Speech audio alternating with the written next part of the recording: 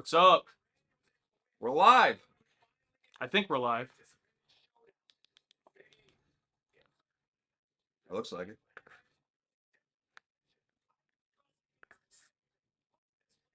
We got the bungle here, who's already out. Strike one, you're out, the bungle. Oh, Bernie said you are cursed. Have you been following Danhausen at all on WWE? I haven't, no. Are you a fan of him? I was on a show with him once back before he was Danhausen, and we like talked a bit. I think we were both in the same battle royal. That was the IWC show. It was right after my grandfather passed, and Ric Flair was there, and he shook my hand. Oh, the Ric Flair one. Okay. Yeah, so uh, I just know everyone was mad about Danhausen for going to WWE, and I heard that he was booed out of his first appearance. I don't know if the crowd likes him now. Yeah, he seems to be pretty popular now. I don't think they were booing him. I think it was just WWE fans who didn't know what was going on. Like, they don't know. Like, they're not smart internet fans, so they didn't know who he was, and they're like, what the fuck is this? Ah, gotcha. But I've just been seeing clips of him everywhere cursing people, like you would on ESPN, and Mm. does a bunch of it backstage and whatnot. Seems like a good guy. Now, this is my least favorite part of wrestling, the analyst section. To me, this is the equivalent of maybe before a Star Trek episode. Imagine the writers, Ron Moore, Robert Heward Wolf, Ira Stephen Bear, just sitting at a table like this talking. What do you think is going to happen in this episode coming up? Oh man, I don't know. Sitko, he's been rocking and rolling. He's been rolling with the punches, but Dax, she's been climbing the ladder. It's like you wrote the fucking episode. You know what's gonna happen. And I know the writers didn't. I mean, the analysts didn't know the Yeah, show, but yeah, yeah. they saw the card when they showed up the catering. The card when they showed up the catering this morning. All right, Alex, complaint number one in the books. Like, Welcome to the stream. We're watching WrestleMania. It has been about 3 years, I think, since we watched a wrestling show together. WrestleMania 39. We went to my brother's for night one. oh yeah, we just didn't do night two. Yeah. And we also watched that year Elimination Chamber. You came over and we watched that. I think it's the last time we've watched it together. I have not watched a show since. Did I watch WrestleMania 41 last year? I just, I What just, was the WrestleMania? Yeah, that was the John Cena one. yeah, I just watched it Yeah. in my house at the time. Same. So I watch WrestleMania every year, but besides that, I basically just follow the clips online for the most part. Yeah, that's all I know about. I just see clips online, and usually for a lot of them, I'll hit not interested. Oh, for the wrestling clips? Damn. Yeah, I don't want to see this shit. But the one guy who I'm absolutely over the moon for and love, because I think he's awesome, is Oba Femi. The guy's wrestling Brock Lesnar tonight. Uh, it's weird marking out for someone who's younger than me. I think he's like 26 and 31, so it's a bit strange. But the guy, similar to Roman, is just an aura machine. So Yeah, I have seen the clips of their program going on. He seems pretty cool. And for me, I don't know if I really have an interest specifically in anyone. Cody. I mean, AJ's always been my favorite, but he just retired. So Oh, that's right. I did not watch the Hall of Fame, but I saw a couple clips of it. Oh, Doctor Who Book Club is here. I'm pretty sure that's Matt. It says Roman Reigns gave me a fist bump live on Raw once in Minneapolis. Holy Nice. shit! I would never wash that hand again. Who would be WWE champion in the Mirror Universe? Hello, Salmon of the Knowledgeable. Uh, Let me see. Think of the worst possible people possible. Uh, Do you mean as a real life person yeah, or on the show? like a mirror universe of our universe. Oh, okay. I saw a TikTok where it was like, oh, WrestleMania 43 Jelly Roll versus Logan Paul, the Dr Pepper on a pole match or something ridiculous. So yeah, probably Jake Paul. Jake Paul, not Logan. Yeah. If I had to go with Logan's a good wrestler. yeah, Logan, like he gets the business, I think. yeah. But Jake coming in, bad idea. Uh, I saved this. I never showed it to you. I saw this.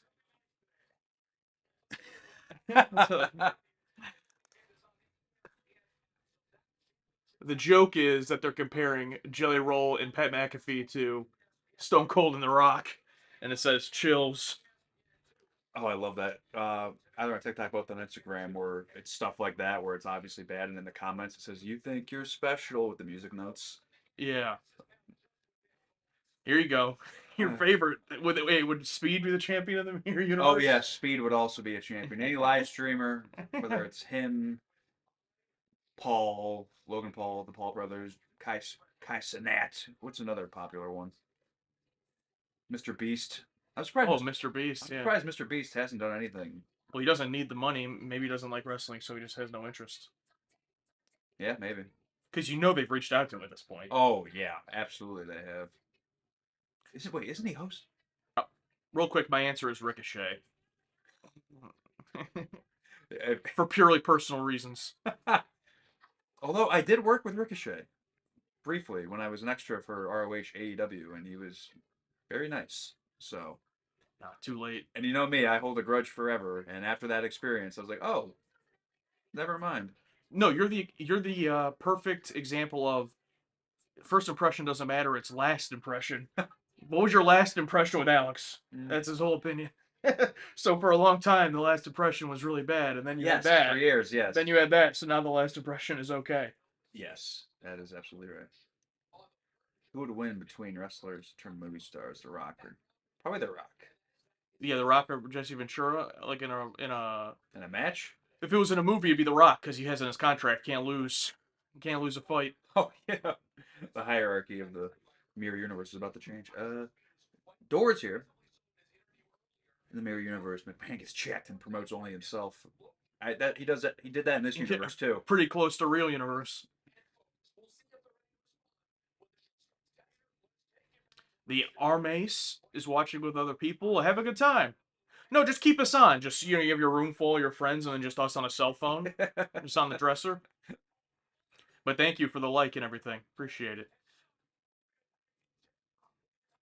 Earlier I was watching first of all I had to sign up for this ESPN Unlimited huge work. They just made it harder and harder. It used to be, you'd buy the pay-per-view, so you and all your friends would get together, split $60 for the pay-per-view. Okay, cool. Everyone pitches in. That's fine. Then they switched to WWE Network. Oh, even better. $10 a month. Boom. And then it all just went downhill a few years ago when they went to Peacock. And it's like, oh, now I got to go to Peacock. And then now it's all over the place. And I didn't even know where to watch this until I looked it up today. And then there's not even an ad-free tier. At least on Peacock, it was insanely expensive. I think like $20 or something. But at least they had an ad-free tier. That's true. There's no ad-free tier for this, so we're getting ads no matter what Yeah, the WWE. for a streaming service. Yeah, the WWE Network was game changing back in the day when they had everything on there. It was what, $10 a month. All the new stuff was on there. The Vault on there was absolutely insane. I wasn't a fan when they switched to Peacock, but at least everything was still watchable. I think they still had the archive and everything. Yeah. But nowadays with fucking Peacock and then the different shows on different networks, because it used to be everything on the WWE Network, but now there's stuff on ESPN and there's stuff back on TV And then there's Netflix. and there's Netflix. Like Yeah, Netflix has the vaults, which is supposed to be the library, but then you go to like the raw vault and there's barely anything there. But I did find today, after signing up for this, what's up, Josh? After signing up for this, I was like looking on ESPN, like, oh, do they have any you know, vaulted stuff? And no, all they have is the events that have already aired on here. So like they have Elimination Chamber, Royal Rumble, Survivor Series. So those are already on here. That's all they on have. ESPN. That's all Yeah. ESPN has. Okay. So then I went over. So then I didn't even like do this on purpose. I just went over to Netflix just because I was scrolling other stuff, and then I saw they added a WrestleMania vault on Netflix, and that has all the WrestleManias in it. So I'm like, at least they have all those. So I was watching WrestleMania 21 earlier, What's up, SBS? and WrestleMania 21 first Money in the Bank match. Yeah. VPN on Netflix. Yeah, I know, because internationally WrestleMania is on Netflix. It's only Oh yeah, that's right. Only the US. Yeah, only the US is ESPN. So if I was smart enough to know how to set up a VPN on my computer, I would. We're watching this off of my computer AirPlayed to my TV right now. Which I mean, the quality and everything is good. Yeah. Wait, is it AirPlay? Wait, this is AirPlay? Yeah, Oh, I thought you had it plugged in. This is no, very good for AirPlay. Wow. we've done AirPlay before for streams too. When we watch stuff live, it's been quite a while. I don't think we've done any live streams. This is definitely our first live stream like this in this house. Is it? Yeah, we've done live streams, in the discussion side, but watching something on the TV, is definitely first one. Wait, didn't we watch Power Rangers for your birthday? Yes, but it wasn't like this. It wasn't? Okay. The room was still flipped, so we were sitting over here, but we were sitting in our other chairs and we were watching it on the computer. Or I might have had a small TV hooked up. I don't remember. Or maybe it was this TV. I want to say it was like the TV we It was did. this TV, but the whole room was switched. Okay. And it was like halfway in the room. I got it. Yeah, you're right. You're right. So that would have been AirPlay as well. Hmm.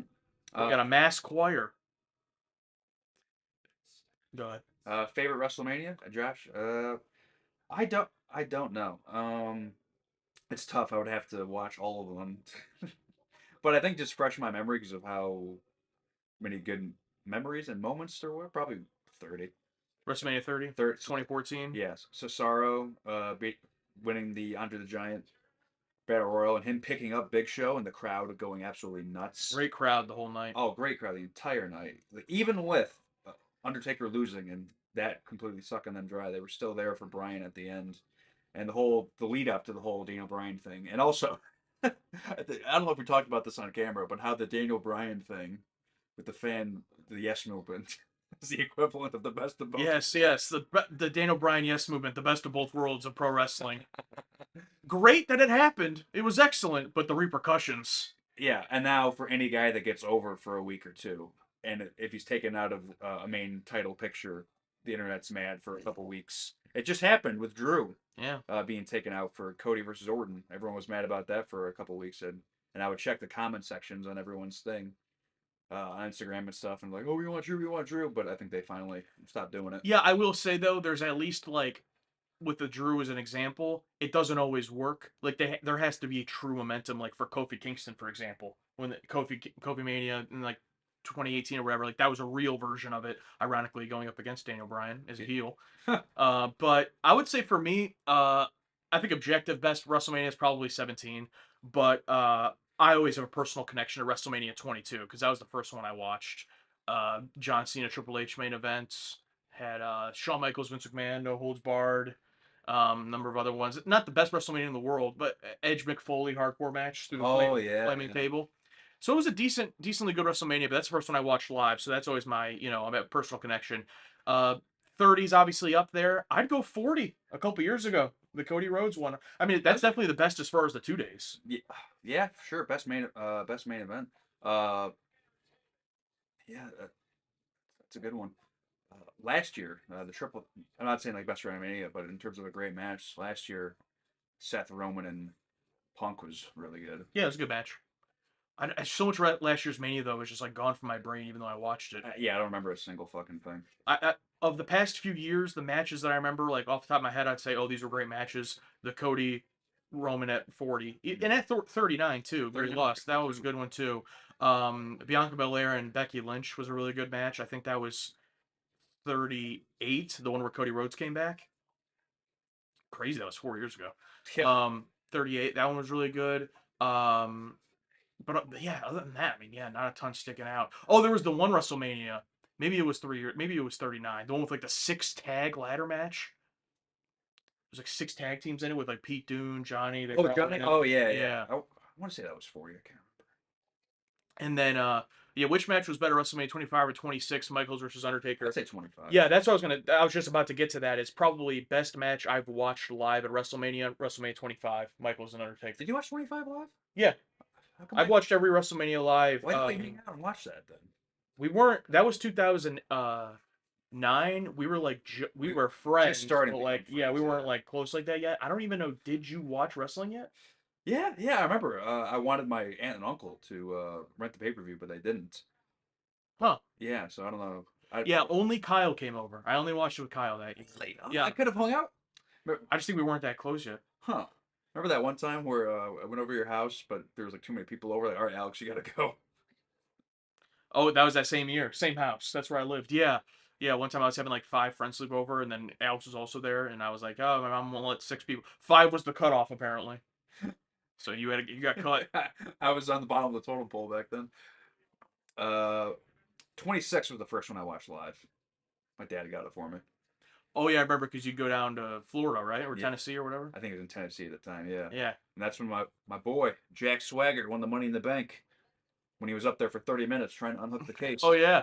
and they edited it. and then cashed it in that week. Yep. For that one, see a lot of WrestleManias 24, like 23, 24, 26. I would go to like either a Buffalo Wild Wings, like you remember we went a few times, Yeah. or places like that where they'd show it on the TVs. And we went to this bar called Scorekeepers that used to be near us. They've been closed for a long time now, but we watched 26 there. The only reason I watched 25 at home is because my brother Chris had work, and like we were too young to drive, so I had to get it. I had to watch it at home. So it's probably like a last minute thing where I begged my mom to order it so I could watch it at home. But yeah, 25 I think is the better match, but they're both great. And then best WrestleMania match that I've watched that I didn't see live, I think is Kurt Angle Shawn Michaels WrestleMania 21. I gotta rewatch that I one. didn't watch 21 live, but that's one of my favorite matches. That's a good one. Let's see. What is my favorite WrestleMania match? I don't know. No idea. Here's my guy.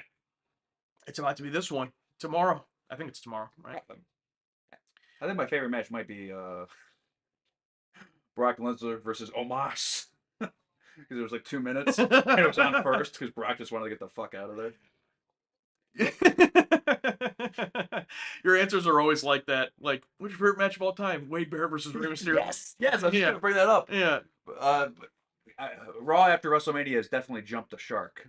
But that match, when the crowd was just booing the fuck out of Rey Mysterio and cheering Wade Barrett, and then that moment when Ray's going up for the splash of the 619, he just looks so confused. It's like, why are you guys booing me?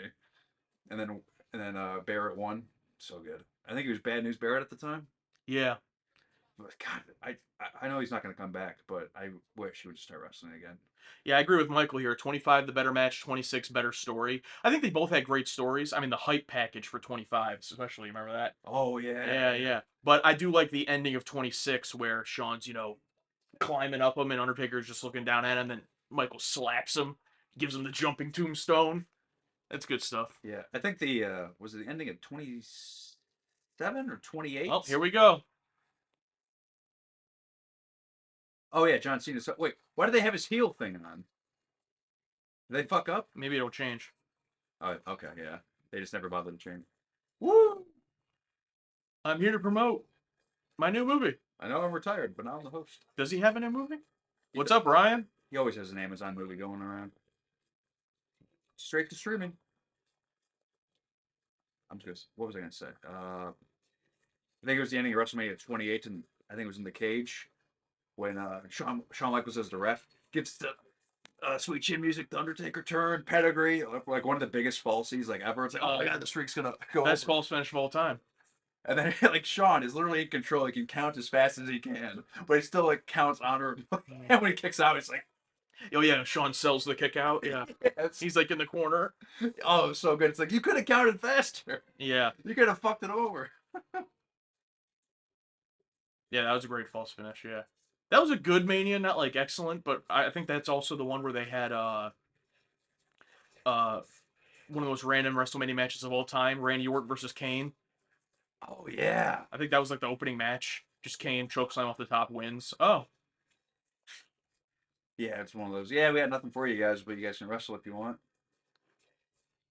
yeah, Josh says recall the promo for 26 with Johnny Cash's Ain't No Grave. Yeah, 26 is a good promo as well. Uh, best return of all time. When they were teasing for months with the countdown, and you think it's the return for the Undertaker, and then Triple H comes out right afterwards, and Yeah. no words spoken in the promo, just looking at the WrestleMania sign, just chef's kiss, perfect. But it's crazy. I said the first one I watched live was 22, so feeling old moment. That was officially 20 years ago. Oh my god, yeah. 20 WrestleManias ago. It's like, oh my god. Imagine, and you think about the people who watch WrestleMania. I was looking back, and I was like, oh, what was wrestling like when like TNG was on? Just like WrestleMania 4 or 5. I'm like, oh my god. That's crazy. Fix that bald spot.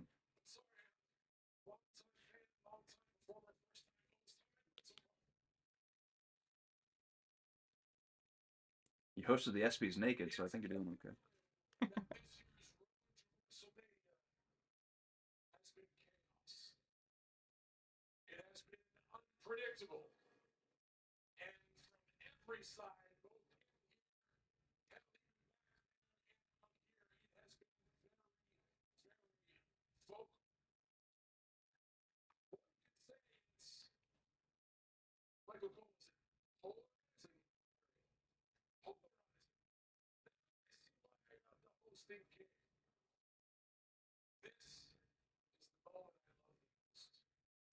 Especially on the road to WrestleMania. We're all in here for the same reason because we know the time to talk is up. The time to deliver. Do you think John Cena went to Turkey for that hair? Oh yeah, I was there. I fucked up my transplant. Here's the thing with like transplants like that, you have to like go bald, and he wasn't bald. Yeah, but his hairline is so even now.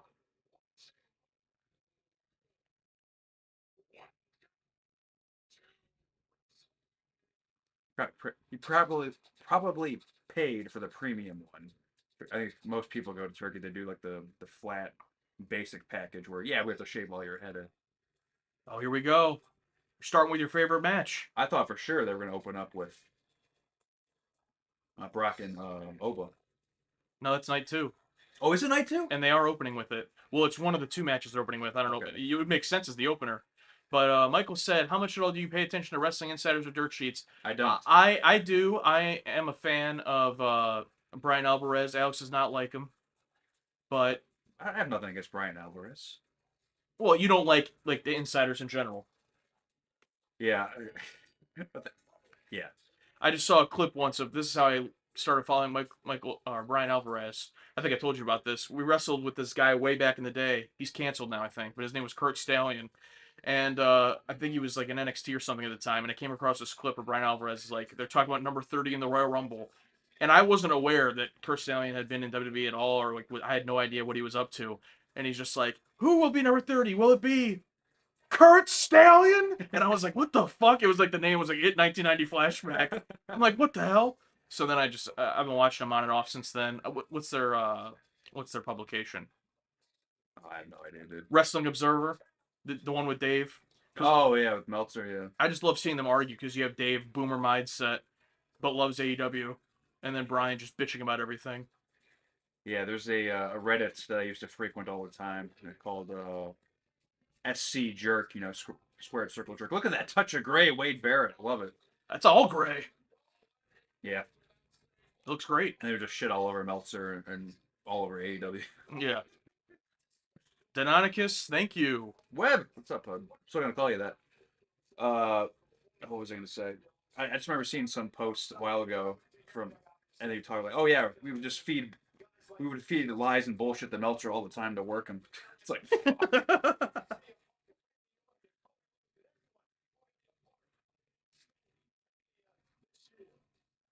Not a lot of eaters out there. We did order pizza, and it should be here like any moment. So when that gets here, I will have to go get that.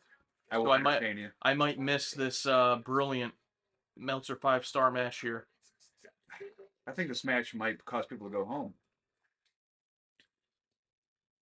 So you used to be really hot on LA Knight. Are you still? I am. I'm just. The ship has sailed. Where I still love the guy, but at this point, they're never gonna have him win the Rumble. They're gonna have him win the title. It's just, oh well. I mean, yeah, he's just gonna be like a mid card guy, which is fine. Yeah, I mean, the fucker had a Slim Jim sponsorship. You know who else had a Slim Jim sponsorship? Macho Man. It's Macho Man, yeah. Fucking top guy here. But like, I'm a Triple H booking defender. But at this point, I don't know. I don't know. Yeah, Matthew, I know this is random and not wrestling related, but have you guys seen Darth Maul series on Disney Plus? Yeah, guys, don't be afraid. I know we're watching wrestling, but you can ask whatever you want. We're aware that like 2% of you like wrestling, so you feel free to ask whatever you want. What kind of channel we are? This is just for us to have in the background, so you guys can ask whatever. But have you seen? I haven't seen any of that. I haven't. It's on my list. It's on my list. I love Sam Witwer. I love Darth Maul and what he's done with the character, but it's on my list. I just watched The Boys season 5 episode 1. I'm almost done with Severance season 2. Driving onto the stage in this Connor. What's up, Joe Cronin? Worst Mania booking since Mania 11. I wasn't around back then, but I'll believe you. Wasn't WrestleMania the 9 the one everyone really hates? The one with where Hogan returns at the end? Yeah, and like took the belt. Yeah. Basically took the belt from Brett and Yokozuna. Yeah. Yeah, when William Regal mispronounced you Umaga as Umanga! Your manga. Umanga! Tonight you will wrestle Umanga! Oh, we need to bring that guy back. William Regal? Yeah, let's have him wrestle. Well, You can do a what's chain he match. doing now?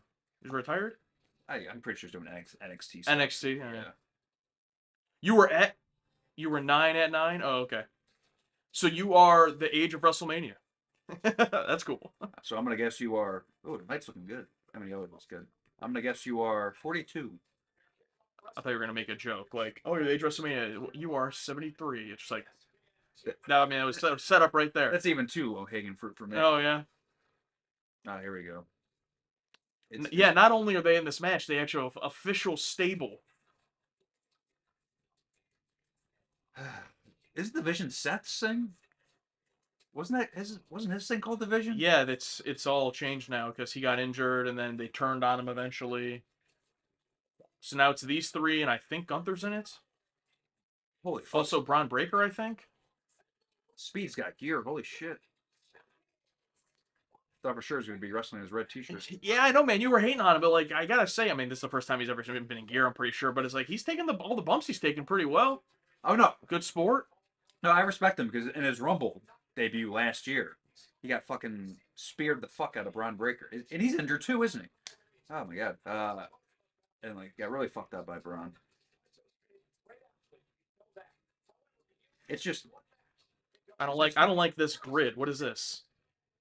Slogan trying to be interesting with his entrances. 'Cause remember, I think it was when he wrestled Cody. He had the drone. Yeah, that was cool. Yeah, and But this is just this is probably one of his other bad ideas here. I like the drone, and I liked when he would pull out the cell phone and do Yeah. the splash and then post it. That was cool. Oh, Sixto's here. Don't roast me. Roast his ass. I put in the Bridge Crew Discord. I said, "We're about to go live. Anyone who's not there, we're gonna talk crap about you." That's what we always used to say back in the day in our friend group because it was like, "Oh, who didn't show up to the hangout? Let's talk crap about him." That's how it always go. Whoever wasn't there, we'd always roast them. But what's up? Sixto made it. Do you have a desire to go to WrestleMania live? It's on my bucket. It's on my Any wrestling show live at this point? TNA was just in town, and I thought, oh, that'd be fun. I could finally see the Hardys wrestle, or see Jeff wrestle, because he's the one I've never seen wrestle live. I've been on a show with Jeff Hardy, and we've met them. Yeah, we just met him at the con. I just haven't shook his hand. I just haven't got to see him wrestle. But any wrestling show at this point? No, not really. I mean, Mania would be nice, but it's just so fucking expensive. Haley and I considered going to a random SmackDown that was in Toledo a few years ago. And then we looked it up and we were like, nah, because it was like that day or like that week, and we're like, it's a little bit too last minute, but it'd be fun to just go again. I haven't gone since that fucking Raw we went to way back in the day. Me and you? Well, yeah, 2011 or something, or 2012. Oh, Jesus. Don't even remember. We didn't go together. You were just there. Oh. And we were like in separate sections, and we were like, okay, yeah. But yeah, I'll never gonna go to a regular Raw or SmackDown taping. No way. It's got to be a house show. or pay per view. Yeah. Yeah, or pay per view or WrestleMania. I've never been to a pay per view. That'd be fun. I've only been to Raw. I've gone 3 times. Why is Speed actually in shape? What do you mean? He's like an athlete. I didn't know. His whole gimmick is that he's fast. That's why his name's Speed. Oh, yeah. Bro isn't caught up on the Speed lore. Why am I? That's the real question. Chronically Online. Chronically Online. Speed, get that left leg back. Get that left leg back. Oh, yep. See. But I saw Dave Meltzer ranting about how they were showing Speed doing moonsaults and how that buries the business. What? AEW fan, by the way. Oh, there you go. All right, so we gotta do predictions for every match. Are the Division or the Usos winning? Opening of the show, the Usos are going over. Yeah. I think they'll pull Logan Paul over again. Really? His stock just keeps rising. You know that he's gonna be champion eventually. I know. Him versus Jelly Roll main event. I There you go, Speed. do gotta say the Logan Paul has probably become the most accepted of any celebrity crossover wrestler by the mainstream fans. Like most people accept him. You know what I mean? Like WWE, like as a wrestler, you mean? Yeah. Like most fans don't see him as like just a celebrity guy anymore. They're like, oh yeah, he's a wrestler. You know what I mean? Yeah. Like they still hate him as a heel. Hey Joe, thank you very much. We got a super chat on the WrestleMania stream. Fuck yeah. 42 just after 42 wild. Star Trek wrestling my things. Doink, double doink, DQ, Taker choked out. HBK weird DQ, IRS Hogan, Weird DQ Hogan wins title, Random 89. Get on my channel someday. All right, I appreciate that. Email us. Thank you for the super chat. And I'm pretty sure for this first hour, if anyone is interested and you're just hanging out here with us, this is right now free on ESPN right now. Just this first hour, if you have ESPN. Where's that damn pizza? It said 608. Sitting outside. Wait.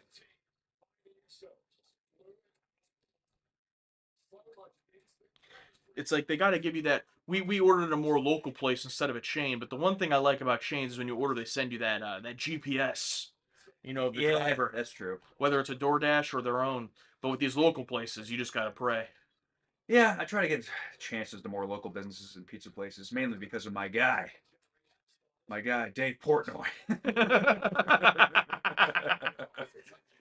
You've been watching the Tea by the Sea? I haven't. No, we talked about it briefly, but I've yet to see it. He already made a hat that he wears now. He says Tea by the Sea. Does he still have that dog? I don't know. I'm not that deep into the lore. I just see him pop up every once in a while. Yeah, when he shows off his house, Tea by the Sea. I remember I saw his house and holy fuck. Because in my mind I'm thinking, oh, it's just Pizza Guy. Then I forget he's literally the creator of Barstool Sports. I saw when these guys, the Vision, they won the tag titles a few weeks ago, and I saw the clip come up, and they're in the clip like they're winning it from the Usos, and my reaction was, when the hell did the Usos even get back together, let alone become tag team champions? I was so out of the loop. Oh yeah, I'm so out of the loop here. It's ridiculous. Met Austin Theory once, really nice guy. Let's talk about the ring psychology here. You see, they did a suplex towards their own corners. Yep, cut the ring in half. Cut the ring in half. Mean Street Posse running for the tag titles. Yes. Yes. Mean Street Posse. Get Pete Gas in there. The gas mask. Best finisher of all time. We used to fucking love the Mean Street. Still do. We love the Mean Street Posse, but mainly Pete Gas. Dude, are they all Best alive? name of all time. Are they all alive? I'm pretty sure they are, yeah. One of my dreams is to do a one-off wrestling show, and I would have to reach out to the Mean Street Posse. Like, if I was going to book any former name. Would we do a six-man tag? Oh, yes. The Mean Street Posse versus us two and someone else. We gotta find someone else to wrestle. Gotta get Brennan back. Like, Brennan, I know you don't wrestle anymore. I know you went to training for a few months and that's it. No, just throw my brother Devin in it. Yeah, why not? He was He great. can do enough. You can take the heat. And we can do like a double. Make him take the heat. Double hot tag, the both of us. Yeah. We do the shine, he gets cut off. Takes the heat. And we come in for the hot tag. Oh! Jimmy could do that? I mean, they were both really athletic back in their prime. Isn't it crazy how long they've been in WWE now? Like, what, almost 20 years? Yeah. Is the crowd hot? I have no idea. When Alex had blonde hair, he looked like Rodney from the Mean Street Posse. You did that to be Dolph Ziggler, right? Or was that something different that time? For our debut, yeah, for the Halloween. Or no, yeah. but in our videos though, when you were blonde. Ken for. For Barbenheimer. Yeah, Barbenheimer. Did you see the new one now this year is Doomsday? Because Dune and Doomsday are coming out the same day. Are they really? Oh, fuck. Yeah, and I guess they're like pissed at each other because Warner Brothers went and made a deal with IMAX so that all the IMAX screens will be Dune and not Doomsday. So then Disney just came out and introduced something new called Disney Vision or something, or Vision Infinity or something, where basically they're just gonna like, because they're not getting IMAX, they're gonna like mark other theaters that have nicer screens like Dolby and all those to be like, these are the screens to go to because like we don't have IMAX, so go to these. So like in our local theater. Like the 70mm screen. That'll probably be one. Yeah. They haven't announced what they are yet. They're not rolling it out until December. Gotcha. But yeah, Dune will have all of the IMAX screens. So it seems like a little rivalry going on there because neither one of them wants to move off of the date. And Dune's already sold tickets, so. Oh, that's crazy. And it's funny, movie theaters are already having a tough time enough selling out theaters. And now that they're both coming out on the same day. There you go. That's great. Good for Speed. Yeah, if anyone was here watching this by chance, if you just wandered upon this live, don't know who we are, and you're looking for a play-by-play commentary on the show, that's not what this is going to be. Now, if anything, we're going to talk shit about it. We're barely going to reference what's going on. So like our normal reactions. Uh, Gosh, how much does it hurt to run the ropes? Running the ropes actually does hurt a little bit at first if you're not used to it. Like I remember when I took my 5 year break, the bumps were fine, but when I came back to running the ropes, that was the toughest part. The key thing about wrestling is almost everything hurts when you don't know how to do it. And Yes. then literally as soon as you get taught and learn how to do it, it no longer hurts. Like it still does the wear and tear and stuff like that. Yeah, yeah. But like bumps, for example. Oh, that's it. You're right. All right, Alex 1-0. Want to know? And of course they have Theory take the pin. Oh yeah, It wasn't for the titles though, right? So it's just yeah. No, just I'm surprised they didn't have like a bigger spot, like have Logan or Speed do something crazy. it's a good point. Yeah, Because that's usually like definitely Logan's whole deal, and then like usually Speed will take some type of big bump. Maybe they'll get involved in something else. unless maybe they're just so like well ingrained in the company now that they don't need to have some crazy viral thing. But it's WrestleMania. You Yeah. know, if it was Backlash or something, I would. Oh, here we go. Are they gonna do something? Or are they gonna set these guys up for SummerSlam?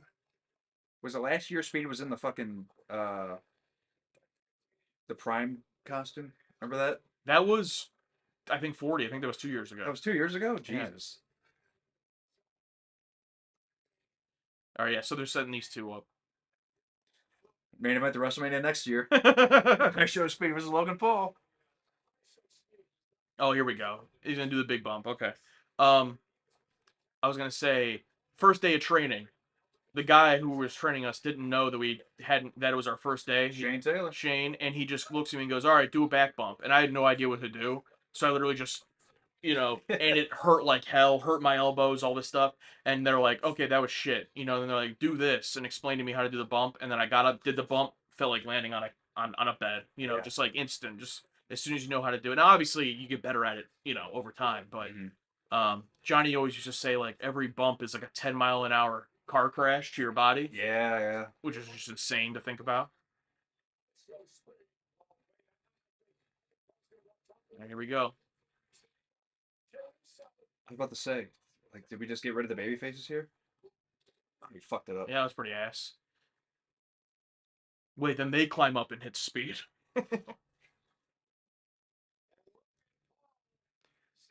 Very odd, because it's like, wouldn't you want the audience to? I understand he's a heel, but it's like you want to give him the big spot, Yeah. Oh, yeah, what is? You're gonna give him the respect. You are an honorary oos. I wonder what. Oh, they're gonna flip it. Okay, they're flipping it, so now they're gonna do it on Logan. Speed's gonna do it. Oh. All right, Speed, don't fuck up. Where's Logan? He's outside right now, but they'll put him on there. Okay. Ah, okay. Don't break the table. I wonder what LA Knight's thinking. He's like, well, I could be doing this in this weird, dumb celebrity match, or I could be wrestling in front of 6 people. Oh my god. Take the moment, take the moment, stand up tall. There you go. Good work. Kid knows how to work.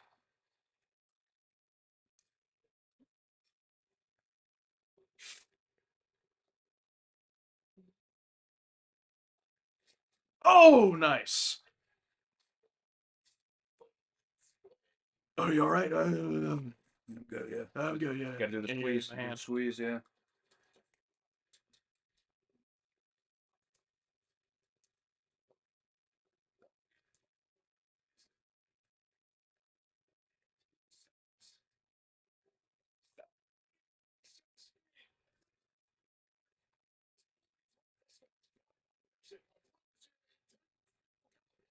All right, LA Knight now. Give him the BFT.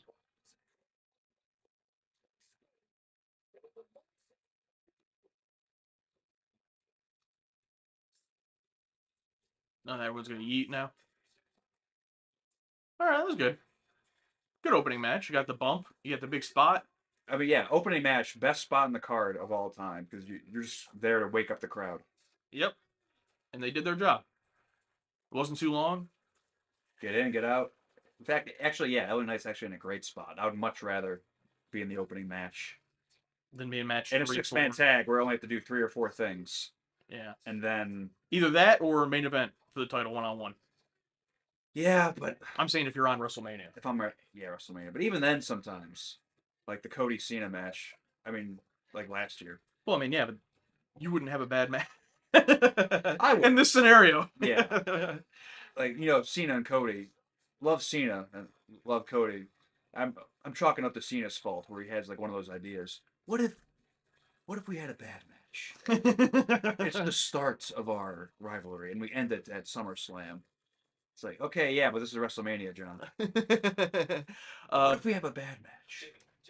Josh said, "Did the idea of future injuries and long-term wear discourage you from continuing to wrestle?" Well, Alex still wrestles, so I'm gonna guess no. Yeah, but I just cosplay wrestle now. So no actual wrestling company books me anymore. So now I get to do dumb fun stuff.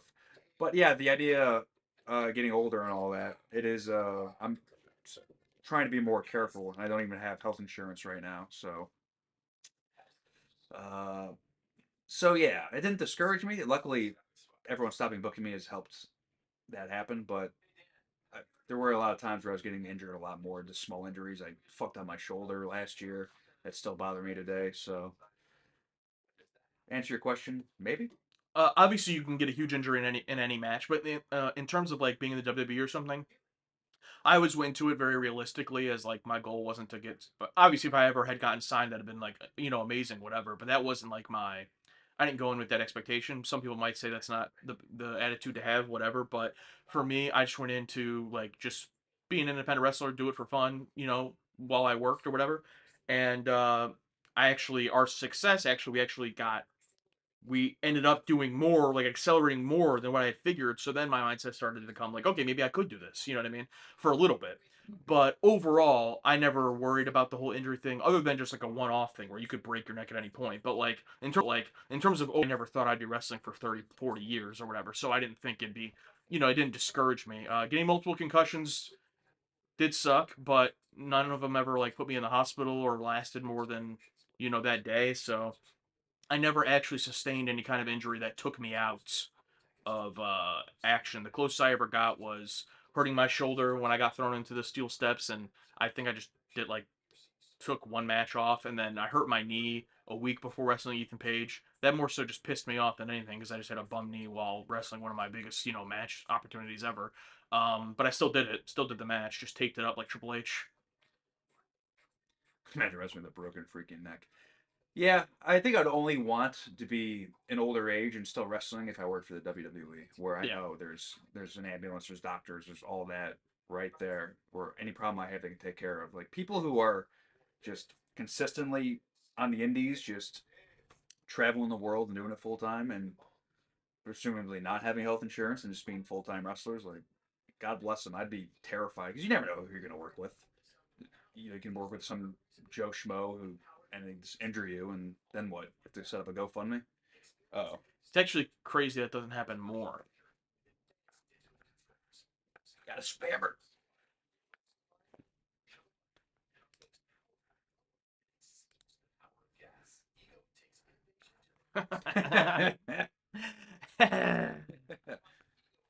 um. Oh, Is it here?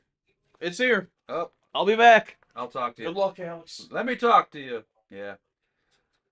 So my dream match is Johnny Gargano versus the Negus. Just so when Johnny super kicks him and slaps his leg, he can say Negus. I don't know if he still does it now. I haven't watched him wrestle in a bit, but when he used to wrestle a lot back in on the Indies, whoever he would wrestle, he would say their name while hitting them or kicking them. So if he wrestled me, he'd go Alex.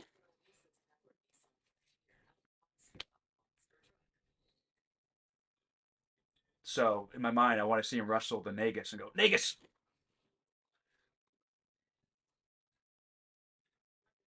Yeah, Christopher, we were both independent wrestlers. I still am, but I'm basically not. I'm basically retired. We both trained with Johnny Gargano. We trained for a smaller company, got fully trained, and then another school opened up that Johnny was training at. We got trained by him, did training again, basically. And yeah, been in the ring with the Young Bucks, Samoa Joe, Gargano, obviously. Ooh, favorite WWF main title designs. Probably definitely the Winged Eagle was a classic, the one that Stone Cold held. But also, I really like the one that Brock Lesnar, Eddie Guerrero, uh, JBL, that one from back in the day. In fact, we were just at GalaxyCon in Richmond, Virginia, and JBL was there, and he had the original belt, the same one they used back then.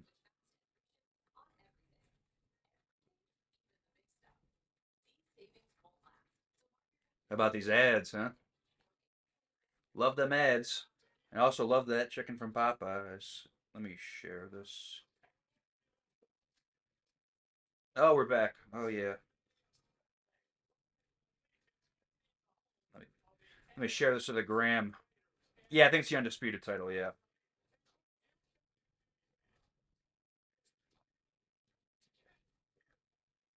Oh, thank God it's George Kittle. I'm gonna buy a ticket because George Kittle's here. Is he a big deal? I have no idea.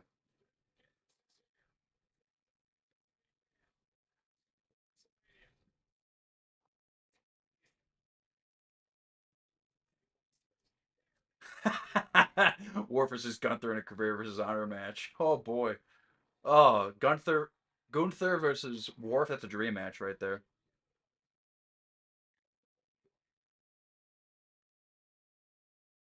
2008, huh? Oh man. Stephen A. Smith. Josh, Stephen A. Smith is here. Holy shit.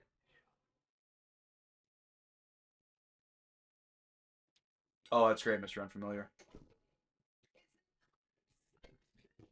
Josh, you missed it. Stephen A. Smith is here.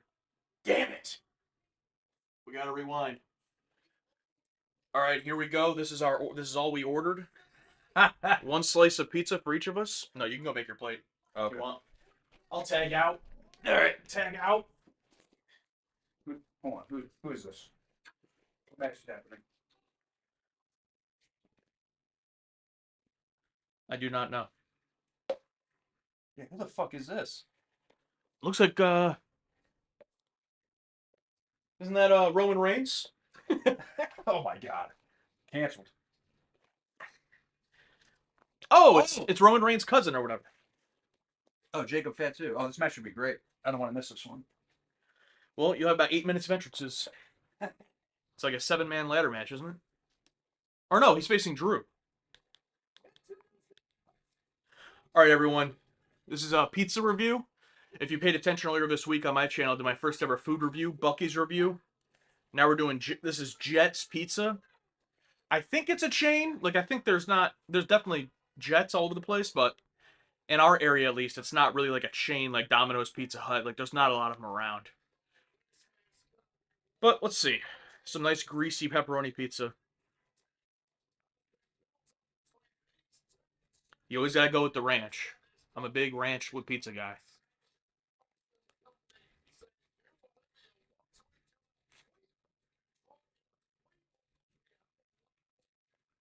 Delicious.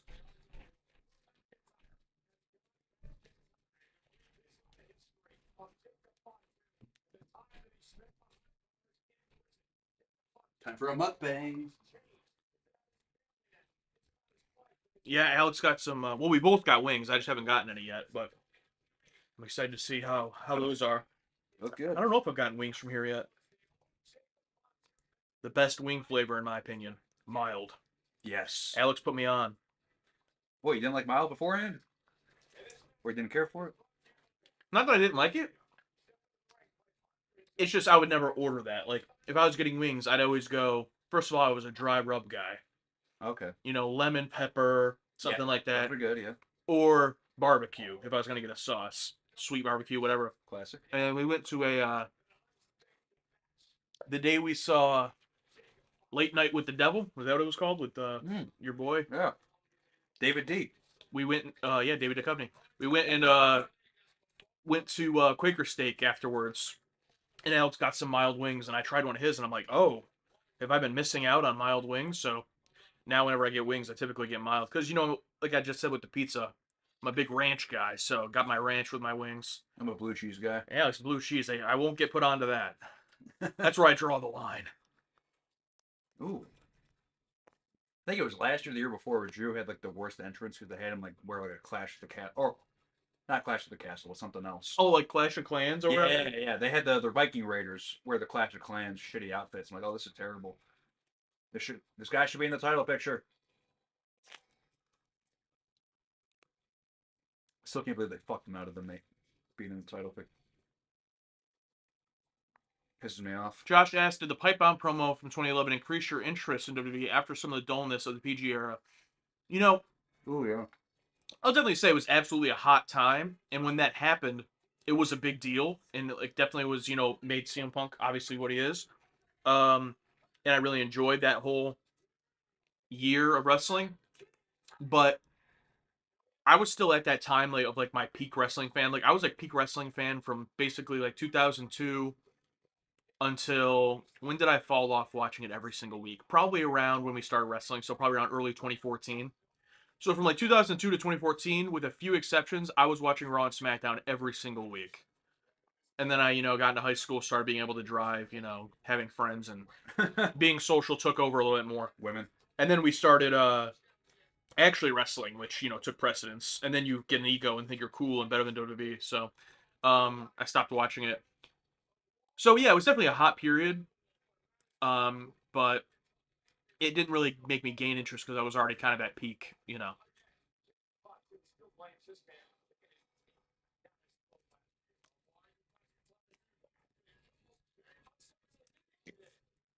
Hot start.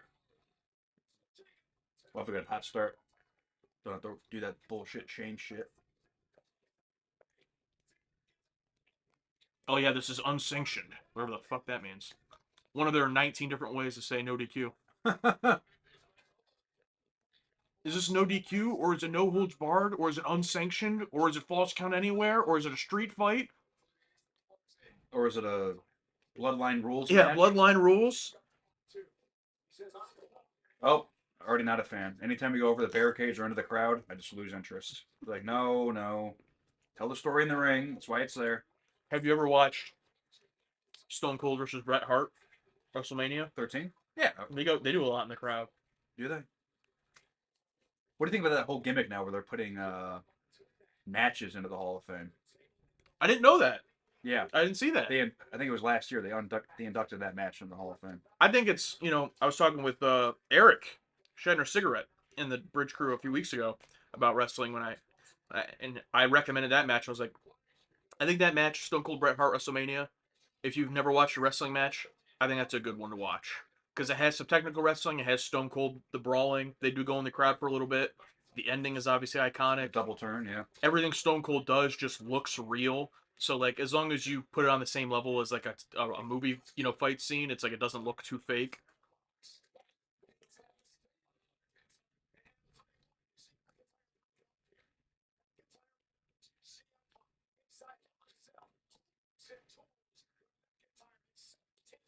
So what is it about over the barricade or into the crowd you don't like? Yeah, it's just You think it's lazy? yeah. There's we're gonna hit him with a chair and all that. I don't know. I like the ooh, jeez, That was cool. that was him with the old Adam Cole.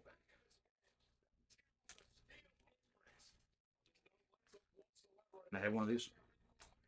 Oh yeah, yeah. This is for both of us. These napkins are not all just for me. I forgot to grab some.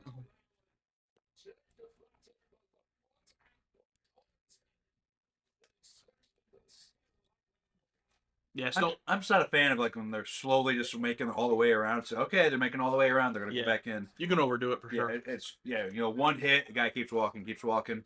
Another hit, keeps walking, keeps walking. It's just not for me. Even though you and I did that at Mega. Well, except for when I I do. also did that at Kalahari with Derek. Ooh,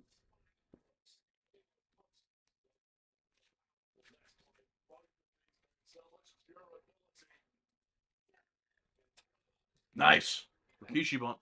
Love a good inside out bump. Who's that? Oh, he does this thing at like WrestleMania each year.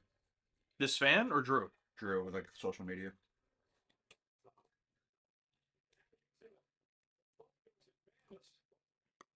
I gotta say, I'll compliment the match card booking here so far because it was good match for the opener, and then second spot is probably toughest spot on a card, Yes.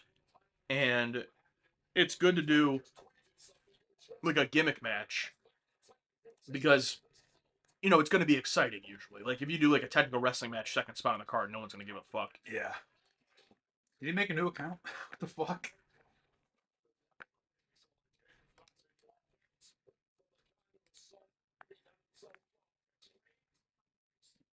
So, and then also, if anyone's going to be able to carry a second spot on the card, it's Drew. That's true. And also, Jacob's pretty great. I don't know if you saw his match last year with LA Knight, but it was fucking awesome. Yes, I like Jacob Fatu. I like him. Sometimes I just get, confused. Not racist, but no, just because like there's so many of the family that I'm like, which one's this? But Jacob Fatu is pretty good. My favorite's probably Solo though. So, Solo's great. Didn't care for him at first, but once they let him like have a personality and stuff, he's just hilarious. Like there's like what 8 family members now on the roster. Solo, Jacob, The Usos, that's 2. Usos, Roman, obviously. Roman. And then isn't there, what's the other guy's name? Tonga? Oh, Tamatonga, Tongaloa, or whatever. So that's 7. It's like, God, I don't know if they're related to him though. they're just in the stable?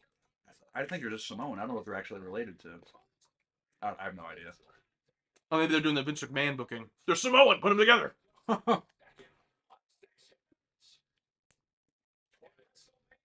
Just like Shima Zion or DJZ being with the Latino World Order, and he's just not. Oh, he's not Latino? Yeah. What is he? I forget what, but he's not Latino. That's crazy. Spence. Oh, yeah, from the Latino World Order. As long as you pay me. Zilla Fatu. Oh yeah, Zillafatu. Yeah, he's a indie guy. Wrestling Killer Cross tomorrow on Indie Promotion. I was actually very surprised. I was one of the ones, I thought that was all the work when Karrion Cross got released. I was like, oh, this is obviously a work. Yeah. And at this point, it obviously wasn't. Yeah, yeah. Bet on himself. Well, I heard he didn't take the deal because they didn't offer a deal for Scarlett. So he was like, okay, I'm not resigning. I heard that was part of it. Oh, that's what happened. Oh, I thought they straight up released him. No, they offered him a contract, and he was like, yeah, I don't think this is worth my. This is worth it. Oh, okay, good for him. And also, they didn't offer Scarlett one. So all right, we're just gonna leave. In my opinion, anyone who leaves because of their shoot wife, you gotta respect it. Jerry Lawler did that back in the day. Did Yeah, with Kitty when he's married to her. No. Drew just did a dive over the top rope.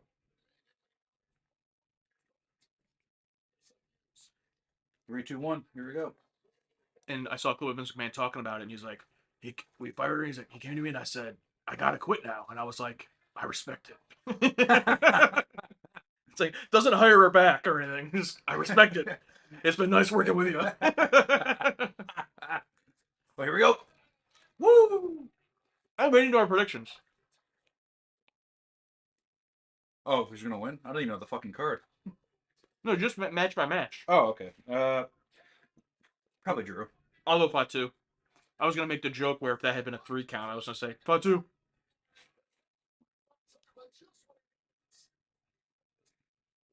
I love doing a BME. It's so fun to do. It's scary though.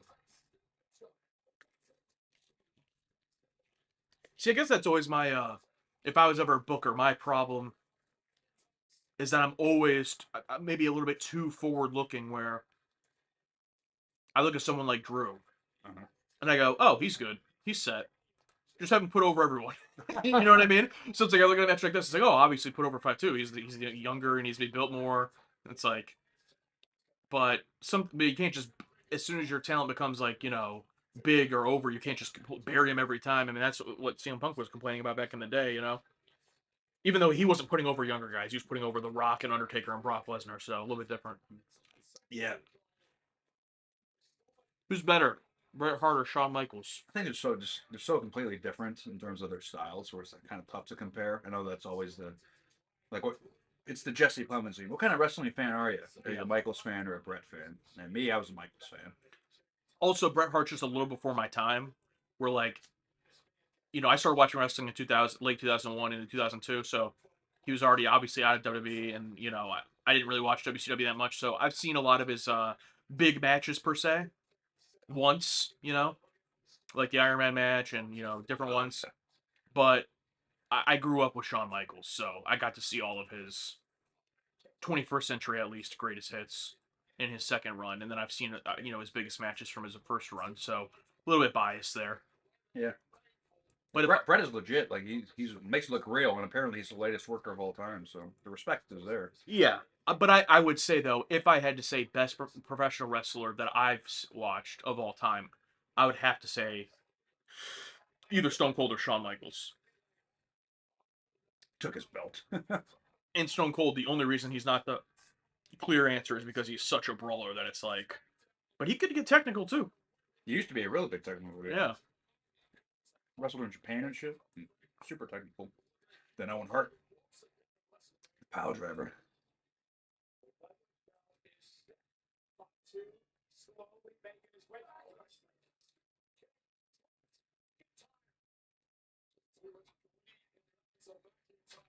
Kneecapping someone wearing knee protectors. Yeah, really special disbelief.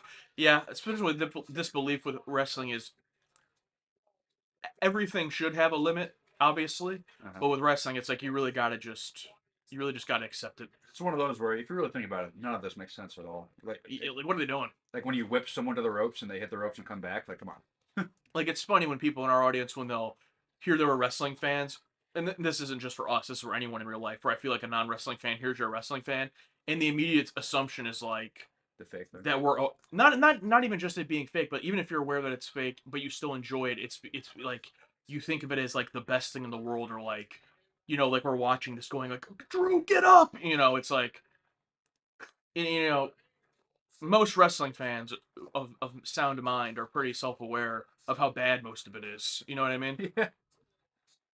Like how nonsensical it is. It's like you're not watching it like it's a Scorsese film.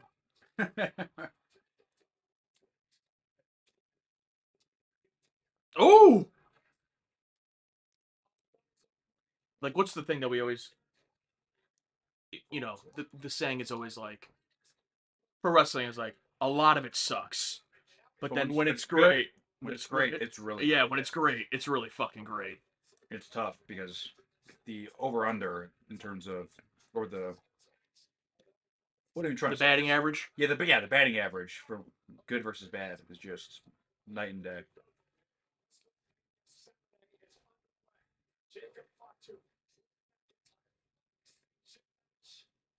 Also, I would hate to wrestle in the daylight. Like, I'm over just outside arenas with wrestling because I think the the sound just goes up. But I miss back when it was in indoor arenas. Like, it'd be so, because it's all enclosed. The vocals were just so much better. Isn't this a dome? I don't think so. Everything now with these newer stadiums though are all like retractable domes. It looks, Where like they just have like the top of it can be open for the daylight, but it's not like it's a complete outdoor stadium. This is like a newer stadium, by the way. They just built this within like the last 10 years. oh, right. The lighting here, it looks like they're outside. Yeah, Yeah, look, yeah, see, it's like They're- it's retractable up there. Okay, but they're outside. Yeah. But they have, it's pretty. It's not like you're at like Brown Stadium or something. Yeah. Well, you never go to Brown Stadium. They had SummerSlam there. I mean, yeah, true. Okay, no, you're right. You're right. I underestimated it. First one ever in like years. Yeah, they would never have WrestleMania there though. Oh, But, no. In Cleveland? yeah, Yeah. Yeah, fucking right. they're already screwing over New Orleans. They're not coming to Cleveland. But the SummerSlam in Cleveland, I was very surprised by that. But it's cool to see it happen. I didn't go. But I find hilarious that we're going to Saudi Arabia before we go to Cleveland. says totally on your side on that one. I do love when wrestling gets in your face ridiculous. Yeah, for sure. It's an enclosed stadium with open windows, says Michael. Yeah, that's basically what I was thinking. Like Okay. it's enclosed, but they can open up like it's glass up top, basically. But I would say we did wrestle outside a few times. Sucks. I would have liked to at least once been able to wrestle in a baseball type stadium or like an outdoor pavilion or something. Like remember when we went to that Prime show, that PWO show? Yeah. Wrestle somewhere like that where it's like it is an outdoor venue, but you're in a regular stadium and not just like in a parking lot or at a park or something. Yeah. That would have been fun. I forgot to set the table out there. And that means they did it well because you weren't asking the whole time, what about that table? Yep. Also, I'm not exactly paying the most attention. Yeah, true. But those are the best spots to do. You set up a table, and then you go off to do something else, and then you forget about it. And Yep. then when a moment like that happens, where I thought Fatu was just going to take that to the floor, I'm like, oh, yeah, that was very well done. And the camera of it too was good. Where when they were doing the spot, it wasn't like forefront in the camera. They were just focusing on them until he went through it. Yeah, the worst thing you can do is set something up and use it right away because there's no build up or tension there. Yeah. It's just, oh, okay. Like that table's set up. That'll be put through eventually. I But appreciate we at least have this toolbox, so it's not just chairs and table. But I would have liked to see a little bit more creativity, like get a kendo stick in there, barbed wire 2x4. Oh, here we go. Here we go. Yep, that's it. even though tables do not hurt at all. Oh, he beat him. All right, we're 1-1. That's it. Shit. Heel wins, lol. Wait, who is the heel here? I don't even I know. have no fucking idea. Drew goes back and forth so much. I don't know. Yeah, he's like the Big Show at this point. Or I would say, I feel like Big Show has like a negative connotation when it comes to that. Oh, it's him. It's Oh, he's a basketball player. Fuck, what's his name? I think he's on the Pacers. Anyway, he goes to a lot of wrestling shows. I'm pretty sure he's actually like in the video game. But anyway, Drew was the heel. Thank you. What's up, Kevin? Kevin Nash for life. What were your finishing maneuvers? I did a 450 splash, and then I also made up this move that I could only do to small guys, and I'm 5'8", so there wasn't a lot of smaller guys. Is that the one where you flip them up here? Yeah, I would do like pick them up like a Dominator, so they'd be facing upward, and I'd have them on my shoulder, and then I would turn them like this, so they'd land to a stomach bump, but they would land across my knees on their stomach. And then I also did a variation where they would do it into a code breaker. But mostly I just did the 450 splash. And then you. Yeah, mine. If you know the Big Show, he had a big right hook. That wasn't it. No, I did a 630 splash at some point, and Shooting then star you did for a I little did a bit. shooting star. My standing finisher, I don't even fucking know. You would do random ones like you. Sometimes you would just do a standing shooting star as a finish. As a finish? Yeah, you did a few times. Remember where they'd be like, I remember one time we were in Canada at Ethan's promotion. He was like, "Don't do no top rope moves," and you were like, "Okay, I'll just do it standing up." I might have, yeah. um, Yeah, I had a few. you're doing like just a knee out of the corner at one point, right? Yeah, that wasn't a finisher though.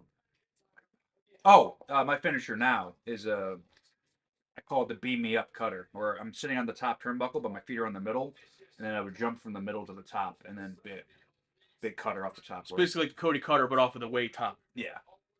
Doesn't what's his name do that? Javion Evans or somebody? Yeah, but he does it where he runs to the corner. Like me, I'm already sitting up. Gotcha.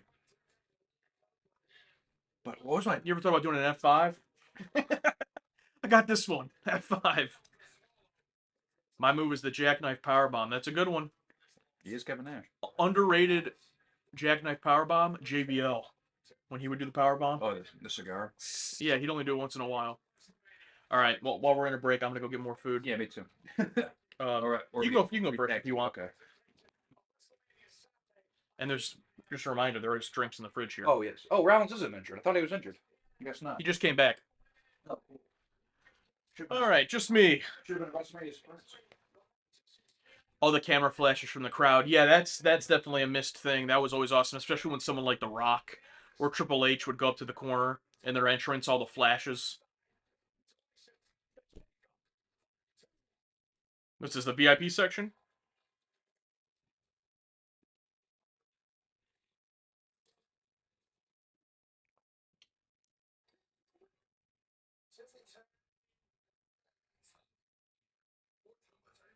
Which match you guys most looking forward to? Probably the Obafemi Brock Lesnar match tomorrow. If we're talking about today, trying the best of my memory to remember what is left for today. Is the Rollins Gunther match today? Gunther's one of my favorites, so his match, if that's the day. If not, the Liv Morgan match. I mean, Cody and Orton will be good, but I just, it's not. I'm not like super excited about it, but it'll be good. When you left, Michael said, "It's just you, Oos." They asked what match are you looking forward to the most. the one happening tomorrow, unfortunately, with Oba and Brock. Yeah. But today, Cody and Orton will be fun. I just wish Pat wasn't involved because I think there's enough history that we don't need fucking Pat McAfee to be involved in that storyline. So I don't know. I said if it's today and it looks like it is today, I said the Rollins Gunther just because Gunther's probably my favorite. Gunther's great. Yeah, that'll be good. All right, tag out. I'm gonna go get more. All right. I think it's just 2 pieces and 2 wings box. So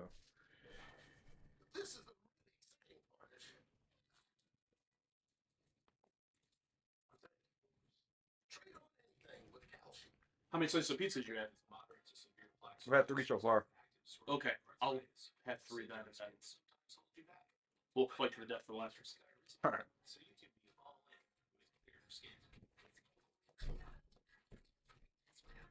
Sky Rizzy.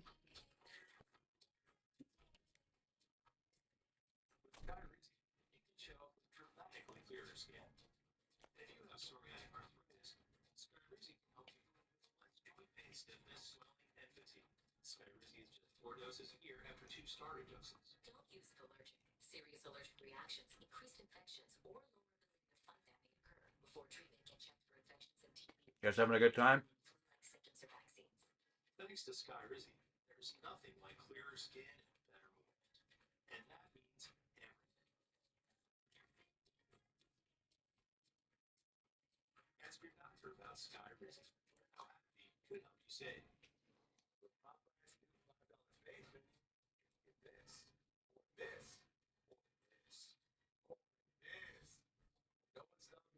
Hell yeah, Andy. What's up, pal?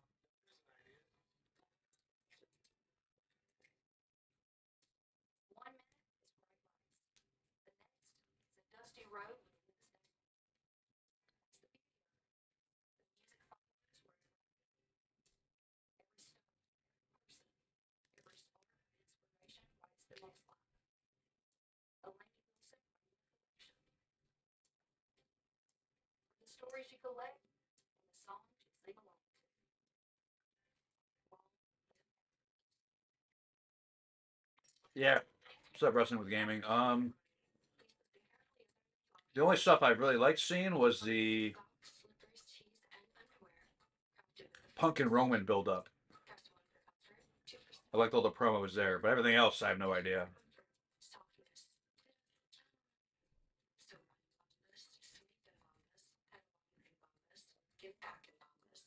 The Rockers, classic.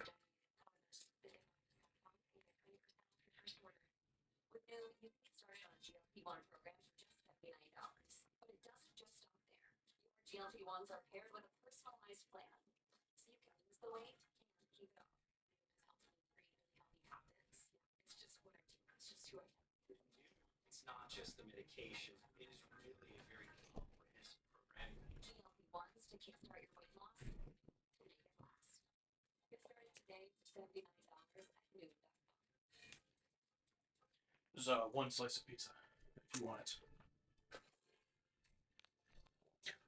I also got from Bucky's some peppered beef jerky. You can have some of this if you want.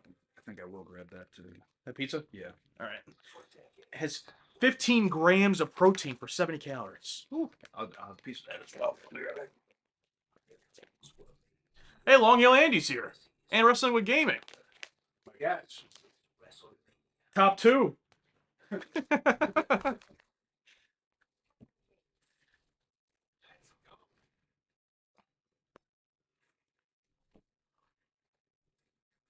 Strap match on the card? Yeah, I wish.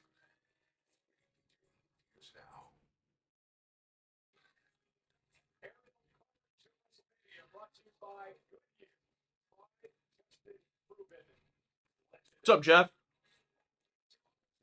Empire Jeff, you got to be one of the best long-term commenters. Your comments are just so simple to the point, and they pop me all the time. Empire Jeff, YouTube commenter, so you probably haven't read him. Read some. But Want anything out of here? his comments are always just really short to the point, pretty funny. Usually get a heart from me.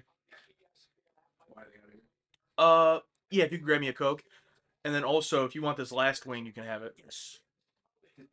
They only do 5 wings at Jeff's place. No, there was more. Haley had a few. My guess is there was 8. Would be my guess. I was like 5. What an odd, what an odd amount. Literally. Thank you. Yep. What I miss? Just grab that if you want. Oh, thank you. Little baby wing, whatever that is. I eat flats only.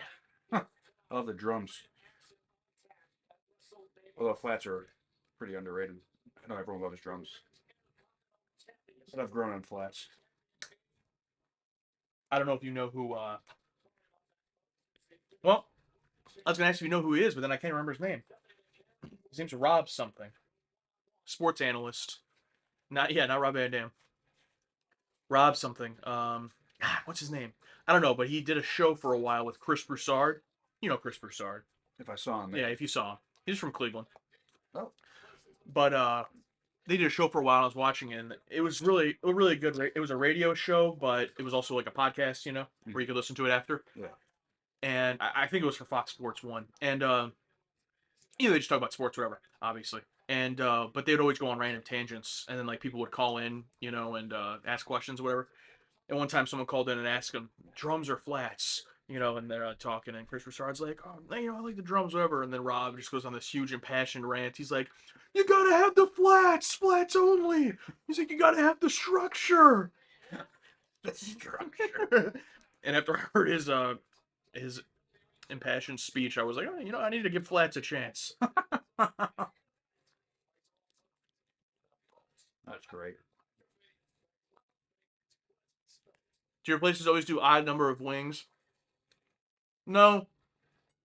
I would say everywhere either does, like, in quantity of 8, or they'll do the weight gimmick, which I hate that. When it'll be like, half pound of wings. It's like, okay, how much is that? 4, 5, 10? I haven't weighed wings in a while. Yeah, I have no idea. Let me pull out my scale. Yeah, it's either the numbers you just said, or I've seen like 5, 10, 15 before. In 5. That's true, too, yeah. It's honestly completely random. Oh, yeah, AJ Lee's back. Dude, how about, so many women's belts at this point? Which it makes sense that, they wanted to have the same amount as the men. I get it. But it's like, not that I'm paying the closest attention, but I feel like, do they have enough of a roster? Because it's like, you look at this card, right? And it's like, they don't even have all the women's titles on the card. You know what I mean? I mean, I guess not all the men's titles are on the card either. Yeah, true. But it's like, it's gotten to the point where it's like, I don't even know some of these people that have the belts. But Oh, I don't watch it every week like everyone else, but. Yeah, I remember when the women's rumble happened. I had no idea who 99% of them were. I mean, I understand just with what pro wrestling is, you're going to have more men wrestlers at any given time than women wrestlers, but I'm sure there's enough out there you could sign. Like, I saw a clip from SmackDown where Tiffany Stratton won, like, #1 contendership for the Women's United States title, and the champion was, like, at the ringside commentary or whatever. I'm like, who the fuck is that? I didn't even know who it was. And she was literally she wrestled Charlotte last year for like the main belt. Oh, yeah, I know. Now she's not even here. But you know who is your favorite? Charlotte? Yeah. Yeah. No, I will say, because my gimmick of hating Nepo babies.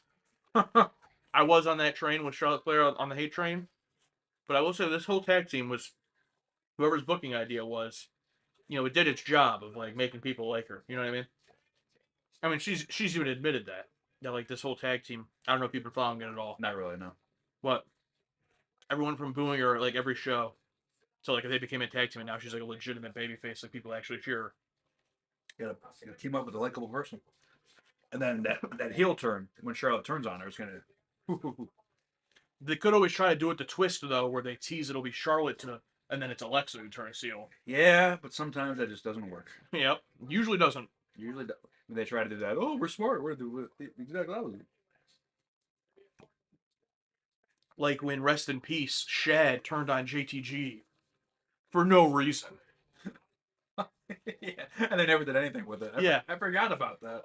He became a heel who wore tights for like 3 weeks, then got released. Yeah, R.I.P. Had one of the coolest names too. Shad Gaspard. Oh yeah, Michael brings up too.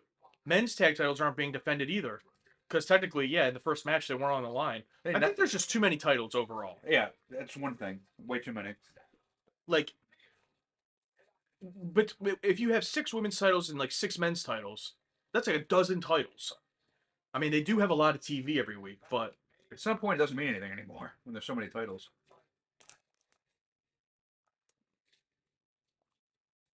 What was I going to say? Oh yeah, I was going to say yeah. The tag titles are always juked out of WrestleMania. yeah, I was watching WrestleMania 21, like I said earlier today. Opening match: Eddie Guerrero, Rey Mysterio. Great opening match, but they were the tag champions facing each other. Huh. And they were like, the first time in WrestleMania history, the tag champions will face each other. I'm like, I don't know if that's something you want to brag about. I mean, I know it's part of their storyline, but Yeah.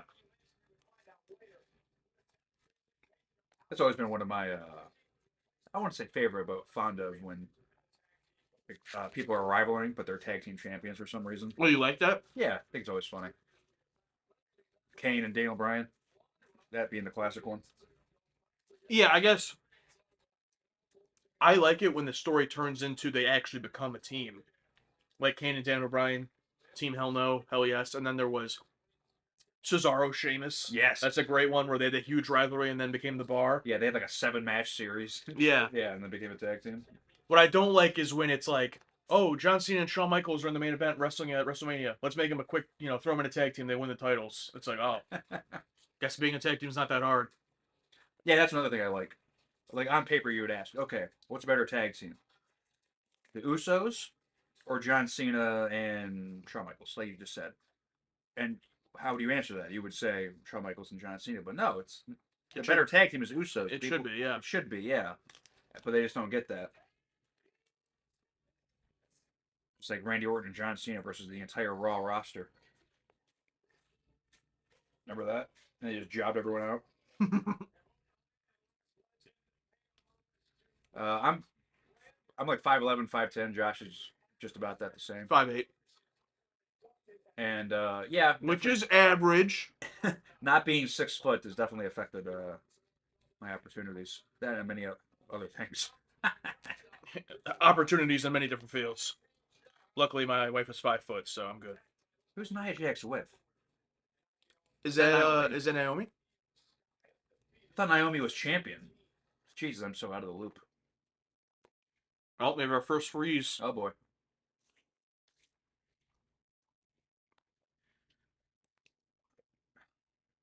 Nia Jax botched again. Botched the stream. Botched her entrance.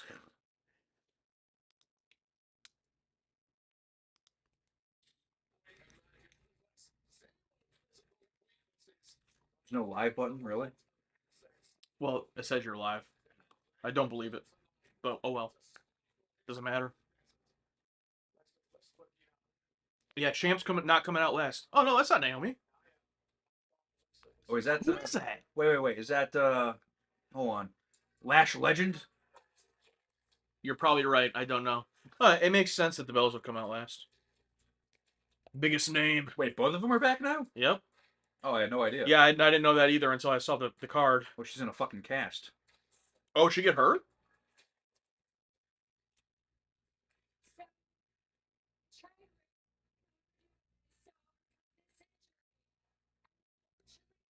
All right, Hardy Boys are gonna sub in.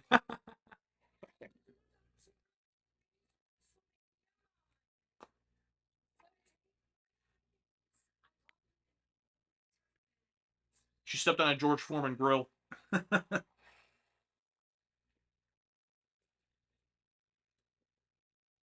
Oh shit! What?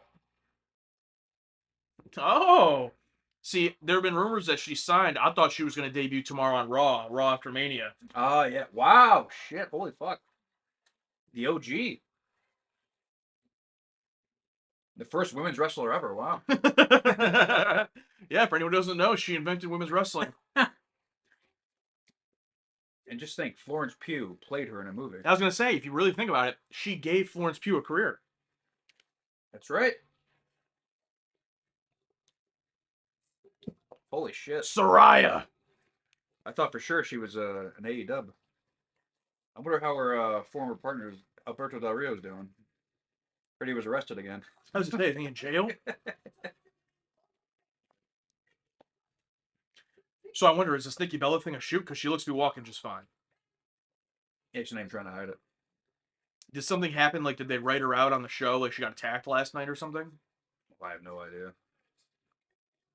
Oh, Yeah, Michael did say something was up. He called it. Nice job, Michael. Naomi is pregnant and stepped away. Oh, okay. oh yeah, I think I saw something about that where Rikishi was talking shit online about her getting pregnant Why? because like, oh, you're in a probable position and you get pregnant, it's irresponsible or something. I don't know.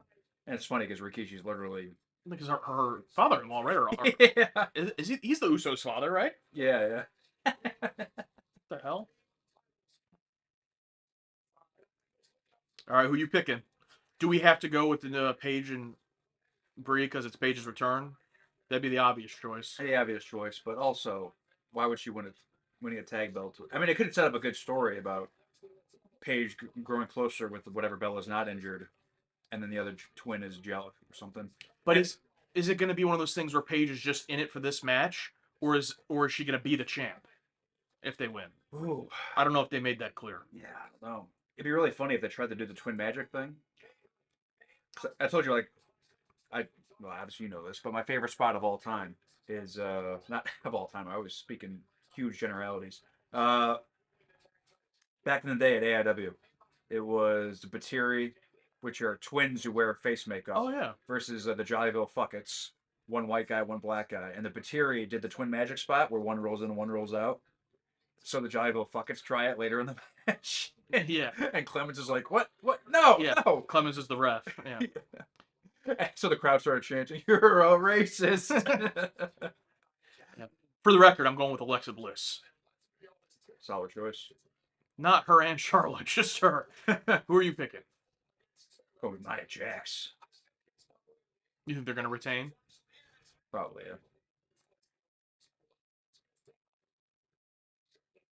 Just wonder who's going to get injured. I just love that. I mean, again, I haven't been following this at all, but I think her name's Lyra Valkyrie and Bailey. It's like, oh, they're in this too. Like, I always feel bad for the team. Like, anytime you have like a big multi-man, like tag team, you always have the one or two teams that they're in it too. Well, that was a good spot. That was good. Yeah, that was good. It's crazy. Like it's one of those things where you have like such a strong gimmick, and then you turn heel and you go away from it. And I don't know what Bailey is now, face or heel, but it's like just go back to the hugging thing. I mean, she is a babyface again, I think. Yeah, but it's like what's your character? I'm basing that on their matching gear, as if heels don't have matching gear. And I get it. People are people. They're not just a cartoon character. Not everyone can be Danhausen, where you have one thing and that's it. Yeah. Oh, a little Daniel Bryan tribute. Are they still together? But I would argue her heel run was probably more popular for her than her hugging thing. Think so? Like her heel run was huge. Yeah. I mean, it's been years now at this point. I think I was just watching the product more when she was the hugger. Yeah. And I'm not watching it as much when she was doing the heel thing. Ooh, that was stiff.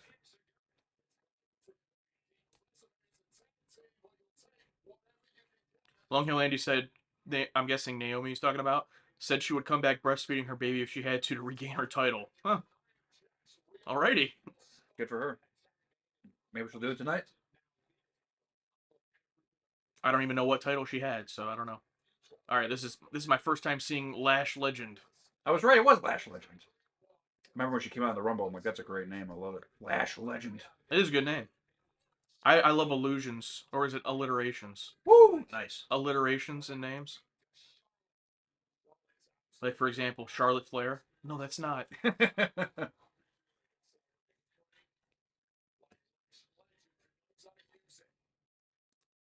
I think Wade Barrett has to be the best current commentator. Oh, he's great. I mean, of course, Michael Cole, even though he's not my particular style, like Michael Cole's obviously like Hall of Fame commentator, just, been around so long, done so much. Right. I think he's like still the only person who's done like, what was it that he did? From like the start of SmackDown until like 2011 or something, he did every SmackDown until they drafted him to the Raw for some fucking reason. But I mean, yeah, dude's been around since the Attitude Era. Wade Barrett's just great. Brit commentator for the win. Yeah, I think that's where Andy's from. Andy, what time is it there? Like 8 a.m. or something? I have no idea. No sense of time zones. And then, Josh, aren't you international as well? Oh my God, it's midnight. What time zone symbol is that? Imagine it being midnight. You're watching Lash Legends. Lash What the fuck does that mean? Legend after midnight.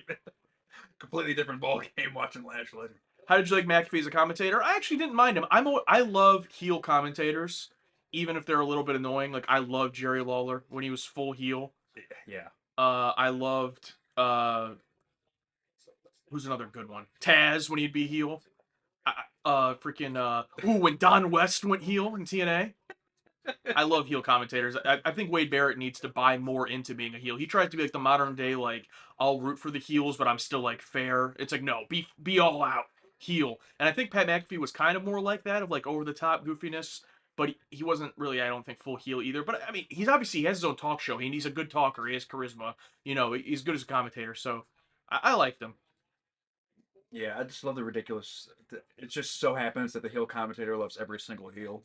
Oh Like, yeah, I yeah. love the ridiculousness of it. It's like, It's like of course. yeah, and like they're all heels for different reasons, and but it doesn't matter. I like them all because they're heels. And also the fact that like the heel never, it's not like they're hanging out, backstage or something. It's like the heel doesn't care about them. Yeah. Uh, What was that? good recovery though. But obviously, the GOAT is Jim Ross. I mean, you Oh can't. yeah, the goat. There's no contest. And just someone's commentary can just make or break a wrestler. I mean, I think JR's commentary and hatred for Triple H made him the heel that he was. Oh yeah. God damn you, Triple H! And you gotta wonder. I was thinking this recently. You gotta wonder. Oh, here she goes.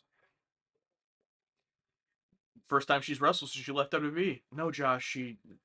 She was in plenty of other promotions. The other company doesn't exist. But wait, it's like Legends. Yes. Yeah. Welcome back, Paige. Welcome to Lash Legend. Oh, the commentator. Oh, the fucking cameraman died. Oh damn. Oh, there he is. He's getting up. Was that Stu?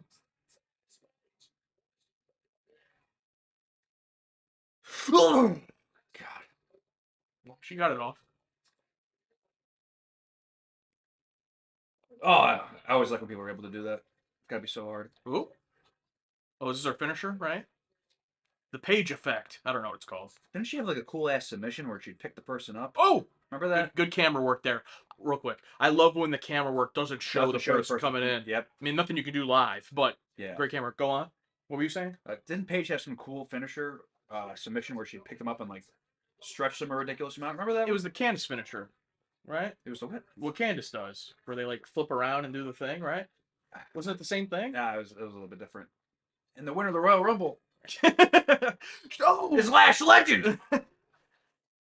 Oh, here it is. Oh. The Lash effect. Oh, Nice. yeah. Every finisher is just the person's name effect, Yep. except for of course the best finisher name of all time, the Wizard of Oz, Oh, wait, is that the the knee neck breaker Oh yeah. from the Miz.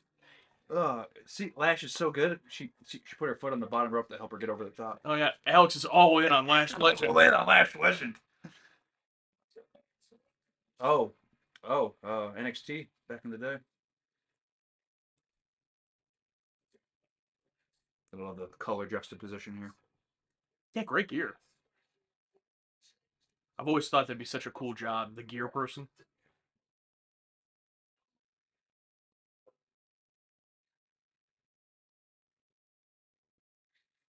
Gotta give it up to Paige. I mean, I never watched any of her stuff in AEW, but she essentially retired in WWE, because of her neck thing. Yeah. And she wasn't cleared to wrestle for like years. So, I mean, to be able to come back to it can't be easy.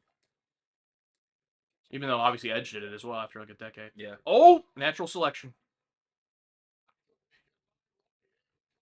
Let's go. This is my pick. It's not my pick. Booker T. It's my pick.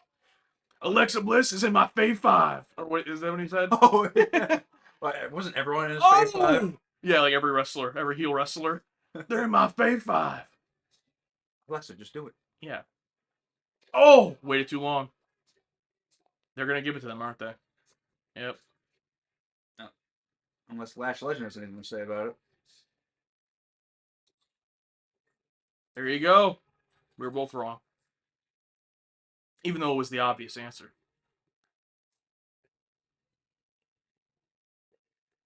But, So did she get the title? but the one Bella cheated. Put the heat on the ref. And the ref was looking right at her.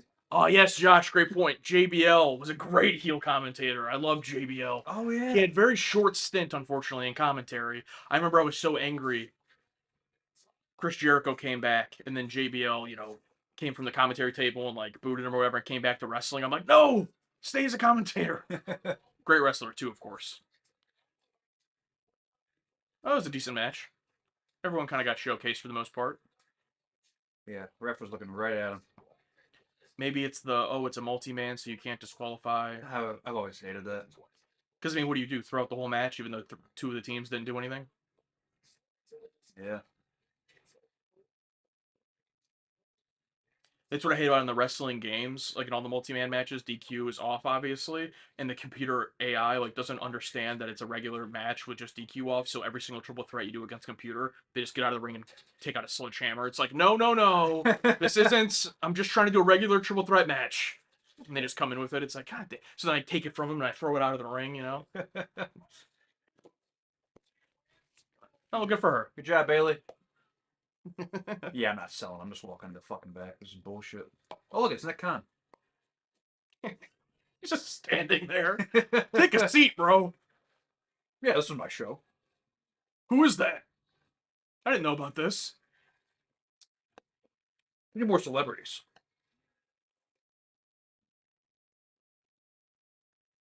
I don't know who he is. I just keep hearing his name, but Ari Emanuel or whatever. Do you know who that is? He's someone involved in TKO. I don't know exactly who he is, but I guess he's also Pat McAfee's agent, and he's the one who like shoehorned him into the main event. So everyone's just talking shit about Ari Emanuel for the last few weeks. I don't know who he is. Do you guys watch some of Maven's stuff? Yes, I'm subscribed to Maven. I like his videos. He has S tier thumbnail and title game. His thumbnails, there's always a great hook. I show him to Alex sometimes. Alex, I don't know if you saw his latest one. I gotta show you. I haven't. Can I show some of that beef jerky? No, let me get. Thank you. Oh god, it's the fucking Mandalorian. His name is Grogu. It's like you didn't say Baby Yoda. You said the Mandalorian. Took me a second. Oh, new trailer. Here we go. His latest one. Let's talk about someone's pipe bomb promo. It's the thumbnail pose. Yeah, Whoever this guy is, I know we started this channel because some guy like just reached out to him and was like, "Hey, I think you'd have a really good opportunity to do a YouTube channel. We should do it together." Oh, really? Yeah, and he was just like, "Oh, okay, yeah." And then now they work together. They're both obviously rich from it. So W for that guy to reach out to Maven, but that guy must obviously know the YouTube game. He's so good at the YouTube, algorithm stuff with the thumbnails and titles. I mean, all of his videos are very great. In terms of the title and getting you to the hook. You know what I mean? So that's all it is at the end of the day. He's your favorite guy. Yeah, I remember one time I looked at his Patreon just to like check it out, and it like emailed us and was like, "Finish signing up for Maven's Patreon." And Alex texted me because I was on the target audience account. Alex is like, "You signing up for Maven's Patreon?" I got the push notification. Like, oh, I guess we're signing up for Maven's Patreon. I'm like, "Oh no, I was just checking it out." Is this frozen or is it still the ad? I don't know. I can hear audio. Oh, there we go. What do you think of this beef jerky? Pretty good. What flavor is it? Just regular? Old Western style peppered. Ah, yeah. Good. I saw this ad on TikTok of Maven, and it was just a random conversation he was having from one of his interviews. It was like, what was it, like 2001? Jeffrey Epstein calls me. You want to come to my island? Yep. It's like, what the fuck is the context of him saying that? Yeah, that it's like the beginning of a Maven edit, like that clip, and then it's a Maven edit. Yeah. Top comment. This is the first and only Maven edit I've seen, and it starts off like this. Obviously, I think the context he's saying is at that time, anyone would say yes because they didn't know you know what I mean? They don't know the situation. So he was trying to explain like in that context, but out of context is just hilarious. Yeah, I just want. Yep. Get me on the next one. Give me on the next one. Oh, Josh bringing up your favorite guy, Chris Van Vliet. He's a good guy. Good guy. He's a good guy. Got a great pair of boots. So you wrestle. What's that like? Wow. That was my. God, this is terrible. That was my fear when we interviewed Gates. Doing a softball. What's it like working with Patrick Stewart? So you were in TNG. What was that like? I will say, though, to give him credit, he does not talk over the guests. There you go. His questions might be kind of basic, but then he just lets him talk for 20 minutes That's true. with that smile on his face. Are they bringing the show back? Yeah, they moved from, they got canceled from TNT. They're on ESPN now. Okay. I still get highlight clips on TikTok from the show. Just so goddamn funny. For anyone who's not watching, we're getting an Inside the NBA ad. Favorite sports show of all time. Always present. I gotta go. Favorite sports shows, analyst sports shows. Number one has to be Inside the NBA. And this is irrelevant. You don't even have to watch the sport that they're talking about. It's just so funny. Number two, I gotta put Undisputed, Shannon Sharp and Skip in their prime. And then obviously First Take, Stephen A. Even though I think Stephen A is actually funnier on his own show. The Stephen A's world that he has now. That's where like all the funny clips come from now. Oh, okay. I just love when Stephen A answers stuff that has nothing to do with sports or real sports. Like he's talking about Lightning McQueen, but he's talking about it seriously. Just think about this: 4-time Piston Cup winner, Lightning McQueen. Yeah, that's all on his show. uh, Yeah. You didn't think I knew that, did you? First of all, his name's not Sully Sullivan. It's James P. Sullivan. You didn't think I knew that, did you? oh yeah, when he corrects them. Good shit. You missed the opportunity to ask Gates in the interview if they filmed reunification on set or not. I don't even know what that means. Reunification. I'm guessing he means unification. In which case, I don't know what that means, if they filmed it on set or not. I don't know. Banned. If you had to steal an entrance theme from a wrestler, new or old yourself, what would you pick? Well, best theme of all time has to be Stone Cold. Oh yeah, the perfect idea of just the sound effect and then the song. And the song doesn't even have lyrics. It just perfectly fits his character of just and never had pyro either. I realized that. Yeah. The glass breaking. The glass breaking, but he never had pyro. It was just that was it. Just him was just enough. But yeah, we talk about a theme that perfectly fits someone. It was his. Obviously, Triple H is a great one. Classic.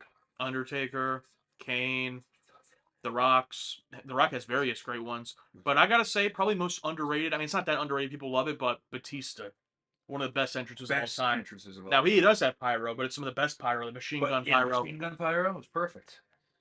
and he has that similar to the glass breaking, but just as soon as it starts, it's like, oh, here we go. Yeah, the audio bites at the beginning of the theme songs have always been my favorite. Lesnar's, Stone Cold's.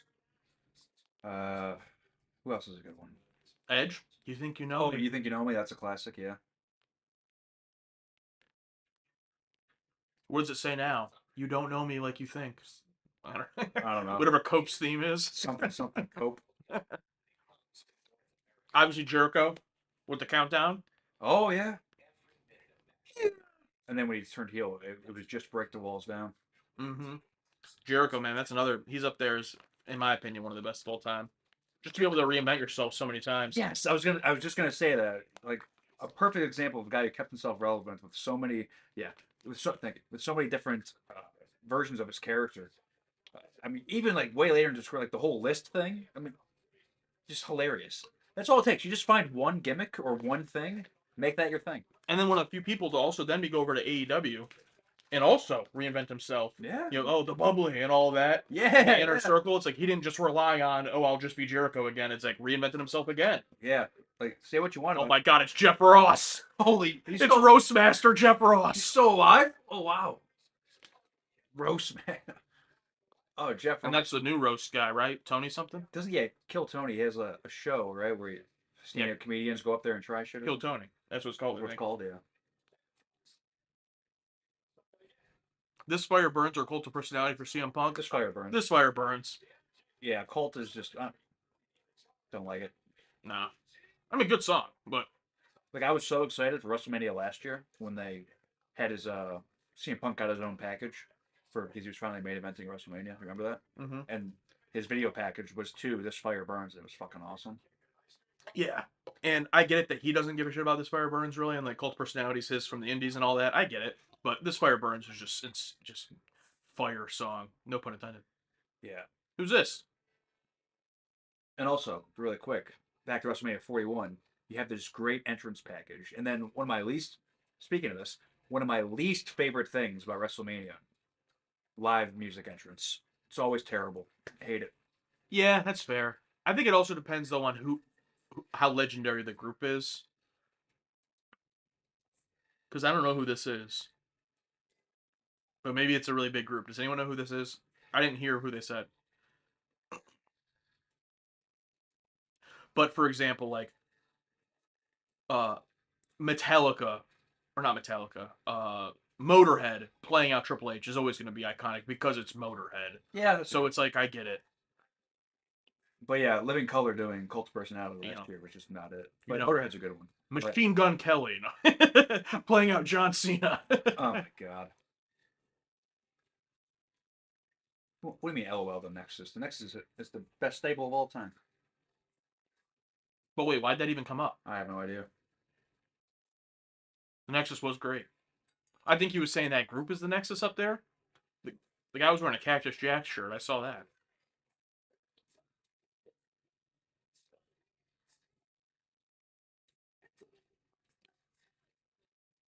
The themes haven't been the same without Jim Johnston. Yeah, what's the new one? Def Rebel. Everyone always roasts. Yeah, no one likes that. When they're like, "You got Def Rebeled." Did Jim Johnston pass away or something? I think they just fucking kicked them out.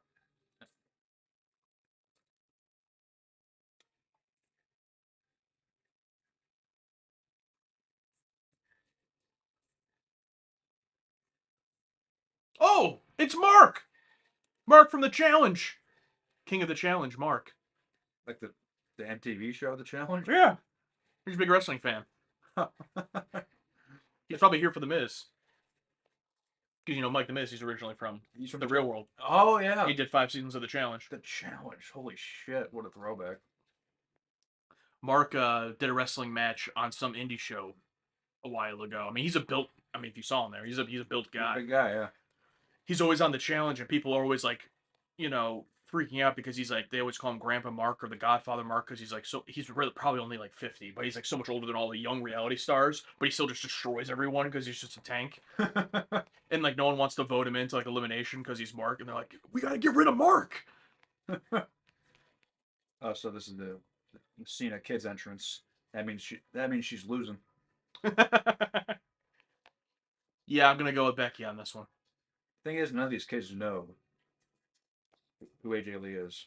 You don't think any of them are like her cousin or something? Maybe Yeah. they're all Make-A-Wish kids.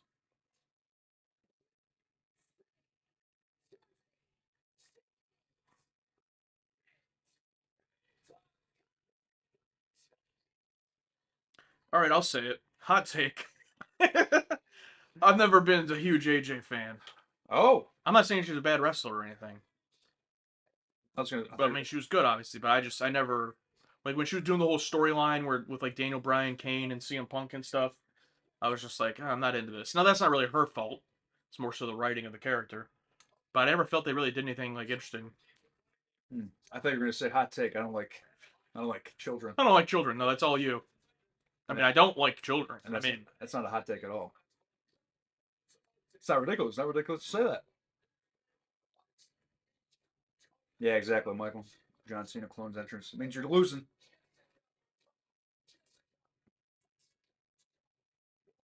Triple H is my time versus the game. I mean, the game theme is just obviously it's just so iconic. I do like his one time, son. Give me that Triple H. It's decent for the Attitude Era, but the game theme is just one of the best of all time as well. And then even his King of Kings theme is pretty good too. Yeah. The second Motorhead theme. Yeah, what I don't understand is Stone Cold, who has the best entrance theme of all time, and when they changed it for that little bit. Stone Cold? Yeah. Wasn't it when he turned heel? That's why they changed it? Yeah, and even then, even as a heel, he was still over as shit. It's like, and I think he was the one who pushed to be a heel, and then everyone was like, "Why no?" And then he was like, "No, I'm doing it." And now he looks back on it and he's like, "Yeah, I should have done that." Like literally the most over person on planet Earth. Yeah, I'm gonna turn heel. Let me just have my merch drop down. But I also understand the want of like, Doing oh, something. I want to do, I want to do it. I want to be a heel. Would you say someone like JBL is like, you can't be a babyface? It's like you're JBL. You know what I mean? Because once he became JBL, he was always heel. Yeah, that's true. It's kind of hard to have that character be a babyface. I don't know. I guess depending on who you are. I mean, him throwing people back over the border. Yeah, real quick, I picked Becky. Did you pick Becky as well? I didn't pick anyone. Oh yeah, I did pick Becky. Yeah. Good Okay. pick. Well then, all right. Well then, just to be interesting, I'll pick AJ. Okay. But I want Becky to win. But anyway, um, yeah, I was like I said, I was watching WrestleMania 21 earlier, and they had a promo in the backstage segment. You know, Triple H and JBL were the two champions, and Triple H and Ric Flair like walking down the hall, and then they come up to JBL and fucking Orlando Jordan, and they have a little back and forth talking shit to each other, and it was just so funny because JBL is just like, I'm the only champion in the history of WWE that's never lost because like it was his first title run and he was still champion, Yeah. so he hadn't lost. It's like I'm the only champion in the history of the WWE I love shit like that's that. never lost. I love shit like that so much. It's Yeah. so funny. Ooh, damn. Yeah, why would he do that, Becky? The only place she can land on that is your face. But my favorite, someone doing a promo on JBL, Batista. JBL, I'm the wrestling god. Batista, you're the wrestling fraud. Got him. Uh, Like I'm just imagining, the writers giving Batista that line. what was the one Batista line about the basketball that was so funny? I'm not sure who was the two. Something like, I don't know, basketballs don't dribble. I don't know. Next year, Gangrel and the Brood had a top 3 theme of all time. Ah, yes, the Brood theme. Yes.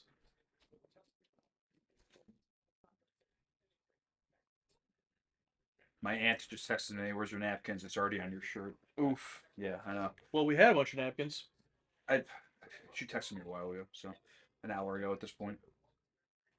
Anyone remember the Spirit Squad? Yeah, I was a big Spirit Squad. I wouldn't say fan. I was a kid, so I hated them. But Dolph Ziggler back in the day. yeah, Dolph Ziggler. Yeah, Nick Nemeth. Nikki. But what was I gonna say?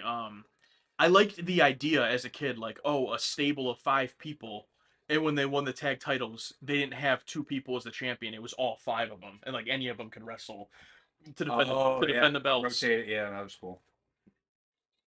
Wait, what's Nick referencing? Eddie's dead. Batista. I think maybe when Batista turned heel in like 2010 and was rivaling with Rey Mysterio. Rey Mysterio. Also one of the best heel turns of all time. You were supposed to be my friend. The best Batista heel moment. I hate you, Batista. I hate you too. I hate you too. Oh, here it is. It's Crutches. What? It's incredible how great of an actor he is. from where he came. Yeah. Yeah. Just need to take some classes, man. That's it.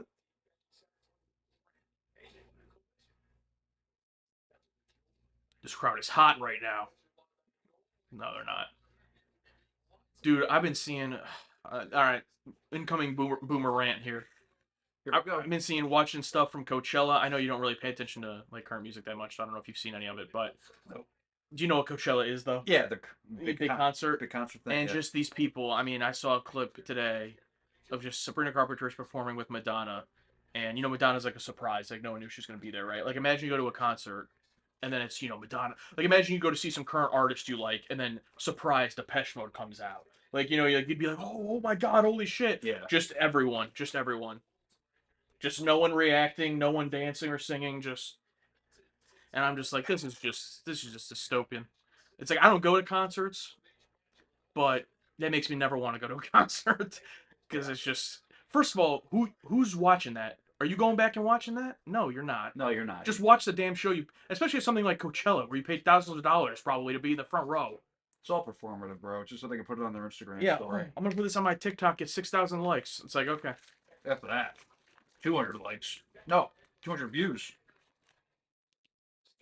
I know, Well, but I'm saying even the ceiling of it, you know, if it goes well, it's like, oh, you get Okay. 6,000 likes, congrats. What I'm really surprised here is looking at the hard cam, or what the hard cam sees, that none of these people have their phones out.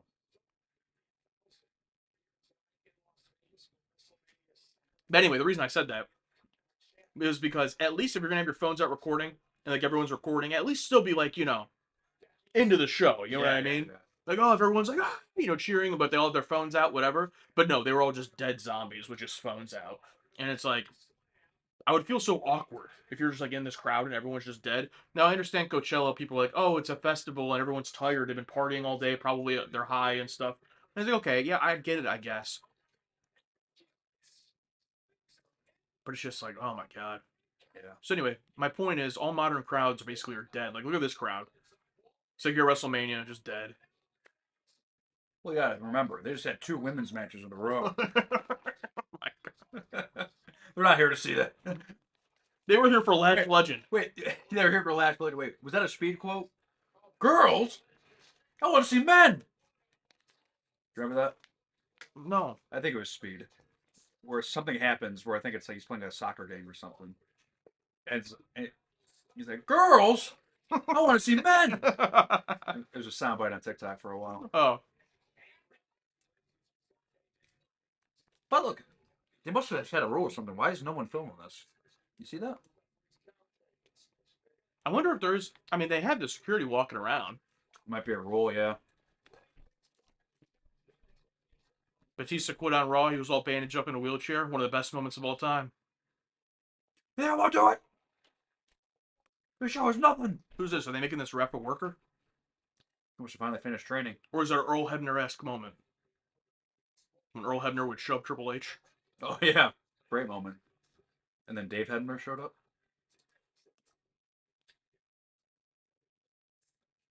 I always find it crazy that Earl Hebner just casually had a twin. He did? Yeah, remember that one spot where there was 2 Earl Hebners in the ring? I think I have seen it before, yeah. But I didn't know it was a legit twin. I knew he had a son, Dave Hebner.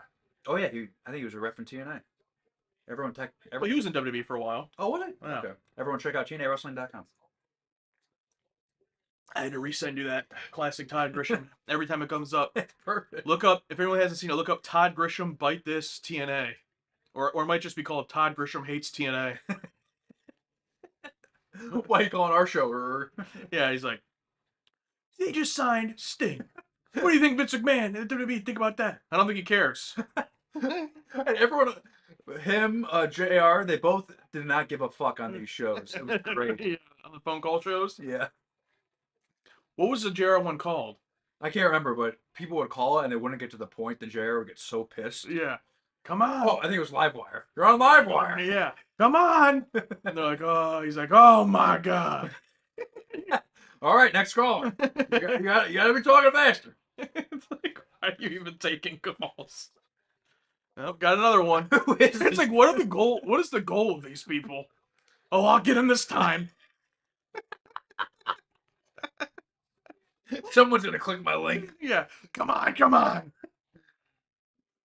Oh, nice. It's like going to like a popular wrestling streamer channel. They're probably blocked from all of them. Oh, that's it? Well, you get this one. 2-1. 2-1. Can't believe there's only been 4 matches.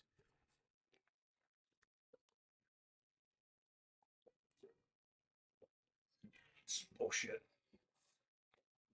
I feel like the crowd like popped when she won, but now they're booing her.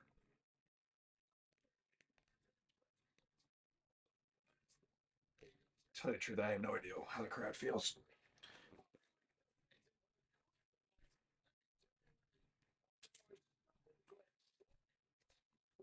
All right, well, I'm going to step away for a second now because that's all right. I'll clean up our plates. Thank you.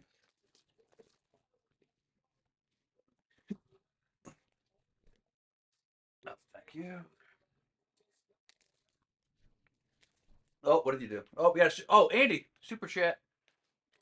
Andy, I just stepped away. Hot take. I think the best audiences now are outside the U.S. France was popping for Clash in Paris, and took my kids to a house show in the UK tour before Clash was brilliant for chanting, especially our UK fave Bailey. Yeah, France especially. Thank you for the super chat, Andy. Thank you so much. But especially with AJ Styles back in the day.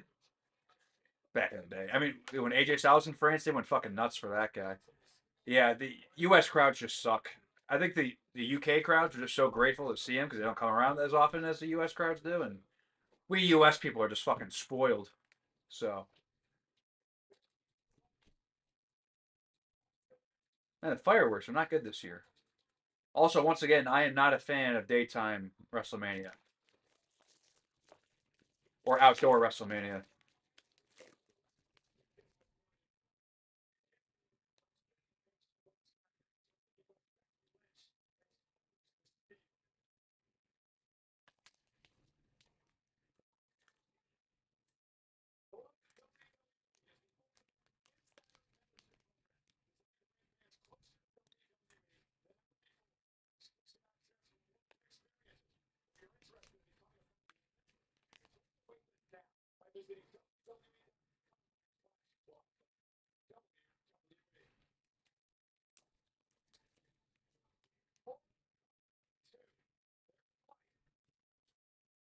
Uh-oh, we're buffering.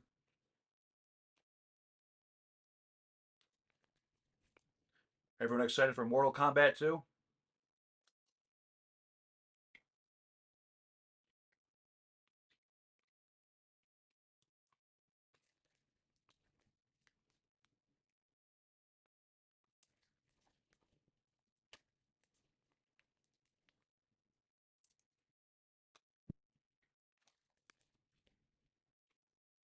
Josh, I want to mess something up. Come back.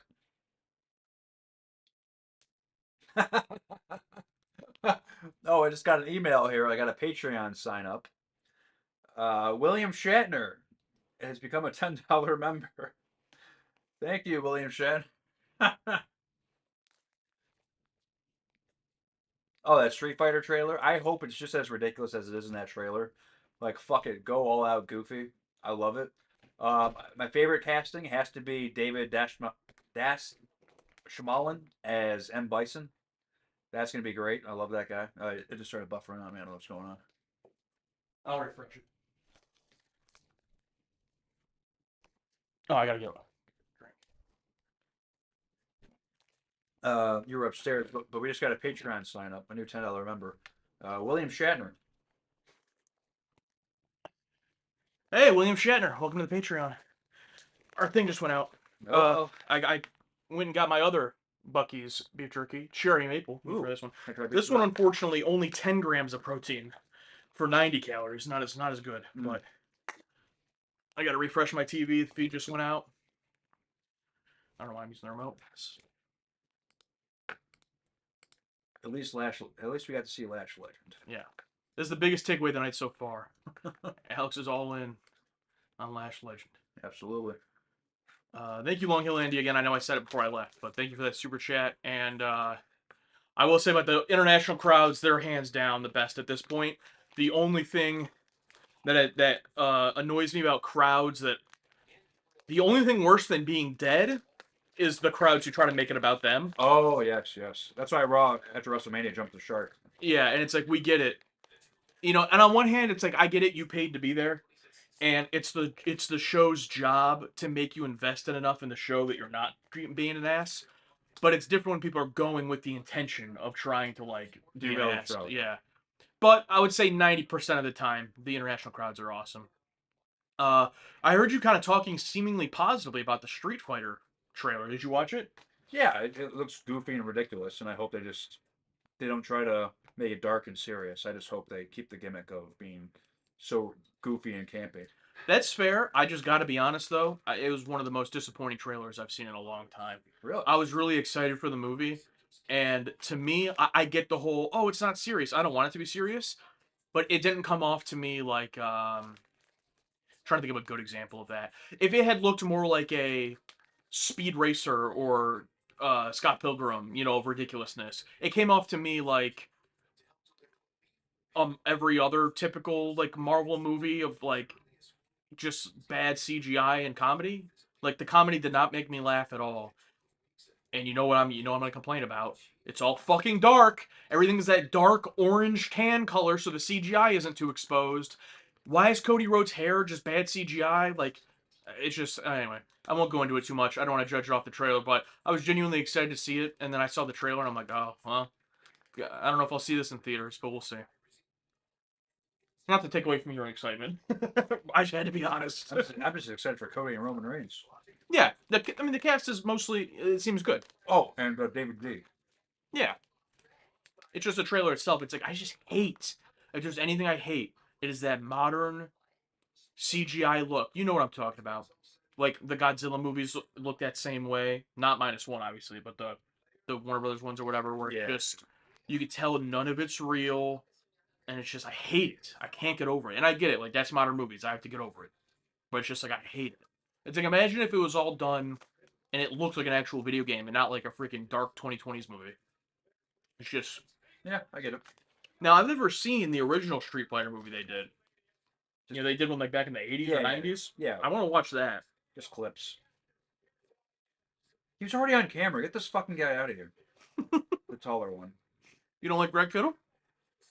In fact, okay, he's pretty cool. All you had to do was down a beer. All I had to do was down a bear. He was already on camera.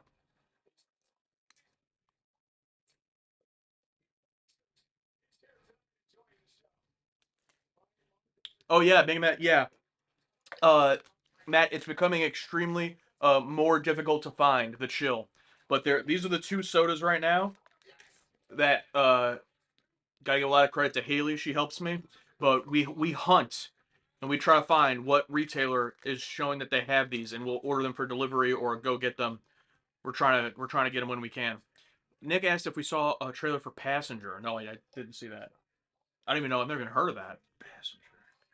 All I keep seeing is the trailer for that Adam Scott one that's coming out, Hoku or whatever, Horku or something. And then also, Haley and I already bought our tickets. We're gonna go see Backrooms. Are you? Oh, cool. Nice. Oh, fuck. Here we go.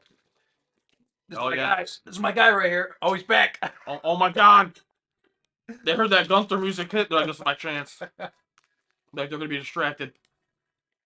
I like the volcano emoji. Career killer. Yeah. Yeah, embrace it. End of Seth Rollins' career. I'm over him. I've because I don't follow it as closely. It's harder for me to like pay attention when there's like a newer guy. Like I don't pay attention enough. But like as soon as he came in as Walter in NXT, I'm like, this guy's cool. And then he became Gunther, and I've loved him the whole time. Yeah, and just an indie guy too. Like he wrestled for Beyond and shit, and a bunch of other companies. And then came to NXT, and then I thought, like, oh, that's pretty cool.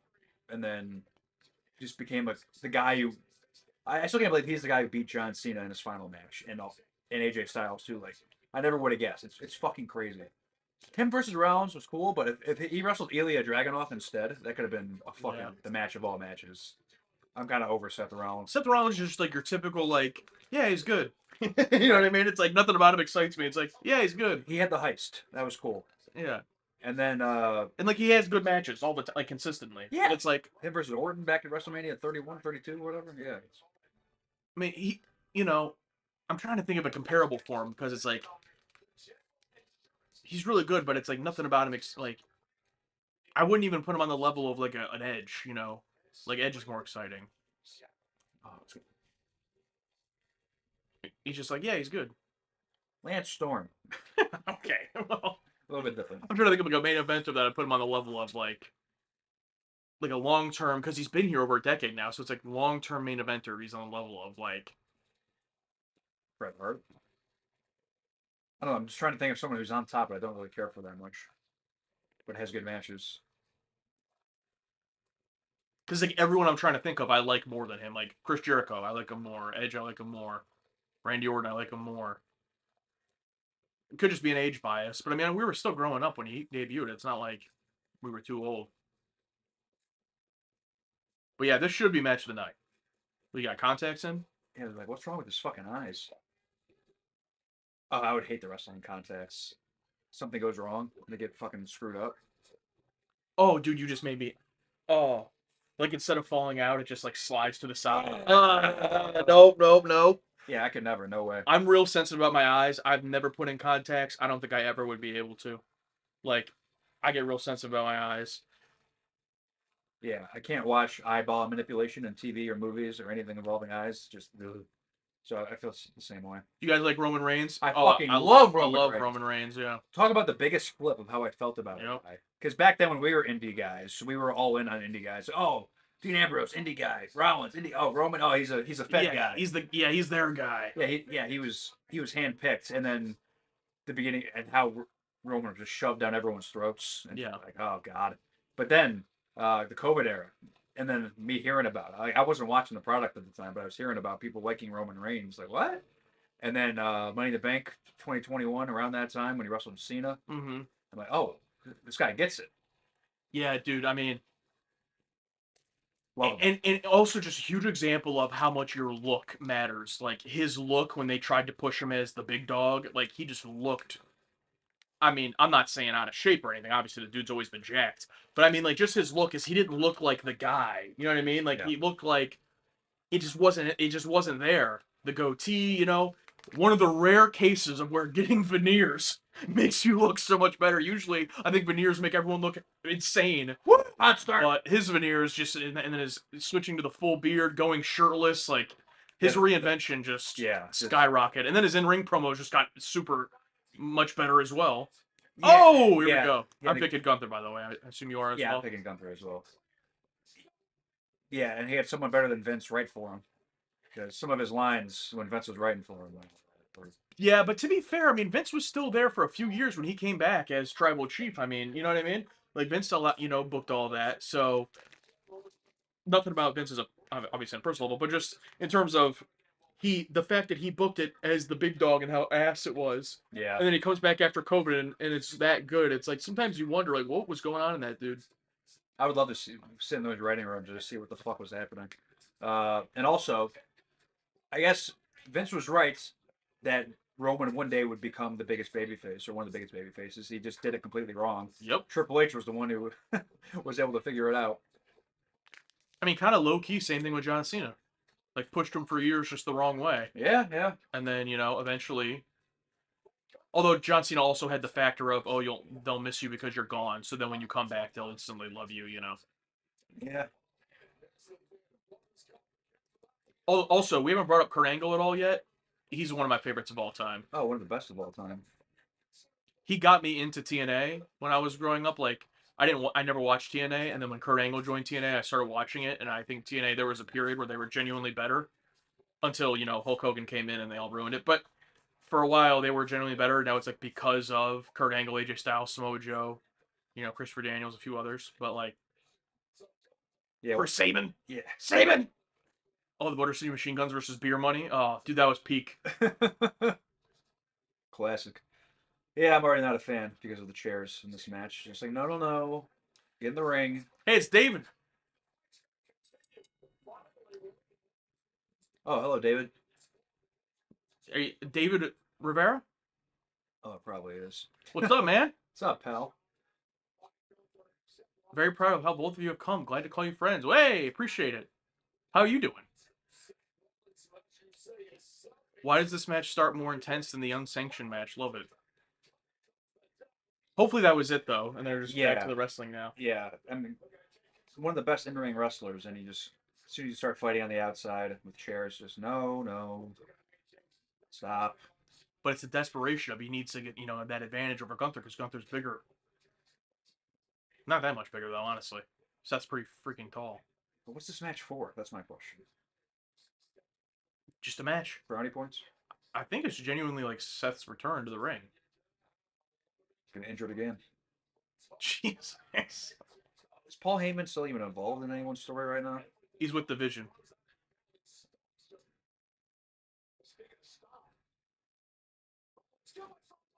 I was gonna say, like Seth Rollins comes back from this long injury, Gunther retires in one match. Great.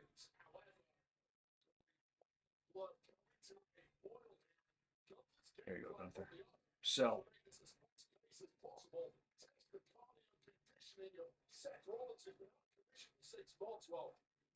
Andy, what were you talking about with the X-ray stuff?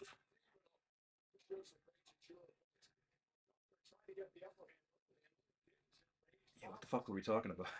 Are you talking about the Smallville episode I just watched?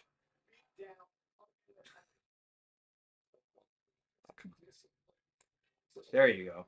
Oh, you just threw a Smallville comment in here?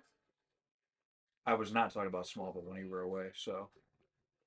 Did you mean to comment that on my video?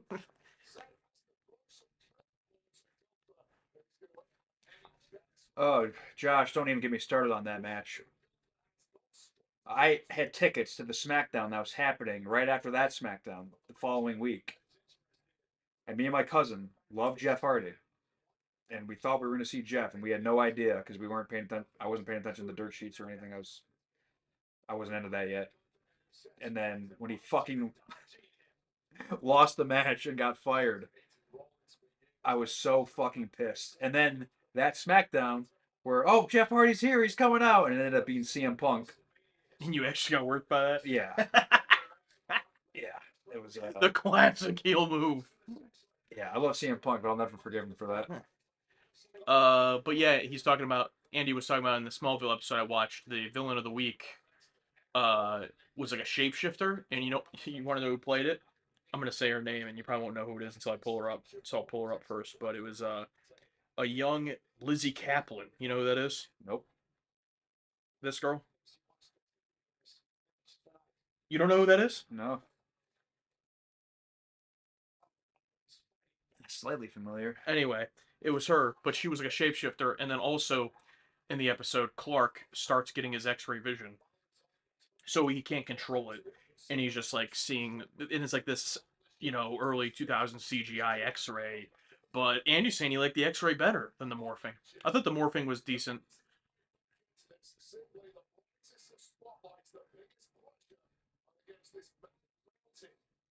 It was linked about the chat about CGI earlier. Oh, okay. Oh, okay.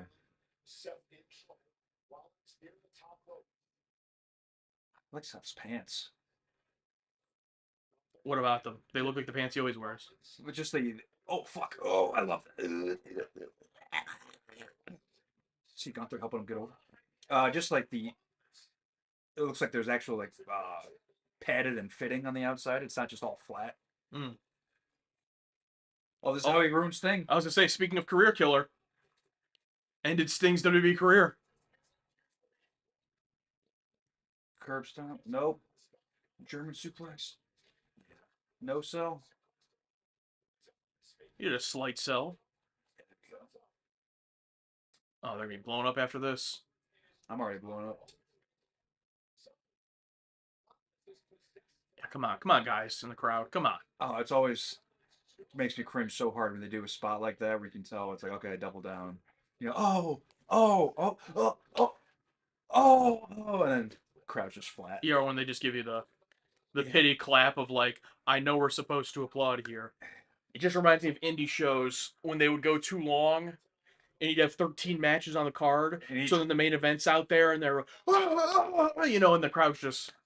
yeah, and each match on that card is a WrestleMania main event level match in terms of how much they're going hard. Yeah, do not miss those days. Nowadays. Oh, you want me to do 4 minutes? Perfect. Including entrances? Yeah, I'll do it.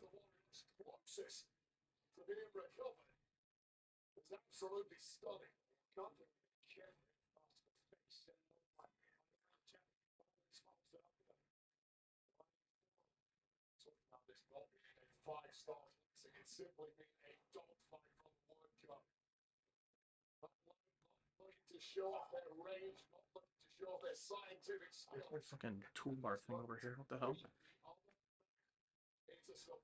There we go.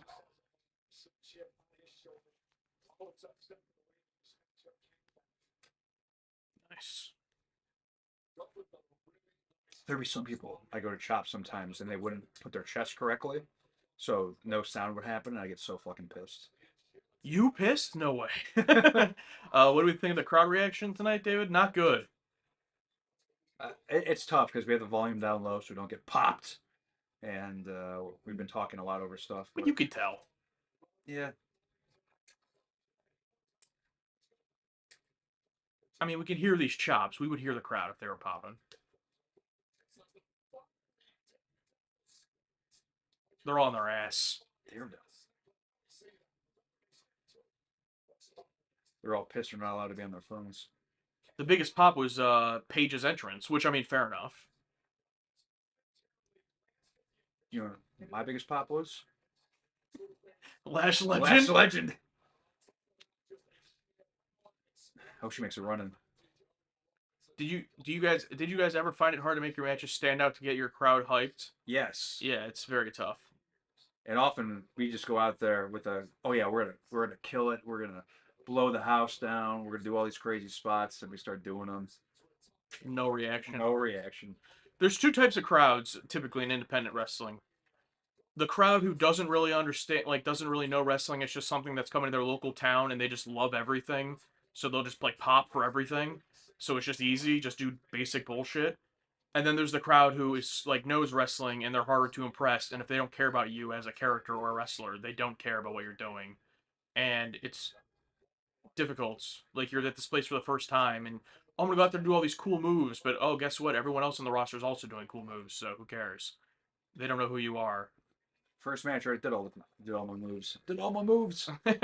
And so it's yeah, it can be deflating when like it'll be funny when Alex and I would have like kind of a skeleton of our match, right? Like of our 6 minute match, and you could go one place and it's people are going nuts, and then we do that same match a few weeks later somewhere else and it's dead quiet. I mean, you just have to learn to adapt, I guess, but it's just Yeah, that's the toughest part is just adjusting to the crowd you're working on. Because me, I'm a person where I like from plan A, I mean from A to Z, I like the whole thing planned out. bell to bell. Bell to bell. Oh, there we go. That was cool. Alex does not like calling it out there. I don't call the heat. In the heat, I'll say, okay, here's a couple things I want to do. And heat, if you don't know, is when the heel is on top, the match is slowed down, the babyface is selling, and the heat's beating the babyface up. Ooh, nice. Oh, got it. Bridge. Oh, we couldn't do it. Couldn't do You're it. not doing it right. You gotta hook him the other way. What was I saying? Heat calling the match. Yeah. Is he Oh. a shooter? Running shooter? Oh, Nice curb stop. Oh, is that it? oh No, that's not enough. not for Gunther. You need about 8 of those. But yeah, like I like talk. I like being a heel during the heat. I like talking shit and fucking around. It's fun. But for the most part, I don't like being out. Oh, we'll just call it out there. Like, no, I have bad hearing as it is, and like when I'm out there with people, I cannot hear them when they're calling spots. I have trouble with that. For me, the person's got to be John Cena or LA Knight because they don't give a shit. They just yell out the spots as loud as they can. My favorite is remember that one where Cena's in the ring with two other people and John Cena's just yelling, "Shinsuke now, now, Shinsuke now!" Yeah. Yeah. But I think that was also Cena when he gets kind of mad, though, too. Because obviously Shinsuke was not at his cue. Yeah. But even when he's not mad, when he's just laying there, all right, we're going to get up, Yeah, just clothesline. yeah. Even without that, he calls it as loud as possible. But yeah, I get what you're saying.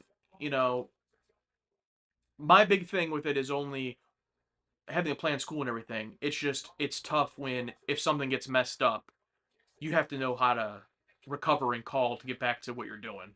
You know what I mean? Yeah. Because like there are times you and I when we were really young and we had it all planned out, and then we'd miss one cue and it instantly becomes, oh, because what do? Where are we? And you got to get back into the thing. Especially if it's in the middle of some elongated sequence, you can't just jump back in. Yeah. And especially if someone forgot something. And looking back, then you learn eventually like, oh, the crowd doesn't know what you were gonna do. The crowd just knows kick him in the back. gut and reset. But it's like in the moment, it's hard to like do that. Yeah, and honestly, the biggest reset that works is just a chop. You got him back. Just give him a good chop. Crowd forgets, and it's so easy to reset. Oof. Trunks for sure. Tights. I get so blown up wearing tights. Ooh, meet the meat. Oh, I love when Gunther does a splash. I never wore trunks. As a bigger guy, I was always wearing a singlet, and sometimes I'd wear tights over my singlet. Didn't really notice a difference. Oh, nice. All the way to the top. Yep. And he's gonna do the roll through. Yep. Falcon Arrow. Good for Gunther getting up there. The most common false finish of all time. Never won a match with it once, but pins every time. You gotta try. Oh, Rollins. Oh, he's back. Oh, remember, Gunther always taps out when he's in a sleeper. That's how he lost to Jey Uso.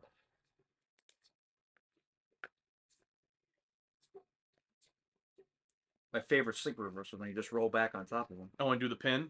Yeah. I hate it because in the video game, that's every time you reverse it. It's like, okay, every time. I don't even want to pin him. Break the pin manually.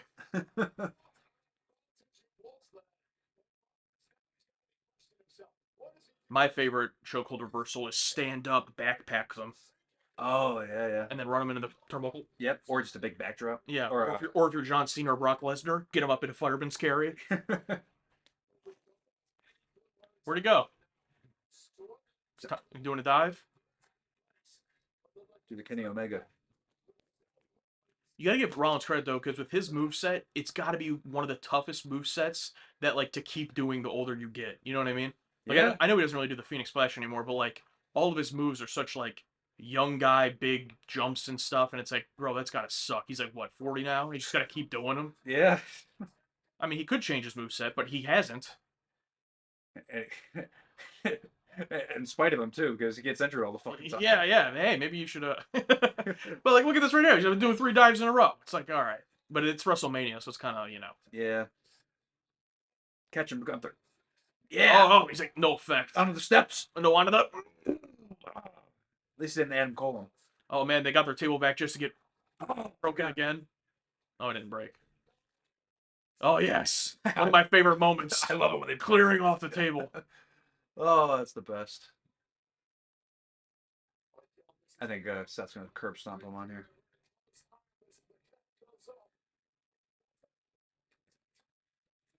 Or I forgot he still does the pedigree. Yeah. He already did it in this match. Yeah, it's true. Man, Gunther does not take the pedigree good. Keeps trying to turn. I don't think he likes face bumps. Oh, maybe I think not. he bumps on his shoulder. Which is even like more dangerous for the shoulder. Yeah, I know. Well, there he is, Paul Grits, whatever his fucking name is. Greg Kittle? Yeah. Not even close. Ooh. Called it. Yep. Oh, I didn't even catch that. The General Insurance being a sponsor for Gunther's matches. Ring General. Oh. I never even put that together. I don't know how the General's still in business. The most ass insurance of all time. If you have the General, the only reason to ever have the. Oh my God! He's back. Ron Breaker's back. Oh, it did a kip up. The best spear since Oh yeah, his spear on Carlito is the best spear of all time. Yeah. Yeah, I was gonna say the best spear since, but he might just have the best spear. Yeah. Who has a good spear? I don't know. Edge, obviously. Bobby Lashley. What the fuck? But Edge's isn't a big man spear, so Jey Uso's the worst one. yeah. Batista's was pretty bad, just with the head. Wristbands like Gunther make a difference. I've heard that wristbands around the wrist make your arms look bigger, but I don't know if that's true. They say anything like you. Also, people were like the bicep armbands. Those are supposed to make your arms look bigger too. But in terms of actually protecting your wrists, I mean, I always wore wrist tape. Did it do anything? I don't know. I just could never understand not wearing knee pads. Oh yeah, the wrestlers Like, who don't wear knee pads. Yeah, like Gunther's not wearing knee pads. It's like, look at his knee. It's all messed up. Yeah. It's like, what do you expect? My knees were so bad, I just stepped the wrong way sometimes. It's just, that's it, lights out. Yeah, well, I don't know if would a pad help that, or a compression pad. The AMA pad, I don't know if you remember the AMA pad. Yeah, the big ones. The big fucking ones. Yeah. Those were legit, yeah. I just wore small ones I just wanted to protect my knee against banging it. So that's it. Yeah, he's gonna win because of Braun Breaker. It was a decent match. It wasn't anything that was like match of the night or anything, unfortunately, but There's also no heat to the match. There's no rivalry or anything. Yeah, so they there's just- nothing to get invested in. he's beat it. But yeah, I know. But it's like you don't need a whole story. It's like you can get them invested in your match. I mean, think about a few years ago, Seth Rollins, Cody Rhodes. There's no real story to that match. Cody Rhodes returned, but they had a great match. Yeah, Cody's big return, that's something. But I will agree that there's nothing special. I mean, yeah, it was good. I I mean, a good spot. A few good moments, but yeah.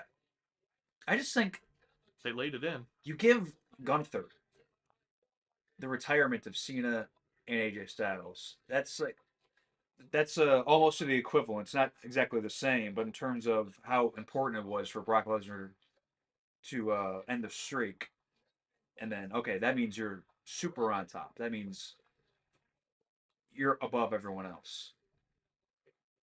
So then having a nothing burger match with Seth is like, okay, what are we doing here? We're stepping backwards. I agree, but also you can't just be retiring people every month. Not retiring people, but just be like, okay, Boom! Yeah, Spear's insane. yeah. Seth kind of juked out on that one. Like, oh yeah, I'm just gonna take it into the wall. It was odd positioning. Yeah, I had nowhere for his feet to go. Oh, anyway, I got interrupted by Braun Breaker. The only reason you ever have the general is if you're in a state like Ohio where it's illegal to not have insurance, so you just get the most bare minimum fake insurance of all time that's going to cost you like a fourth of the cost of what you should actually be paying for. Is that still a law In Ohio, yeah, you have to have liability insurance, yeah. for car insurance? Or Yeah. okay, I was about to say because I don't have health insurance. No, not health insurance. You need to have liability for car She's insurance. gonna do it again. Yeah, here we go. Oh yes, he's like that first. Oh, one the sucked. whole ramp. Oh yeah. Woo! Oh, Seth, come on. Jesus Christ. Maybe Seth doesn't want to put him over. Look at him. Even he's like, Oh, that's he's up, pissed. bro. Yeah, he's pissed. I mean, I get it. Seth just went through a grueling match. It wasn't that bad.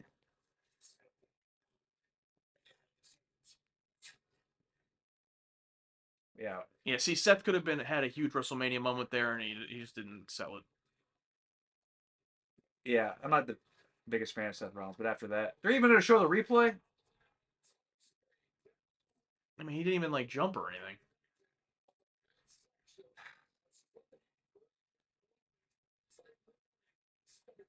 I don't know. Maybe he's injured again, but Braun Breaker's got to be one of my top 5. He's in my fave 5. Who's in my fave 5 I've said so far? Oh, there's Paul Heyman. My fave 5 right now is Alexa Bliss, Braun Breaker, and Gunther. he's my favorite. I got two spots left. We already know your fave 5. Who is it? Fave 5, number 1, Lash Legend. Number 2, Lash Legend.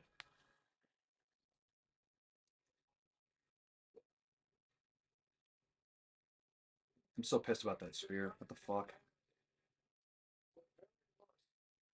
Yeah, you know, Brock Lesnar did me a favor. WrestleMania 31 when I cashed in. He could have said no. Yeah, I'm going to kick out. Oh, give Braun Breaker something? Nah, not doing it.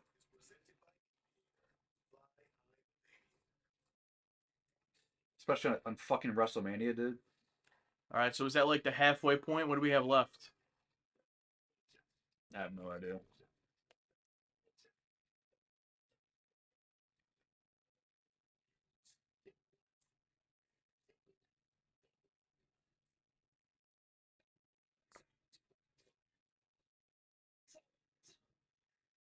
Pretty sure all we have is the 2 main events. Perfect. Liv Morgan and Stephanie Victor, and then Cody and Orton. Unless they throw in a random quick match. Yeah. See, Josh has got it right. Lash Legend would have taken that spear. Yep. I still can't.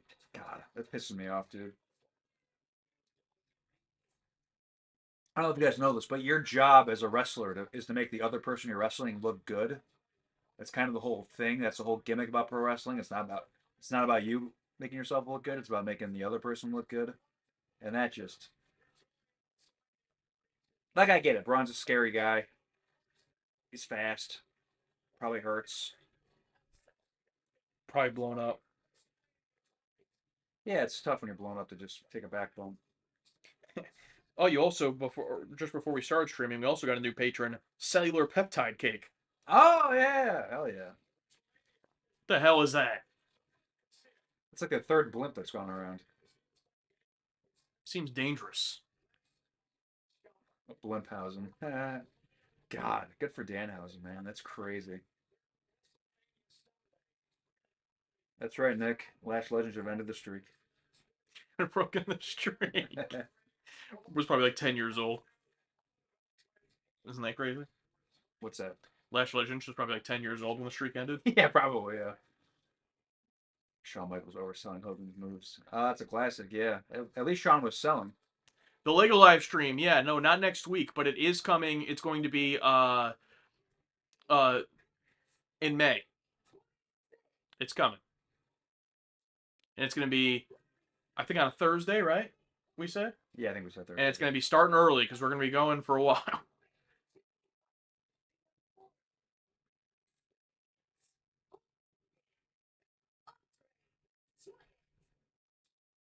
What? What?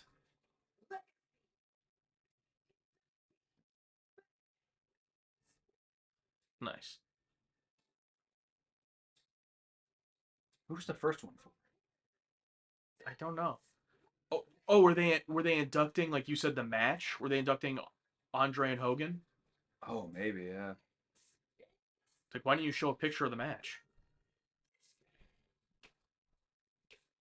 Good for them.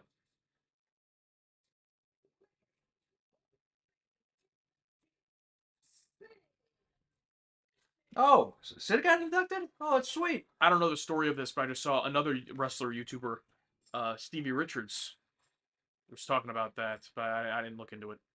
Oh yes, look at those shoes. Always styling.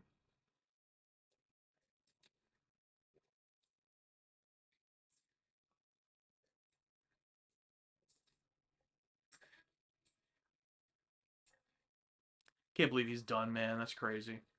Yeah, it sucks. 10 years in WWE though, you know. Yeah, not long enough. Oh, Steph was inducted? Oh. Yeah, I guess people were like roasting her because her streak was over an hour, but it's like she's a McMahon. She got to be the first McMahon inducted, right? I think so. I thought for sure that AJ was like the big one this year. I didn't realize Steph was. Well, good for them. First one was Hogan's son. Wait, what do you mean Hogan Andre WrestleMania 3? It was the match. I think so, yeah.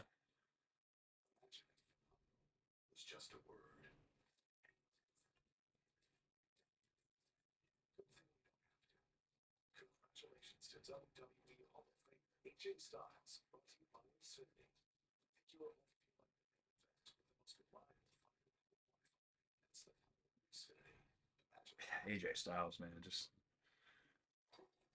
unbelievable.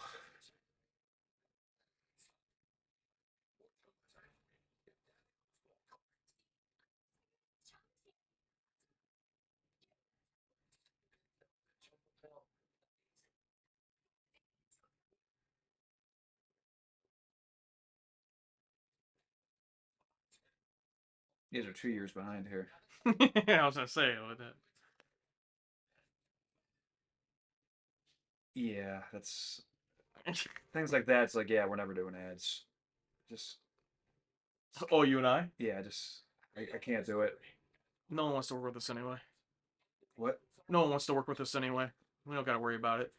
Nick, if you're still here, we used to be really big fans of Bill Burr's podcast, the Monday Morning Podcast, and Bill Burr would do his ad reads that he would do, and apparently he would just donate it to charity, but he would always just make fun of the products, Nice. and apparently a lot of them got mad. Well, But I can't imagine. there's a lot of cool ones that would stick around, despite him making fun of them. They were great. Nick, come on. You said used to. You're not a fan anymore?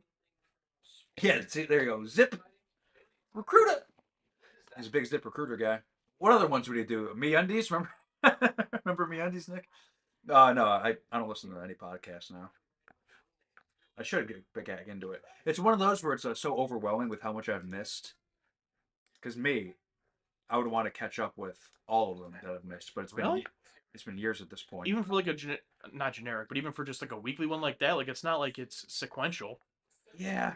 Like you just jump. I mean, he just talks bullshit about whatever's going on, right? Yeah, it's true. Or has a guest, I imagine. A lot of times it's just him. Yeah. Josh the Colda, we did work with them, yeah. That's right. Don't ask them. All right. I will do an ad read if I'm promoting Lash Legend. As a person. Just as a person. Oh, Tony said, listen, you guys is way better than the broadcast. Thank you. I can't imagine how that's true, but I appreciate you're here. I've commentated a couple of matches before. I've done it. Well, yeah, but we have not been commentating the matches. Yeah, no, we have not. In fact, people were watching us for insightful commentary and good commentary. I'd be thoroughly disappointed.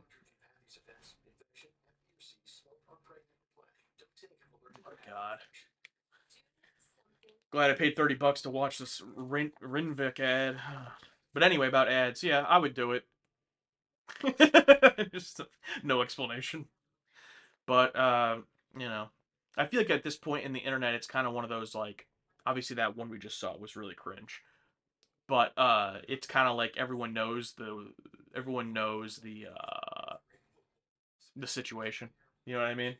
Like everyone's like, oh, they got to do an ad. And it's just it is what it is. Yeah. I remember I've talked about this before, but when I try to be an actor here in the Northeast Ohio area, and just the prominent stuff that you're gonna do is just stuff for the Ohio Lottery or random grocery stores or stuff like that, and just some of the stuff they want you to do for these auditions, and just the personalities they're looking for does not fit me at all. It's like I can't do this. I can't.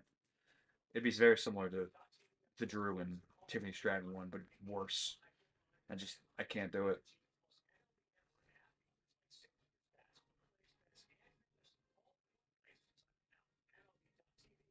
Like I can do that. I can voice over that. That's fine. You just want to do. You don't want to have to do anything where you'd have to like act. Yeah, act like a goofball or a clown. Yeah, I just don't want to have to act. Or if I'm going to act, let me be in a car commercial like Matthew McConaughey and just be myself. Or just be cool. And not be a fucking cringe lord. Yeah, if you don't want to be cringe, yeah, acting's a tough one to get to get into. Yeah, I mean, okay, just imagine Killian Murphy doing that fucking ad right now. Like, I want to be, when I said I want to be an actor, I want to be in the level of I'm doing work that Killian Murphy has done. Serious acting roles, not commercials. I don't want to be a You don't commercial. think he ever did a commercial? He probably did back in the day. I know Paul Rudd did the old the old Nintendo game back in the day, but But you just want to skip I get it. I would have right to the Oppenheimer. yeah, I would not right to Oppenheimer, but just give me a small role in a big film. Doesn't have to be. I just don't want to be a fucking clown. John Travolta, first role, Carrie. Really? Oh, Yeah. I thought his first role was Hairspray. He's like clearly older. Is that the fucking Rock? Yeah, he's in Fortnite. They just put Stone Cold in Fortnite also. No, there he is. Oh, and Liv Morgan apparently. The hierarchy of Fortnite's about to change. I had to delete Fortnite, unfortunately. Not enough room in my system, and I just haven't played it in a long time, so it's whatever. And of course, right as I delete it, oh, Stone Cold's available. It's like, well, I'd have to re-download it to buy him. I'm not doing that. Delete something else. Yeah, my PS5 storage is right at the max. I downloaded the entire new Oblivion remaster or whatever. Played it twice. I've not played it in like over a year.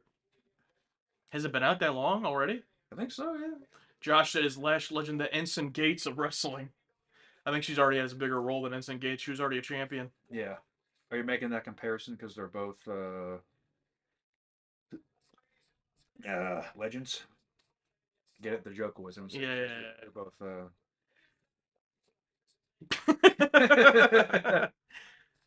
Wow, all this in one match. Oh, there's a ladder match tomorrow. Yeah, I thought there was today because I thought that Fatu was in it, but he was not. So yeah, Rey Mysterio in a ladder match. Oh my god, dude, please be okay. Yeah, brother is 50 years old.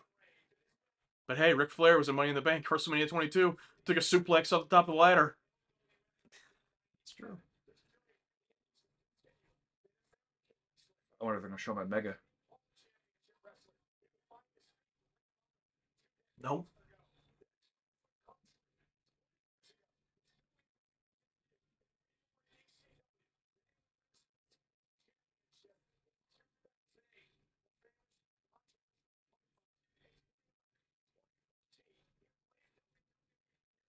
He did nothing until 2023. Absolutely nothing. What if they should include the a photo of the backstage altercation with Jack Barry? Jack. Yeah, in 2022 we had a backstage altercation. Great. Oh, have you seen this, Alex? No, what's this? Her Liv Morgan's new music video. Here you can see. Would you do this as an actor?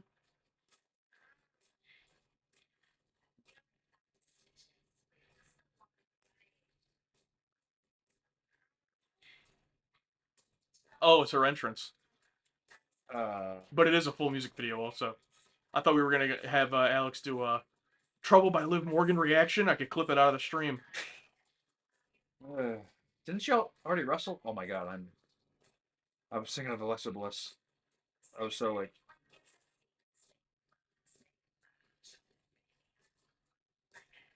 Imagine having to memorize all this choreography in addition to memorizing your match. That's interesting.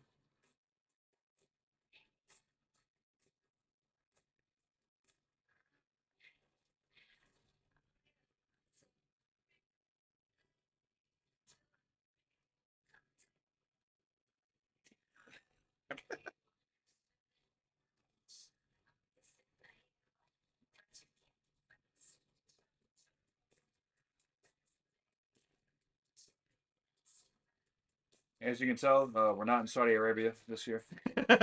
Yeah, that was the reveal that they're not in Saudi, ripping off the clothes.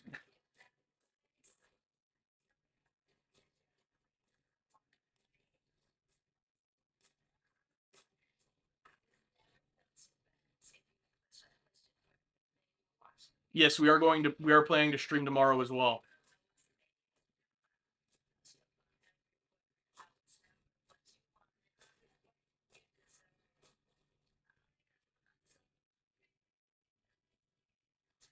Well, you said earlier you hated live musical performances. How about this one? Well, she's not actually singing, so it's more of a dance. So this is okay. Not live singing, yeah. Yeah, yeah. Like this was fucking Cult of Personality last year. Like wow, great.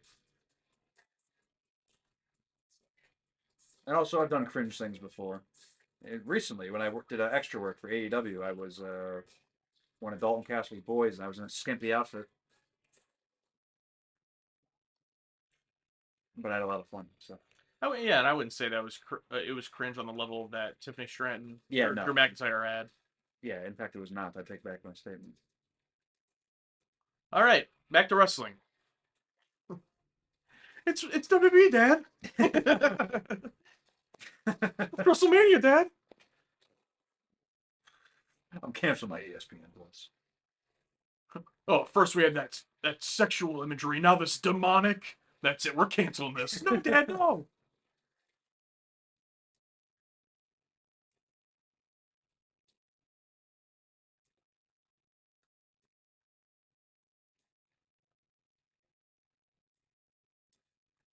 I know nothing about this person. I just know she's a big deal now.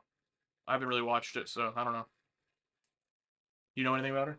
Is she an indie person, or you don't know?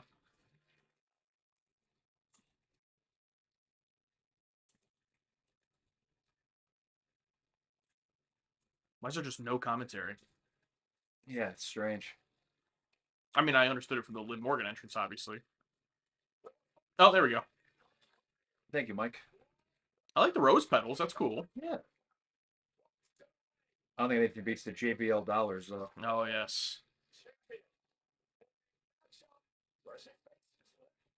Or the same thing with the dollars, but Elijah Burke in TNA. What was his name over there? Oh God. The Pope? The Pope. D'Angelo De Niro? Yeah. Yeah, I love the Pope. My favorite TNA characters. I think he's like still around wrestling. Yes.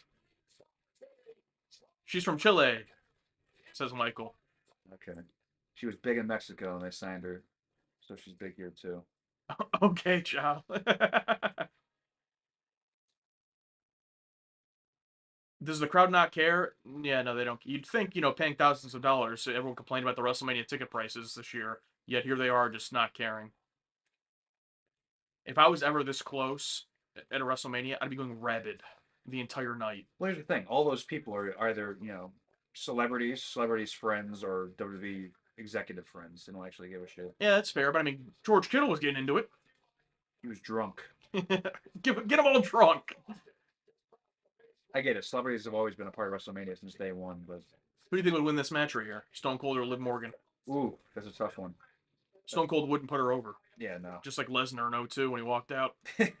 Yeah. Yeah, you saw the card and Liv's going over. Yeah, I'm not doing that. Leave I said like hell I am. Guess I'm going home. Who do you want to pick for this match? I think you're up 2-1 still. I'll go with Stephanie. All right, I'll take Liv. Can we talk about how this woman sounds exactly like the woman from? Ricochet's girlfriend? Yeah, I don't remember her name. I mean, a ring announcer voice, I feel like is kind of a thing. Like, it's not very much variation of ring announcer voice. You know what I mean? yeah. Except for if you have a very specific, like Howard uh, Finkel, Finkel, yeah. Howard Finkel, or like to me, she sounds just like Justin Roberts. You know what I mean? Like they just ring announcers sound the Lillian same. Garcia. Yeah, Lillian Garcia's a little bit different. Yeah. Who was the one guy? Tony Shamel. Shamel. Yeah. I love these cameras. Oh, the cinematic. Yeah. That fit started at WrestleMania 40. They should just use these for the whole match. It probably costs so much money.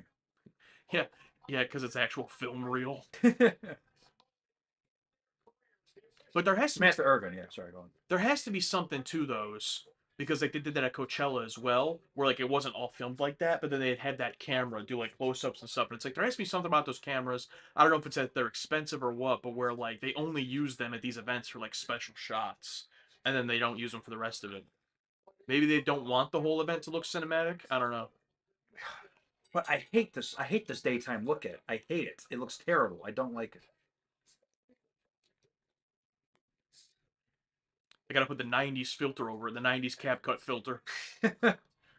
Like, for example, one of the biggest fumbles, in my opinion, Triple H versus Sting in broad daylight. Yeah. Did you see that clip of him talking about his entrances with Cody Rhodes? Oops. Triple H. No. He was on Cody Rhodes' podcast and he had him blind rank his WrestleMania entrances. And when they got to the Sting one, he was like, "Yeah, this would have been cool if it was at night." And you have to just continue to do these stadiums in broad daylight. It's like, oopsie, I have no choice. And then he also said he was underneath the stage and like because it was like Terminator or whatever. He was like underneath the stage, and then when Sting came out, they did like a smoke effect, and it inadvertently filled up the hole under the stage. And he's like down there. He's like, "Oh, That was fucking sweet. yeah." Holy shit. He was like, "We didn't know what was going on." He was like, "Is something on fire? Do we need to get out of here?" And it was all just filled up with smoke. And then it just started lifting, and he's like, "Oh, I guess I'm going up." Oh, yeah, that's pretty cool powerbomb. I've always been fascinated by those. Usually they don't do it that high though. Usually it's just someone standing and they do that. Yeah. But from way up there, that was fucking awesome. Undertaker and Bray Wyatt at Daylight 31. I don't have. Oh yeah, that one too. Yeah, I don't have that many memories of 31. 31. I know, Obviously the heist. Yeah. Well, and Sting Triple H. Yeah. But yeah, Bray Wyatt Undertaker. I don't really remember that match that much. I know John Cena and Rusev was that on that show. Baron Corbin winning the Giant Memorial Battle Royal when it was still on the show. I just love how they introduced that Battle Royal as like, oh, this is gonna be a big deal, and it was only on WrestleMania for 2 years. Then it got relegated to the pre-show, and now it's on SmackDown. Like last night, what's his name? Royce. What's his name? I don't know. Royce Keys? Yeah, Royce Keys won it. Did he? Yeah. Well, good for him. Not even on WrestleMania. Yep. That's where Johnny was too. Eliminated by Otis. And Otis like eliminated a bunch of people. I don't know if they're gonna push him or something, but Oh, that's what I know about Becker. She does this thing, yeah. I took. oh, is this the thing where Booker T's like bow, bow, bow when she was in NXT? I think so, yeah. I took this wrestling in the Doflamingo costume, the sunglasses, and it just cut the shit out of my face. You took it from someone? Yeah. Yeah, wearing the glasses was crazy. I can't believe you did that. Yeah. And then you would do the moonsault holding the glasses. Oh yeah, one of the all-time aura moments for me, and they're few and far between. But for me, it was great.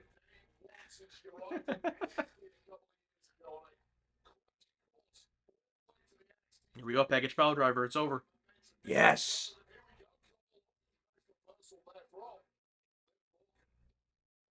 Does she normally do that move? Because I always find it weird when like someone goes to do a move they never do, and they just to do a reverse. It's like, oh, Yeah. People doing a crossbody of Mark Henry. oh, she smacked the shit out of her. Fuck something up. But yeah, my least favorite is people doing crossbodies on Mark Henry who never do crossbodies. It's like, no, you know what his finishing move is. Why the fuck would he do a crossbody? It's like you go for something else you normally do. Mark Henry catches you and puts you in the position to do the world's strongest slam. Well, yeah, but you know why they don't do that is because before the match, Mark Henry walked up to him and went, "All right, you go crossbody, world's strongest slam," and you don't say no to Mark Henry. Yeah, no, Mark Henry doesn't give a shit. Yeah, you don't go, "Well, I don't do the crossbody." Well, don't you think logically it doesn't make any fucking sense for me to do that, Mark? Now, if you're someone like, Chris Jericho, you could say that. Well, how about I do like a missile drop kick and then you do, but most people, oh, okay. Yeah. Or even just off the cuff. Oh, you know what would be really cool, Mark? If I go for the fucking lion salt, you turn, catch me, sit up. It might be tough for you to get up like that, but still, that'd be fucking cool. And the whole time Mark Henry's just staring at you like this. Oh no, I've had this happen a lot of times where I'm calling an idea, but the person's not making eye contact with you, and you can tell they're already thinking of something else. Going like this, and I'm like, oh yeah, I was thinking about we do this and this, and they're like, how about this? It's like just didn't even listen. Didn't listen to a fucking word I said. Didn't listen to a. Hello, Liv Morgan fan edits. Can you show the matches? I want to see Liv Morgan. Unfortunately, we can't do that. We will get taken down. Good luck with the edits, though. I'm sure they're good. Here, I'll show it for 1 second. We'll do it like reactions. We'll show you 7 seconds at a time. Who the fuck is that? Oh, the Judgment Day. Oh, is that it? Nope. Crowd's into it now, but who the fuck was that? Who are these people? Who even is the Judgment Day now? Is Damian Priest still a thing? I hope not.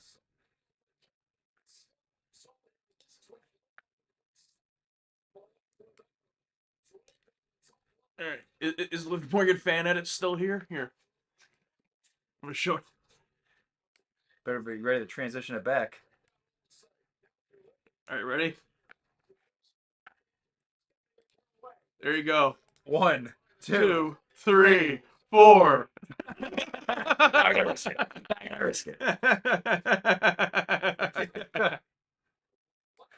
Are there too many spots in this match? No. Oh, that was sweet. No, I don't think so. That was cool. Not enough. The whole night's been devoid of spots.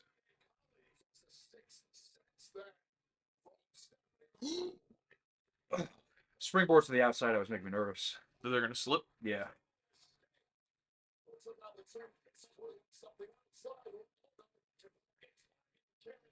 You said you've always wanted to take a steel steps thing, and you actually did it, right?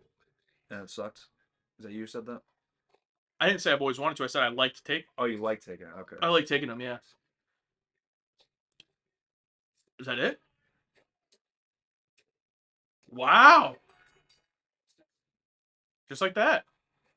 It's unfortunate because I thought that match was like just getting like kicking into high just gear. starting, yeah. Yeah, and it just ended. We talk about it like a gear shift with wrestling. We're like, okay, now we're in that second gear where things go crazy. And it just like And ended. And like a lot of the matches tonight haven't hit that.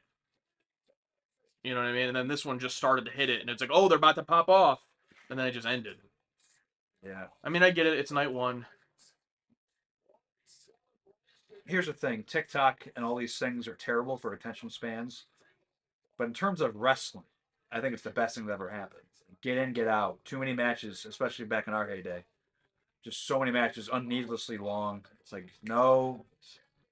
I mean, that's true, but Every it's match like, overstayed this is their the welcome. World Championship match. You know what I mean? And it's fucking WrestleMania. Yeah, it's like, I agree with you on like, for a random mass on a random event, but.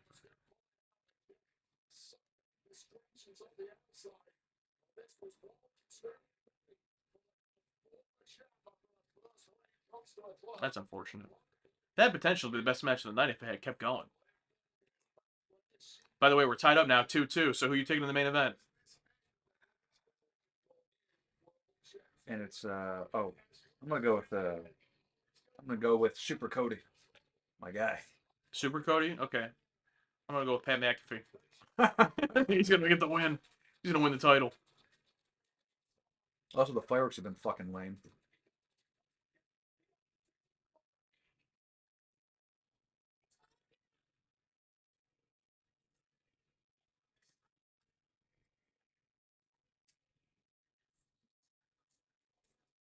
I don't know about that, but congratulations. Got to take out Melina, and then we can answer that question. Melina versus Alicia Fox. Who? You want to get the Jelly Roll figure? Wait, It's not Jelly Roll.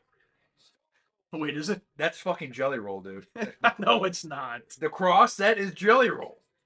Dude, you got fucking The Rock, Roddy Piper, Jake the Snake, and fucking Jelly Roll. That is Jelly Roll. Holy fuck.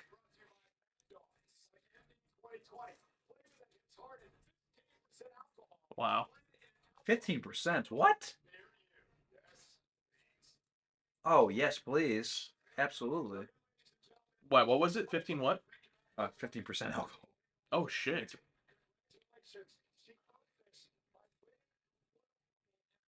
Oh, Michael was telling you, you knew that was Raquel Rodriguez and Roxanne Perez, right? You don't know who they are? I've heard the names, but I didn't recognize them by looks. Yeah, they're in Judgment Day. And they've turned on Finn Balor. So it's just those four, I think. Gotcha. What happened to Damian Priest? He's been gone for a while. Yeah, it says right there, hasn't been in since SummerSlam 2024. He turned babyface. Is he still wrestling? Yeah. He's tag team champions right now with R-Truth. Yeah. Didn't expect that, huh? Yeah, it's unfortunate. Walnut Spice, hello. New reviewer just caught this before heading to work tonight. Listen to y'all talking about the Meyer. Couldn't believe hearing y'all were also in Northwest Ohio. Yeah, pretty close. We're in the Northeast. Oh, you're working at a Meyer? Well, I like Meyer. Well, thank you for listening. Has WWE given up on Priest yet? I hope so. Nick gets it. I like his finisher. Sit down choke slam. Good finisher. See, last impression. You just got to get on a show with Damian Priest, and he'll be nice to you, and then you'll like him again. I've wrestled Damian Priest. So, my last impression of Theory still stands. True. Oh, he's back. Hey, remember me? I'm the host. Haven't done shit. Team Undertaker. Yeah, and not even Prime Undertaker, like late 90s Undertaker.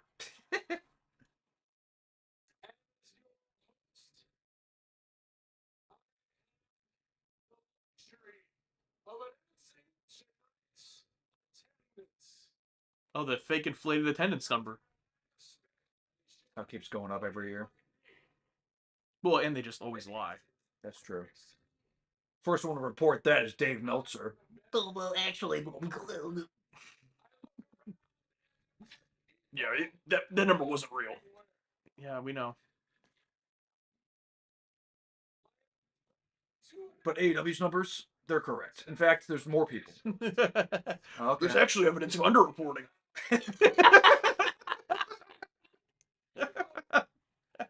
Evidence of underreporting. Listen to y'all watching through old Trek helps get it by, though. I'll have to check you guys out on Patreon. Yeah, for sure. Let's go. Please do. Only 50,000. Ooh. Just to think, at some stadiums there's been 90,000. Oh. Are we having another match? She's cashing in the money in the bank. She never won it. Oh, no, she just coming out to do a promo or something? Yeah, I guess so. I think she was also pregnant. I don't remember. What happened to the Street Profits? Are they still around? Yes, they briefly turned heel. And I think they changed their name, but now they're back to being the Street Profits, I believe.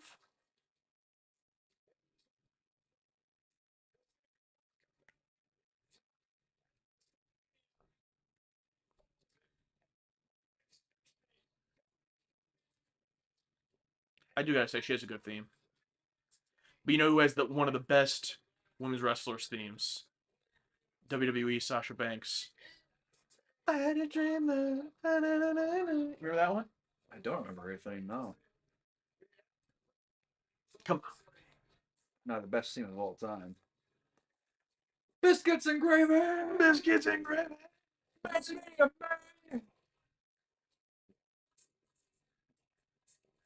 No, best theme of all time.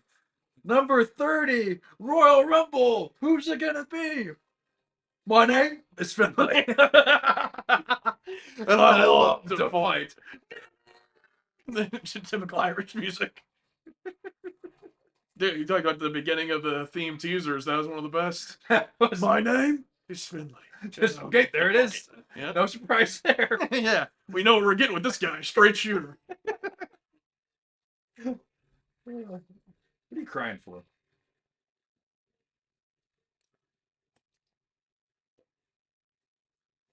Yeah, Sasha Banks. Yeah, her cousin Snoop Dogg. Yeah, Nepo baby Sasha Banks. I'm an ass man. That's a good one. I'm an ass man. Oh yeah.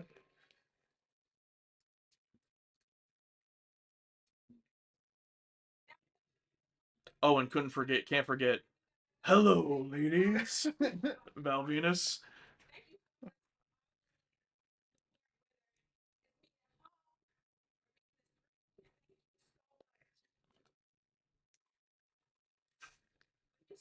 Do you know that? I really like. I like Bianca Belair, but you know the meme of the dog.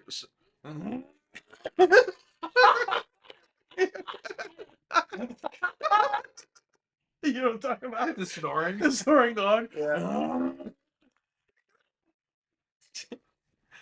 me when there's an in-ring promo during WrestleMania. Ah, there you go.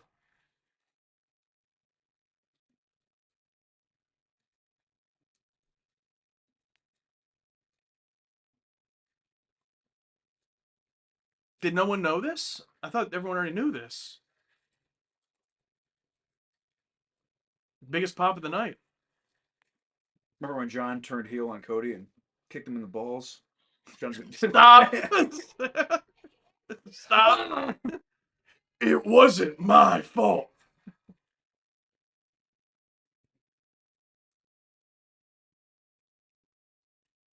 No, what if John Cena was like, Bianca, can you explain what's happening? I don't understand.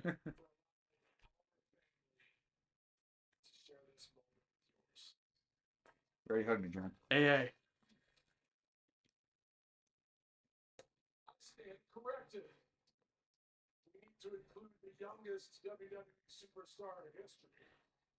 Okay.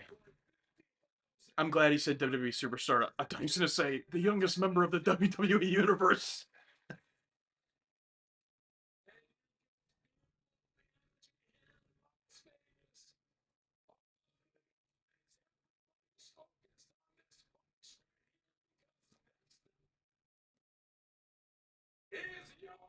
Did you say this box? Yeah, not, square, circle, or ring. The box.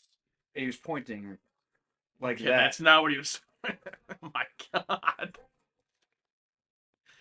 Let me use the restroom really quick. Oh yeah, for this match, the pee break. Main event. Main event. Well, I got a promo package and then 3 minutes of Yeah. entrance.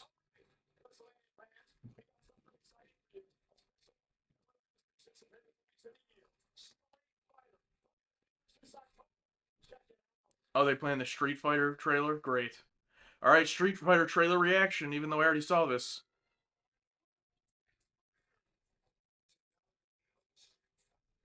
I gotta say, Ryu looks really cool.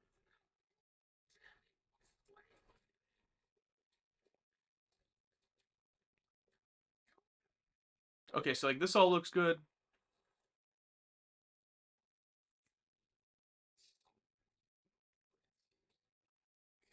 Right here, this coloring, if you're watching this. I hate this like orange, dirty. Like that's cool. Okay, that's nice and colorful. Right here. Oh, ugly as hell. Ugly as hell. It's like stop.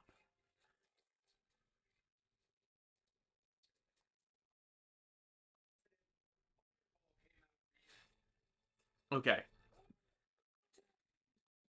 That shortened version of the trailer is a lot better.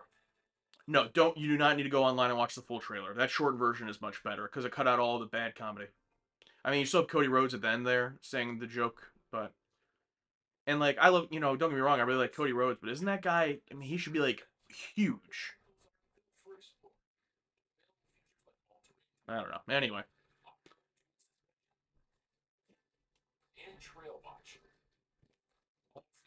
I'm gonna show Alex. I'm gonna show you the theme I was talking about. I have to mute our stream. You can have this. Yeah. Okay. Show you what? I'm gonna mute us real quick because I gotta show you this theme. Okay.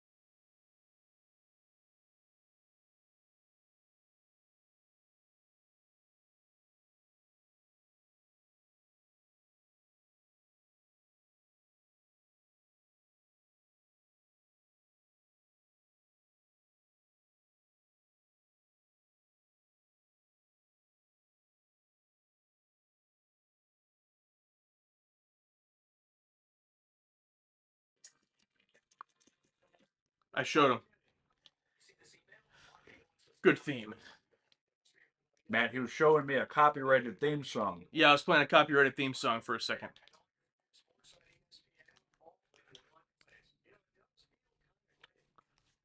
For anyone who just joined, we are watching WrestleMania. It's about to be the main event: Cody Rhodes versus Randy Orton with Pat McAfee for the WWE title, I believe. Cody Rhodes is the champion. Yes. Now, Randy Orton won the Elimination Chamber. are they going to stretch this to 11 p.m.? No, this will be over at, I'm gonna say 9:50. Be my guess. So about 50 minutes because you got the intros, announcements. They're gonna go for 35 minutes. When you were left, they played a shortened version of the Street Fighter trailer, and it was much better because they cut out all the jokes. Oh, okay. But a lot of the scenes still have that ugly. I wish you were here because I could have pointed out what I was talking about. But I mean, I know you know what I'm talking about. Yeah. But it does look. There are some scenes that do look nice and colorful. And I've also never seen. I haven't seen yet the newer Mortal Kombat movies, which apparently are supposed to be good, but I haven't watched them. All right. There's only been one, and it sucked. Oh, did it? I heard it was good. No, I didn't like it. You saw it? And there was a second one. Is that all right? Yeah. With Carl Urban, that one? Don't know. I didn't see it. Let me double check. Fact check. I don't think it's out yet.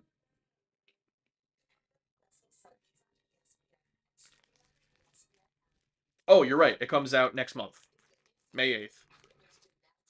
And yes, Carl Urban is in it.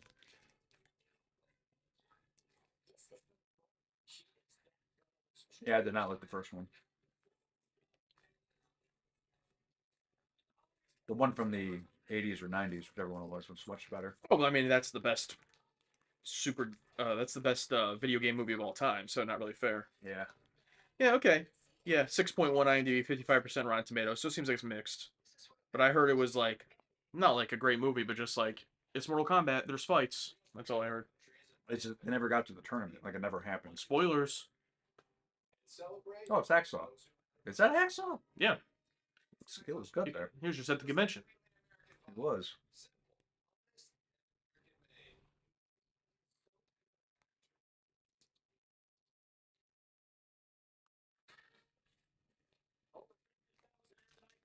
No, there isn't. Which one was it where they're like, there's over 100,000 people here? I don't remember, but that definitely happened. So I know the big one is 93,000. WrestleMania 3, I think. Yeah, that's what I was telling you about. This game has 4 different versions, Oh my god. going all the way up to $150. No, thank you. None of them are good. I bought the basic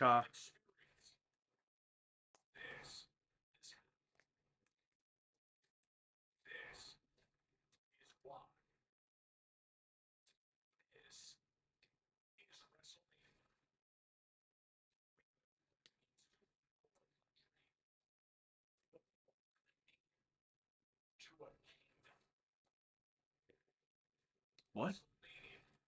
Oh, Saudi.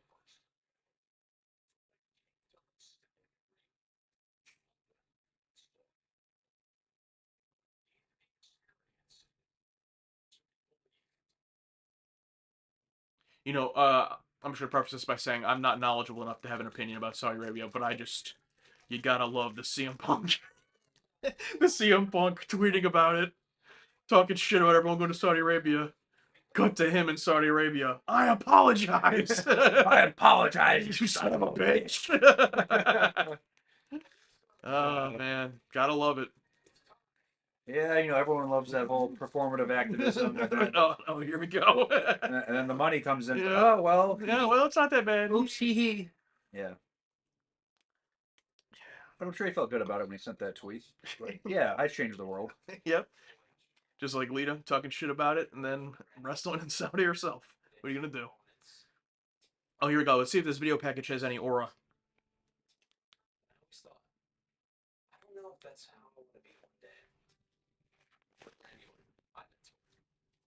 Peak Randy.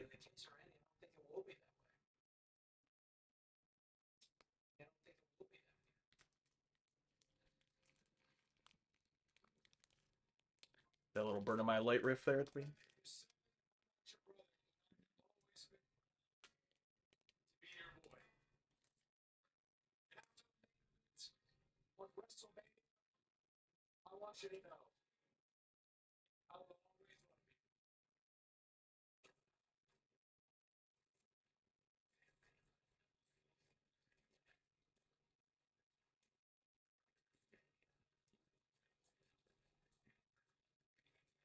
Oof. I haven't seen any of this. Oh, this is the stupidest spot ever. Oh, the ricochet chair shots where they clearly don't hit him. Yeah, it's like, Hey, maybe it damages eardrums. I mean, it's just like a concerto. except there's clearly no way that chair touched him. Yeah. A concerto can look believable. Oh, God.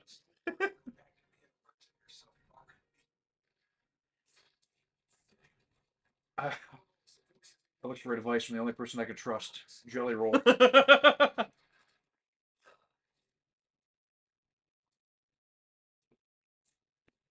Does anyone know what song this is? I don't, but he took out Cardona, so I think it's a W for me. Oh, God. He was in that Battle Royal, too. Eliminated by Otis. Good.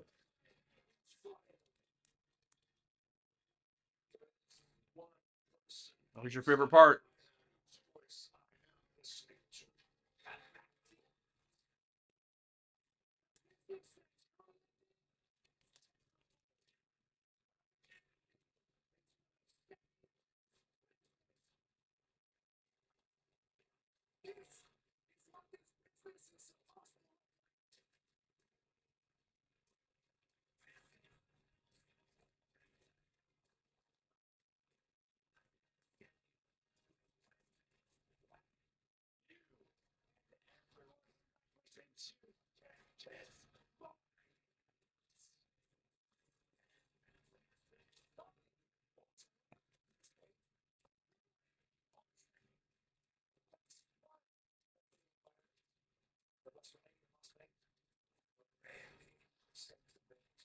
You know, I do gotta say, Pat McAfee did have his few matches. They were pretty good. You ever seen any of them?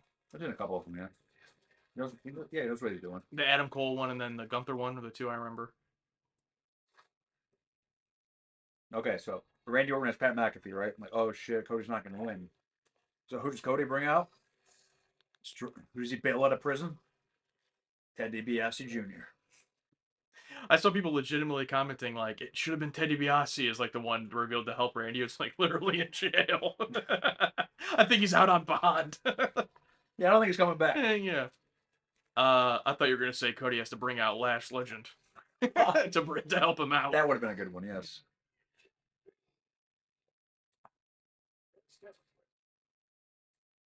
Oh.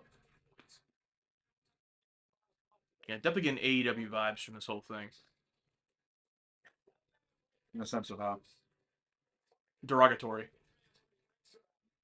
In the sense of just like, oh, let's just use a celebrity because celebrity. And I'm not one to complain very often about celebrity stuff. Like I love the speed thing. I love when Shaq was in AEW, that was cool. You know, but sometimes I feel like AEW is like WCW and they just push it too far. And I feel like this is just pushing it too far. The Costco guys. Is that pushing it too far? No, I'm cool with them. Now, I don't watch AEW, so I don't have to deal with how much they use them. I don't know how often they use them, but like the dad, he was a pro wrestler. He was an He independent was. wrestler, so like it was cool that he got to do that, Yeah. and like have his kid there and stuff. Now the Rizzler, maybe that's pushing it too far, but but the Rizzler's over. So what are you gonna do? Hello, I am the Space Ninja. Hey, what's up, man? Yeah, for me, the thing is, there's enough history between Cody and Randy to where we don't need Pat McAfee. It just completely dilutes the entire story. Yeah, you don't need it. Like, why the fuck do we need Pat McAfee as part of this story? It completely ruins it, in my opinion. Like, Cody and Orton by themselves is big enough. Yeah, and there are times where like it does enhance it. Like you could say like, oh, did Stone Cold and Shawn Michaels really need a celebrity? No, but everyone remembers Mike Tyson. You know what I mean? But Pat McAfee's not Mike Tyson, so it's like that's the issue. Yeah. Who would be the current Mike Tyson that they could get involved? Not it doesn't have to be boxing, just a current celebrity that'd be like on the level of Mike Tyson. I don't even know if there is one. I mean, Mike Tyson was pretty unique. I'd say if Conor McGregor was back in his heyday, Yeah, Conor McGregor would be one. before all this shit happened, Yeah, he would have been a good one. but right now today, I mean, there's not really that many. Maybe John Bernthal. I'm trying to think like who's like just like a badass. Everyone just was like, oh, that guy's a badass. You know what I mean? I have no Not a idea. lot. Oh, here we go. Also, why did he get his own entrance? But anyway, This is Pat McAfee, brother. LeBron. Oh yeah, LeBron was special guest ref. Fuck yeah.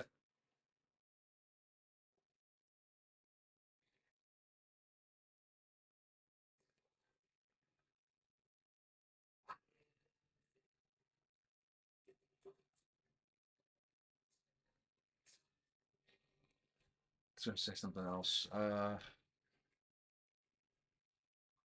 can't remember. No, that's it, huh? Just a CGI Titantron. Okay. It's like he's a Ooh, snake. bald. Oh, 09 Randy is back. He may have already been bald in this pro. I don't know. It looks like a fresh shaved though. Does, yeah. Look, even the volume can't lie that the crowd is quiet. Yep. Oh, there you go.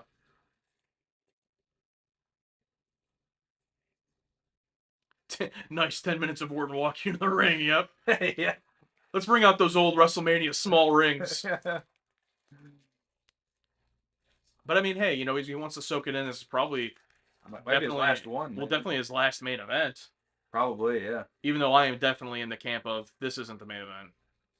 You know what I mean? It's like night two's the main event. I'm hardcore.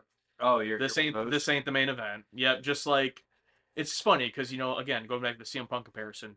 He's on Cabana's podcast talking about like I want to be the main event. Like, well, you're facing the Undertaker. That is the main event. There's gonna be 3 main events. He's like, that's not the main event. Cut to him last year, night 1 main event. Oh, I'm in the main event. No, you're not. Now this year he is in the main event. Yeah. So good for him. He's in the main event. Finally did it, yeah. This is the main event. It is a main event. Is the main event of night 1 of WrestleMania. It's not the WrestleMania main event. That's probably the most purest opinion I have. Bro's a hater. I'm not even a hater. I actually don't mind that it's 2 nights. I think, I mean, WrestleMania being 2 nights makes sense, but especially with the roster being so big. But I mean, it's like, Yeah. it's not the main event. I'm sorry. So what do you want me to do? How do you feel about this buffer Randy Orton? Yeah, I mean, I think '09 Orton was always the peak, and he was always buff. I mean, I think Buff Orton's cool, but I think his fucking slim physique just fits more to this snake-like Yeah. personality, ring style, and all that.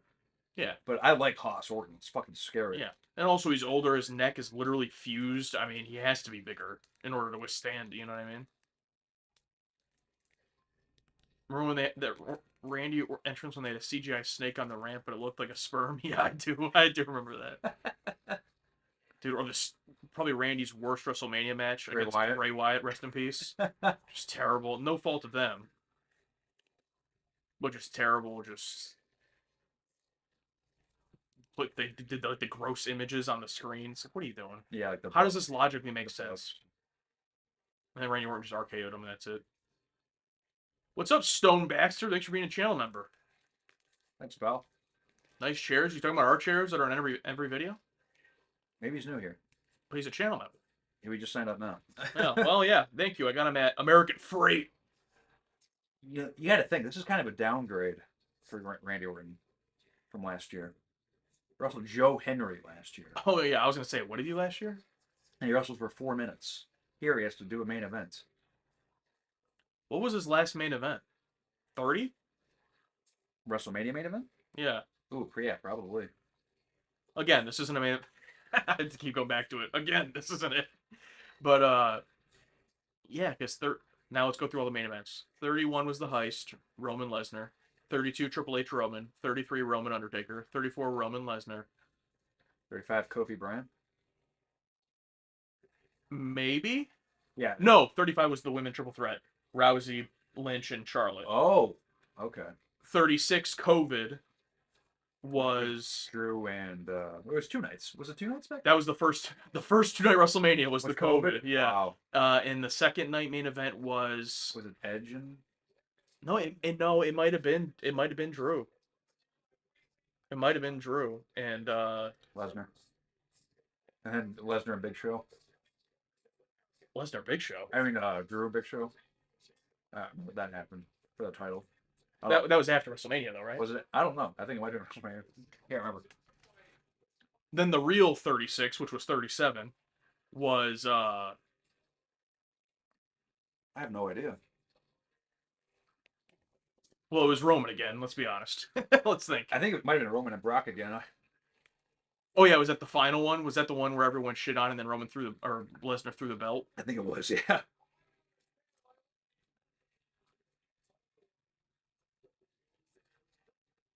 Because 2019 is when I stopped. 2018, 2019 is when I actually did legitimately stop watching it for a little while.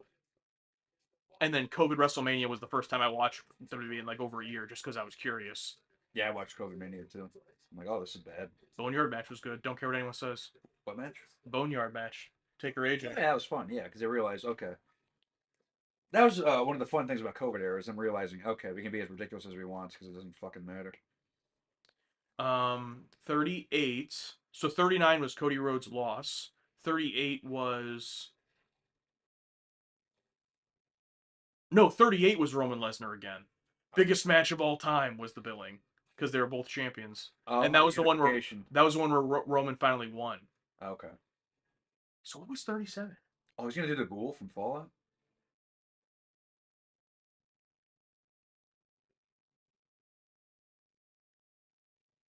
You mean Homelander? When everyone wanted him to turn heel, and they're like, Homelander Rhodes. Oh, this is cool. Oh, he's doing all those old gimmicks. Yeah. You know, I always liked that CR. Oh, Jim Ross. Nice PNG. Yes. Oh, my favorite. Grotesque. Grotesque Cody Rhodes. The best Intercontinental Championship, too. Even though he's the one that changed it, but whatever. They've Yep. got Stardust. Stardust. Oh, you know this whole thing was Cody's idea. At least it's something. I mean, all the WrestleMania entrances so far have been shit. Yeah, this is good.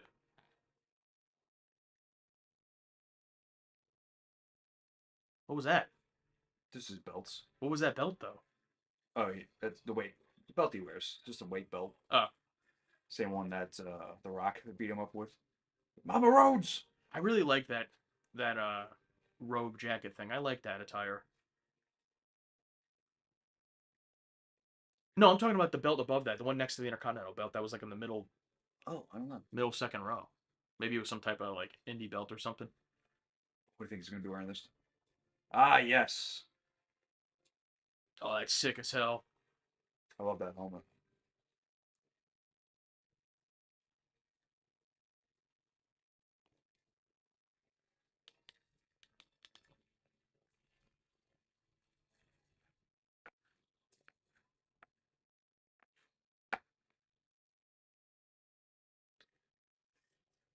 Imagine auctioning off that helmet.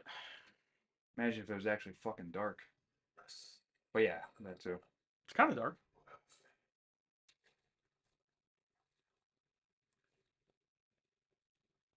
What is that crowd? Is it half booing, half cheering? I don't know, but that attire is really good.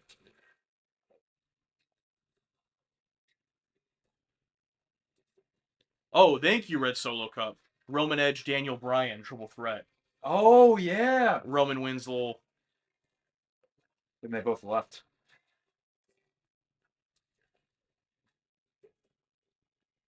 I would have never remembered that, so thank you.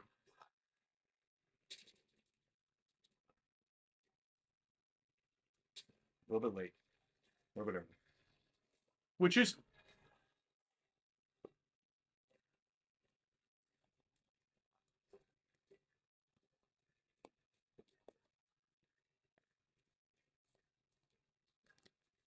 just just to think about the comeback story to be able to go from, overcoming that horrible neck tattoo.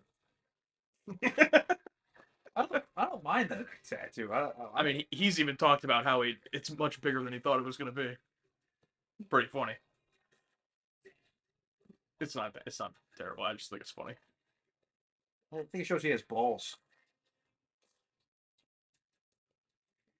Okay, get up to the ring, dude. You were too far away. Hurry up. Oh, he's gonna do it right here. Okay. Okay.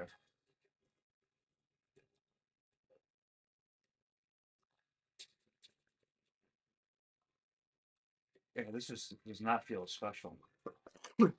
I mean, great attire. Yeah, great attire, but in terms of the crowd and everything, I mean, this is like WrestleMania 40 Night 1 bad in terms of the crowd. Little wink from Nick Khan. Put over Randy. Like the whole time, it's supposed to be Cody's winning. When he goes with Nick Khan, change of plans. Orton over.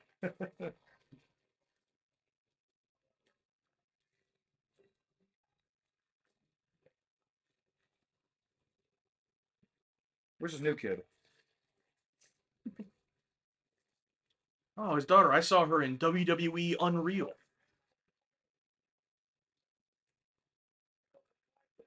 He's already crying. Who, him? Yeah.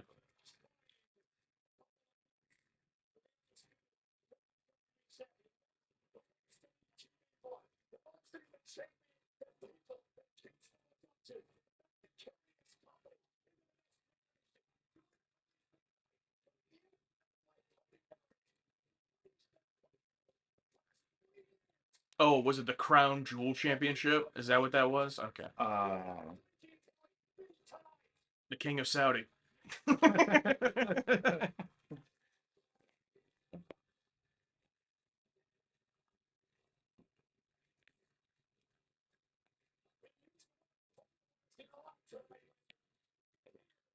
Yeah, we gotta have WrestleMania in France. We can't keep doing this.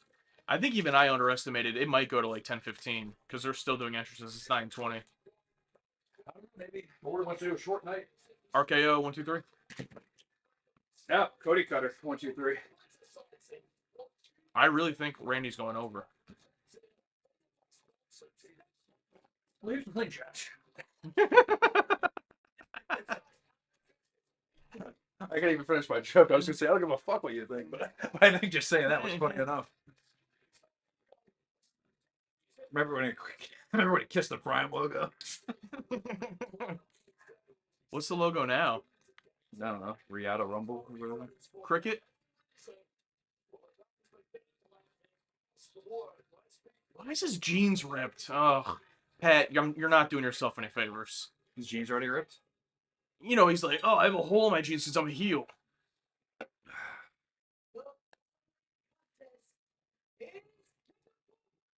I gotta have little Nate in the main event. Love it. Charles Robinson. Yeah. Is it the General? It is. Oh my god.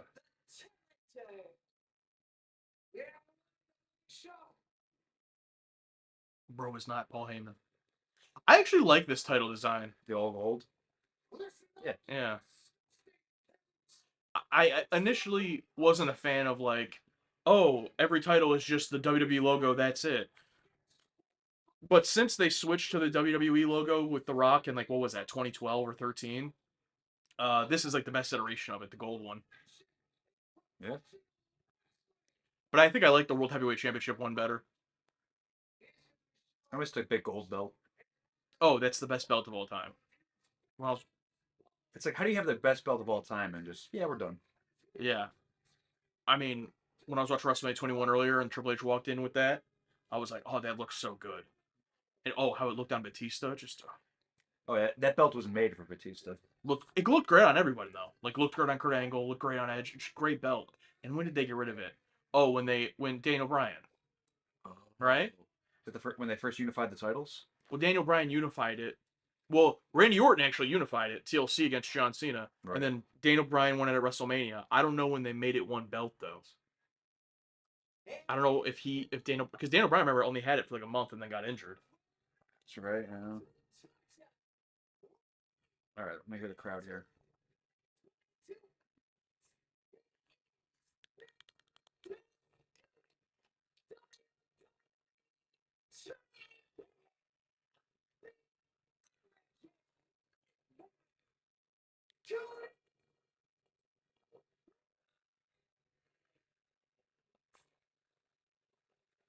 Huh.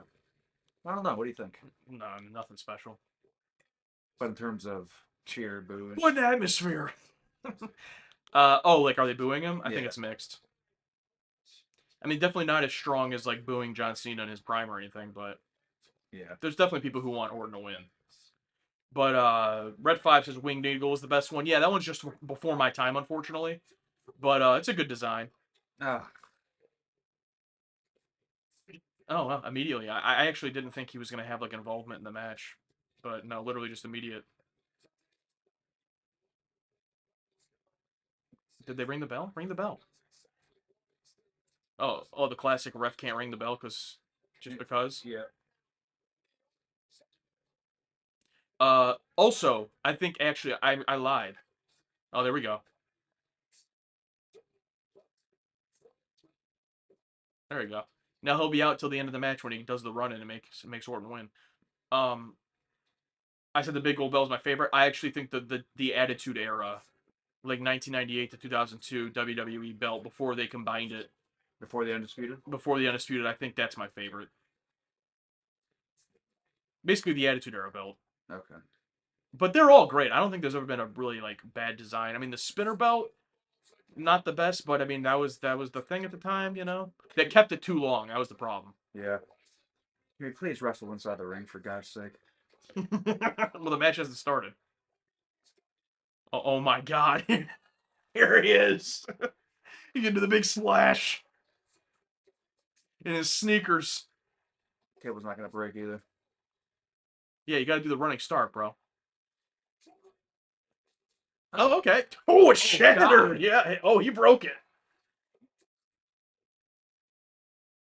And that's Posto's epic jelly roll. Yeah.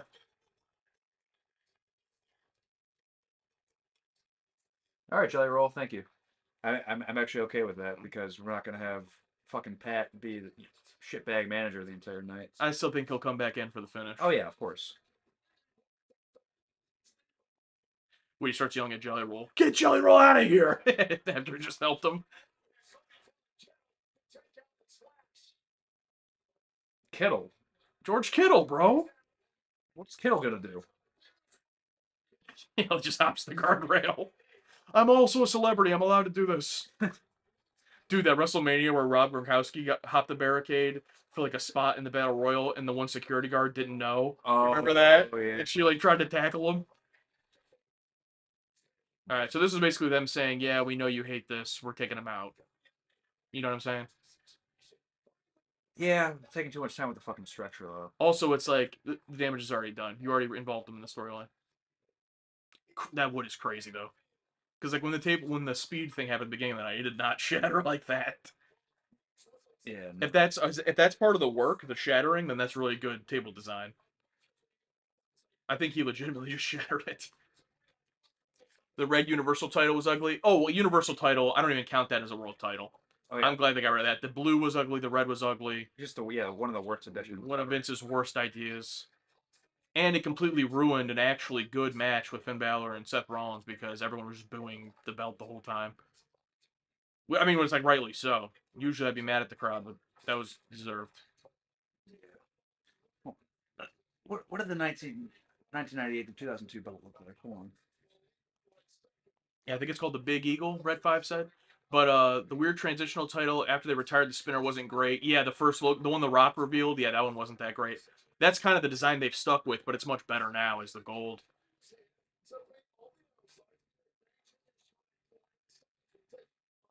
I'm gonna type in 1999 championship. I think I know which one you're talking about. It looks like a globe. Oh, this one. Yeah, Oh yeah, that one's a good one. I love the circle. Oh, Jason Jordan, he's back. Kurt Angle's son. The thumbs up. That's good. Okay, should have just done the thumbs up. I think that would have been funnier.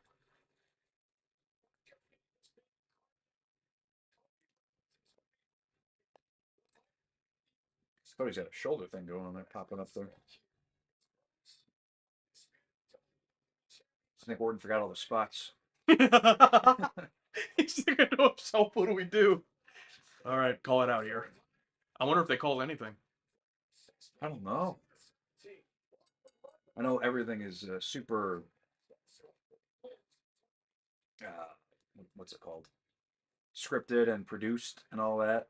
But I can totally see Orton like, yeah, shut up, Michael Hayes. Oh yeah, like imagine trying to be an agent for an Orton match. And then Cody Rhodes, who you know is just like, yeah, we're doing whatever Orton wants. Yes.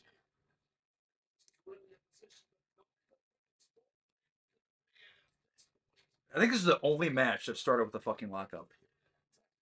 I don't remember. You could very well be right, yeah.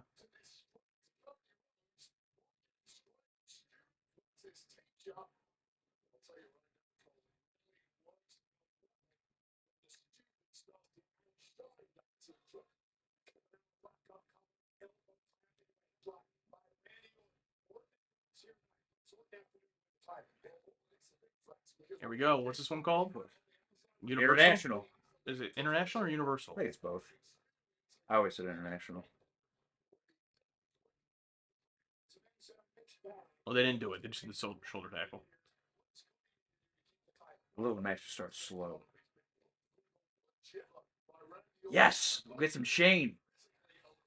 Fuck yes. There we go. That's what we need. Every match so far has had a fucking table, a ladder, and all this bullshit garbage. Oh, I can't get over. Ooh. This is how you get over. That's how you get the crowd out of their seat. Headlock. Some Jane. The funny thing is, I completely flipped from how I used to be. Where back then, it's a super indie everything, blah blah blah. You got to put on the best show of your life all the time. And now, complete opposite. We're doing nothing. What if we did nothing? What do we do? Nothing. I can get over with 2 moves. I can do a headlock for half an hour and have the crowd go nuts. I could wrestle Ring of Honor if I wanted. I'm not doing all that. You haven't signed me because I haven't tried out. That's why.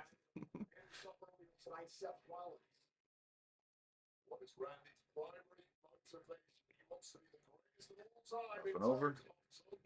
Whoa. Hit the ropes. Yes, I love the baseball slide.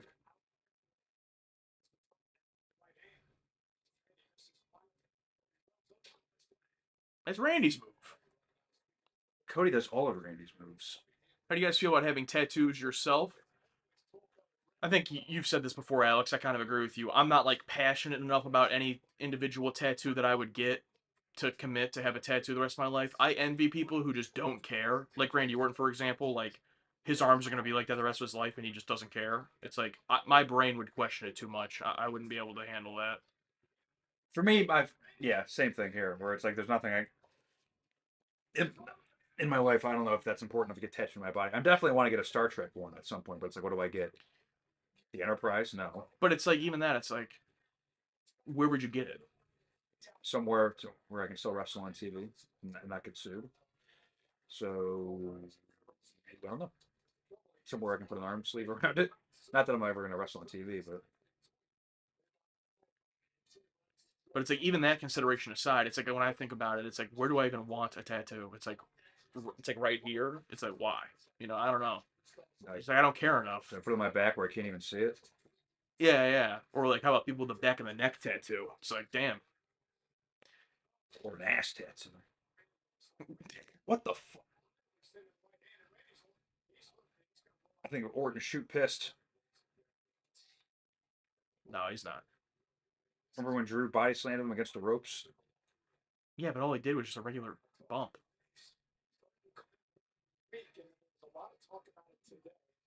Hey, you okay? It was a work. Damn it.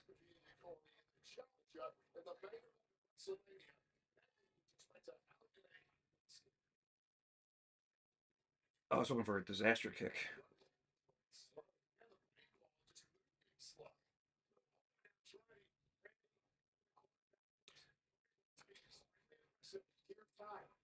See, here's how you know when something like that's a work. If he would truly hurt his back right there, Cody would not slam him into the turnbuckle like that. Now, this might sound obvious. That's because it is. Hey guys, what made you quit wrestling? Did you get injuries? Alex still wrestles. I just moved on. Not like an individual reason. I just kind of faded out, moved on. Didn't feel like it anymore. I had my fun. But luckily, I was able to have a last match, like I decided like, oh, this is my last match, and because it got to be a tag team match with Alex here in Cleveland, in a building where we had some cool matches. So I was like, yeah, this works. This will be my last match. Like I knew that going in, so that was cool. But I never got any real injuries, just nagging stuff and then some concussions. So I was lucky in that regard. But I kind of decided, the performance aspect is really cool, but I would much rather be a behind the scenes person and promoter, book, or something like that. I was decent at the in ring stuff, but that's never what I loved about it per se.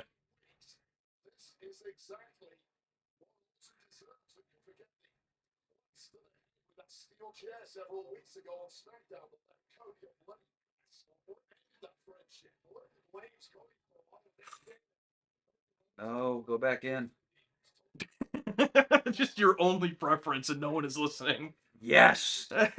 That's why Cody's my guy right there. Oh, he's a babyface, so he keeps winning. Shut up. He wrestles in the ring. He's great. Between the ropes. All these fucking losers out there who can't get over wrestling. It's like, oh, I gotta get put through a table. Get over. Get over with a reverse bear hug right here. Andre Hogan, man. Man, I sound as insufferable as fucking Al Snow. Hey, Billis75, thank you so much for the super chat. Always like seeing us hang out and do friend things. Hope to see you when you come to Vegas. Hope to see you too as well, man. Are you gonna be there? I hope you are if you're saying that. Hell yeah. He's just not there, but he hopes to see us. I just hope to see you there. I'm not going to be there, but I hope to see you there. Thanks a lot, man. We're deciding on our prices right now for a photo. We're thinking 400. Oh, nice. No, we're joking. We'll have to see you there. Oh, live in Vegas. Oh, Oh, you at WrestleMania right now? is the traffic really terrible right now because of this event? Isn't traffic always terrible? Well, yeah, but it gotta be even worse, I'd imagine. There's always an event in Vegas. Or no, it's about to be really terrible in about an hour. Right now, it's probably fine. Yeah. See me, I'd be leaving right now so I can beat the traffic. I say, you know what Orton needs right now? A sip of WWE vodka.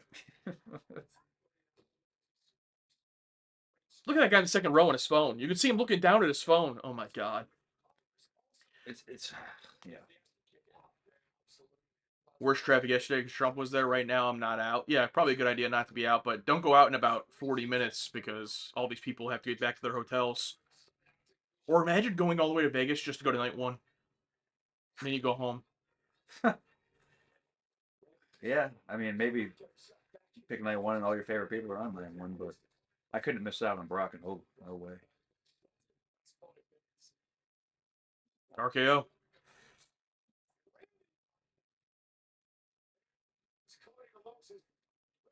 Oh, that guy's recording with his phone.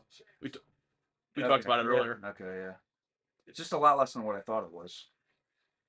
Do you prefer high flying or powerhouse ground based? Both. I like all A styles. mix of both, yeah. Yeah, I mean, it depends on the person, depends on the, you know what I mean? Like if I'm watching, two luchas, obviously I want the high flying stuff. The ladder match tomorrow, obviously, but then something like this, it'd be weird if these two just started high flying. Yeah. But if I had to watch one match, what style of match would I want to watch? Not high flying, but definitely faster paced. Like one of my favorite matches, AJ Styles, Samoa Joe, Christopher Daniels, Unbreakable 2005. One of the best matches of all time. Is that high flying? Yes, but not like in a crazy spot way.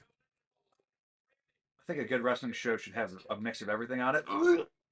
You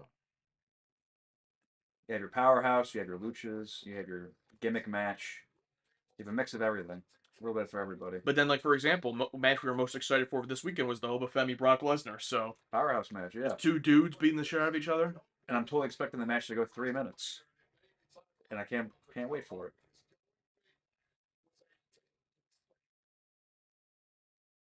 But I love watching some every now and then. I'll just be on the treadmill or something at the gym. I'll just put on a random WCW cruiserweight playlist and just watch people like fucking Dean Malenko and Eddie Guerrero and Rey Mysterio just go fucking nuts for a crowd that doesn't understand wrestling yet. You know why Randy's doing such a good job selling the back? Because he has actual back pain every day of his life. Yeah.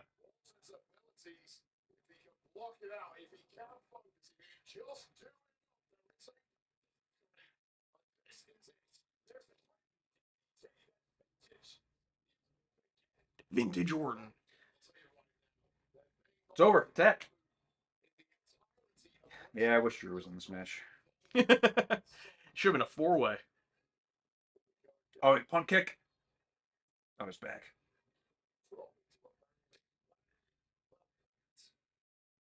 I think he was going to do like the twisting one, but did he not trust his knees or something? He's like, or maybe he doesn't want to twist his back. He's selling the back. Yeah. I was going to say, should have been a four-way. Forget the Rollins match. Drew McIntyre and put Gunther in there. Woo! Cody Suey. Watch out for the shattered wood. Nice. You gotta go full gimmick when you're doing that. I hate the when people that go for a Suey and they stop because they know they're supposed to be stopped. Mm-hmm. I don't know if you ever saw, but when I wrestled Matt Justice, we did a spot where he was gonna like hit me after I be diving, and I just went full gimmick, and I fucking dove all the way out, and I like went past him and like crashed into the guardrail. It was nuts. Yeah, I agree with you. I did the same thing when I wrestled Soda Pop Johnson when I was like, oh, I'm gonna go for a suicide dive, hit me with the chair. And he's like, okay, and you'll like go back in the ring. I'm like, no, I'm diving. And I just dove out, chair to the head, hit the guardrail. I was also 19. Would I do that now? No. Yeah, the thing is, yeah, I did mine 2 years ago, and I really regret it. But yeah, there's just a shit we used to do back in the day. Nuts. But I agree that when they make it obvious, like, like, Yeah, like you can do it without having to fully dive and still make it convincing. yeah. I mean, you and I did that before. Where I would go through the ropes and you'd uppercut me and I'd fall Yeah. out. Like I'd still die. I wouldn't do the full dive, but I would come through.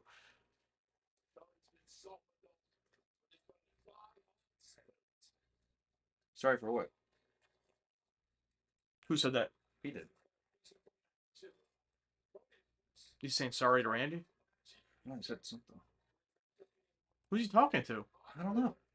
His wife?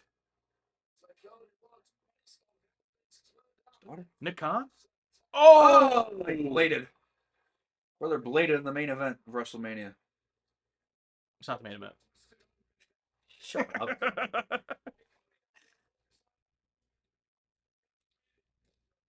You know, I think what would really make this match better? If Cody did a destroyer and Randy no sold. Back up to his feet. Yeah. Baseball kick or whatever they call it. Yeah, he does that, and then he gets on Blue Sky and starts white knighting him. That would have been great. Right in the ring. Uh,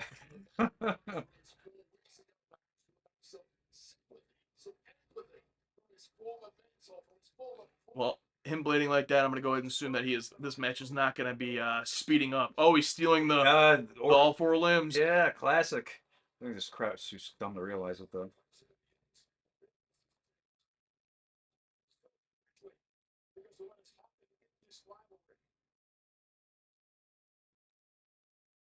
Yeah, I was just thinking that Cody heel turn, like, but why? Just because Orton bladed, like that makes him heel? Like he hasn't done anything to like cheat. They've been teasing like a Cody heel turn for a while now. Yeah, I know. But it's like, Nice. but it's like Orton's a heel. Oh, he's like, oh, Jesus, why would he fucking do that, dude? Oh. I mean, just being the hell out of Orton, I don't think is enough to be like, I'm a heel now. You know what I mean? Yeah, especially when Orton turned heel first. And like even this, like Orton did this first to him, so this would just be him getting revenge. Yeah, paying it back. Yeah. I do like the one taped up hand. I like that. I've bladed before. Oh yeah. Go on. He said, "Are you afraid of blading?" I'm like, "No, I've done it." Oh, I didn't. You didn't read that. I didn't know you were talking. I thought you just said that. I gotta read that shit out loud. I've bladed before. I thought there was like a story incoming. Oh. I also bladed once. Still have the scar because I am an idiot. Luckily, I don't have them. But yeah, that was my fear, just having my forehead looking like those deathmatch wrestlers who would just have that permanent Yeah. wrinkly forehead. Yeah, I did mine up here, so I can still see it up here, but I just did it. But I wasn't afraid of the bleeding itself. I was afraid of it looking fake because everyone's just gonna see me in the ring going like this. But it's like it is what it is. Yeah. I think you got to be like John Moxley and build up that. Just build it up and just blade in every match. Take a clothesline, blade. Ric Flair, Ric Flair, yeah, sneeze, bleeding. did it to himself. Wait, when he started punching himself. Yeah. Oh, great. Orton's heel run wasn't that convincing though for many of these past weeks. Maybe they want to mitigate that by turning Cody. But like, do you think this program is going to continue? Like, I feel like this would be it. Yeah, probably. Like, Orton will be gone after I think this. the only way to salvage all of this with what they've done so far is to turn Cody heel. Just do it. But there has to be something that would happen. Like, he'd have to turn on someone or like do something. Like, just beating Randy Orton it doesn't make you a heel. You know what I mean? Yeah, low blown. Yeah, I guess a low blown. But wait, haven't they done that already? Where Cody's been like low blowing people? I swear that happened recently. Oh, can he do it? Oh, yeah. nice.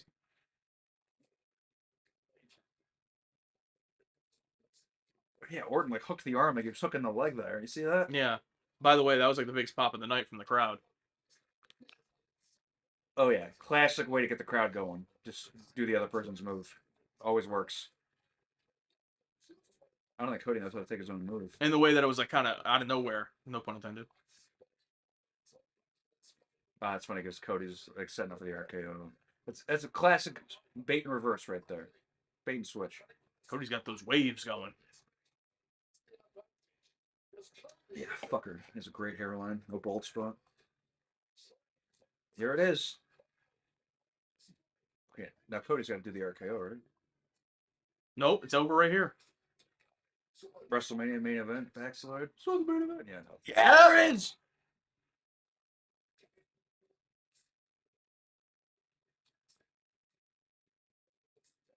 Here we go. You got him back. You got the crowd back. Come on. Him. It's literally a cheat code. Doing the other person's finisher. Yep.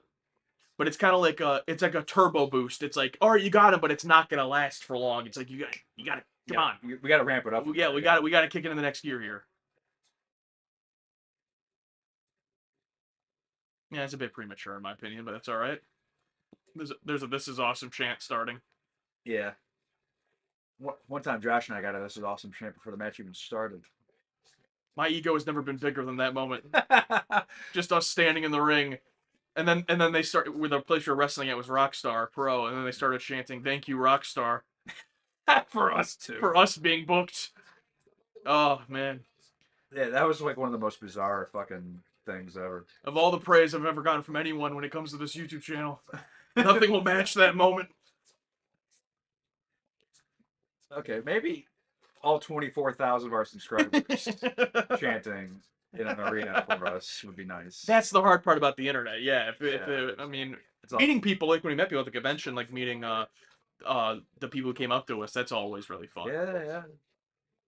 Now, if we just get them all in a room. I mean, if you think about it, some of these arenas that they wrestle at are what, 17, 18,000 seat arenas? Oh yeah. And we have like more. So imagine like an entire like arena where they do Raw or SmackDown out. The Gund Arena. The Gund Arena. Jesus Yeah. Christ. The Cube Arena. Whatever the fuck it's called now. Yeah, it's a surreal thing to think about. Like, say our videos average like 14,000 views, right? Oh, nice, out of nowhere. And it's like, imagine instead of people watching on YouTube, it was just like on a screen. Nice. Like on a screen and everyone was watching it at once in a stadium. It's like, that's crazy to think about. But then you just see the number on YouTube and you're like, oh, 14,000, whatever. Yeah, it's yeah, to put things into perspective, yeah.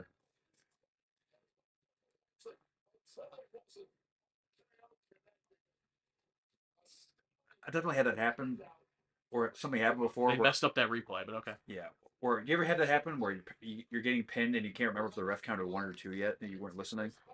I don't know if that ever happened to me personally, but I get nervous about it on TV all the time. When they like the ref starts counting a bit early, and I'm like, they didn't see it, but they always typically do. Because I definitely had that happen before. Where I think I've kicked out of one, thinking that because sometimes like the ref getting down makes that noise Yeah, of the slap in the mat. and that's why you gotta look at the ref. Yeah, and then everyone calls you out on it. Looking right at the ref. Shut up. Hopefully the refs do the Jake Clemens, Now. Oh yeah, Jay Clemens. I know you're watching. You're not, but one of my favorite refs to work with, old close friend. I like that little sell the knee. He'd a guy would go to cover and he'd say, "Listen to me," and he was like, "What?" And he'd like 1, 2, now, and he'd tell you when to kick out, so get it as close as possible. God, it was so cool. Or if you're Kurt Angle, you'll hear him say now and then wait 5 seconds and then kick out. Latest kick out of all time. It was Kurt Angle kick. 1, 2, 3. Oh! Speaking of the ref, First ref bump, huh? they're using all the cheat codes. Steal the finisher, now ref bump. Not even a ref bump, a ref finisher. Wait, is Cody bleeding out too? Yeah.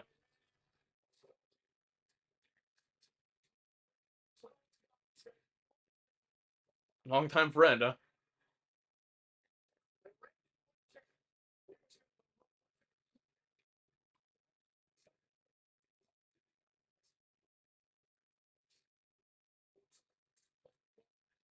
But even that, it's like, okay, You're just he paying tried. back. Yeah, he tried to low blow you. Yeah. Yeah, thank you. Exactly, Michael Cole. Boom. Boom. Come on. Oh, that was cool. Okay. That was nice. And he's doing the paralyzed cell. I always get nervous when people do rope spots. They wrestle. Like, one thing I can't do is watch my friends wrestle live. Like, I just can't do it. Yeah, here he is. The neck brace.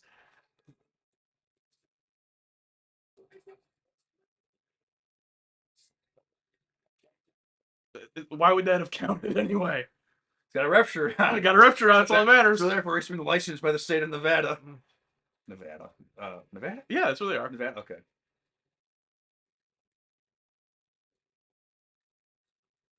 You gotta punt him, Randy. Ref, you suck. My favorite of this type of thing, though, that was a little bit more legitimate, is back in on Raw in like 2006 or something. They had Shawn Michaels do a guest referee match as like something the heel general manager made him do a ref thing where like Kane beat him up or something, and then later in the main event, Shawn Michaels. Oh, there you go. Okay. This is. Boom. Oh, yep. Is he gonna do the 3 or is one enough? Oh, that's it. Damn. I thought this was a perfect opportunity for a double turn. Where he RKO's him and then Yeah, what? because he RKO's Pat. Oh, babyface now. Cody low blows him Oh. again. That would have been Maybe if they didn't already do the low blow before, and then he low blows them there. Yeah. Anyway, regardless, it was fine.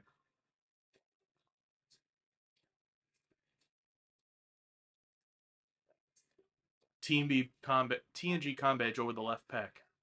Yeah, I've had that in mind. Wherever the heart. All right, Alex. Well, you are ahead 3-1. You picked Cody Rhodes, so I have to pull LeBron, come back from a 3-1 deficit tomorrow.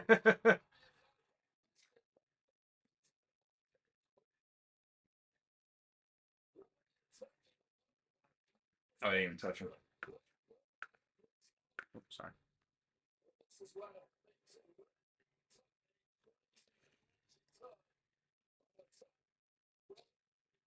Not as egregious as the CM Punk crossbody. Yeah, yeah. He at least threw his arms up like he was going for something. Yeah.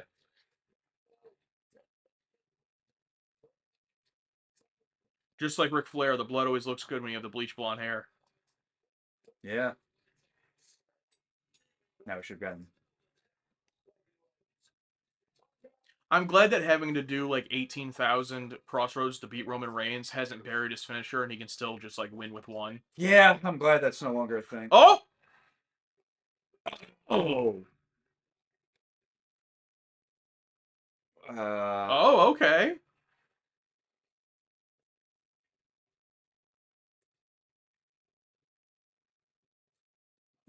I thought it was gonna be takes it. Oh, respects him. Nope. Yeah, no. Nope.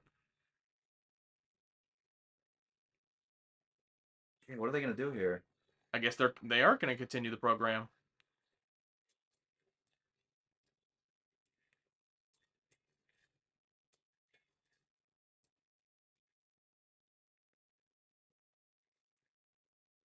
Come on, punt him. What's Nate doing out there? Come on, come on, come on.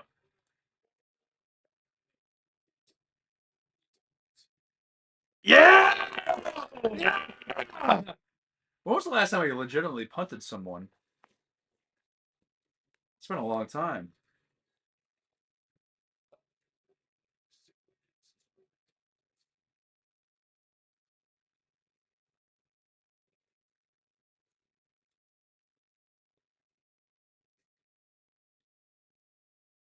Yeah, I don't know. Orton being a heel this late in his career, having who knows how long. Yeah, I don't know. Well, they're clearly continuing the program, so Yeah, I still think he'll win it eventually. Unless Triple H will hold him back because he doesn't want him to pass him. okay. Beat right back to what? All right. That's it. What if I just ended it immediately? Don't say anything.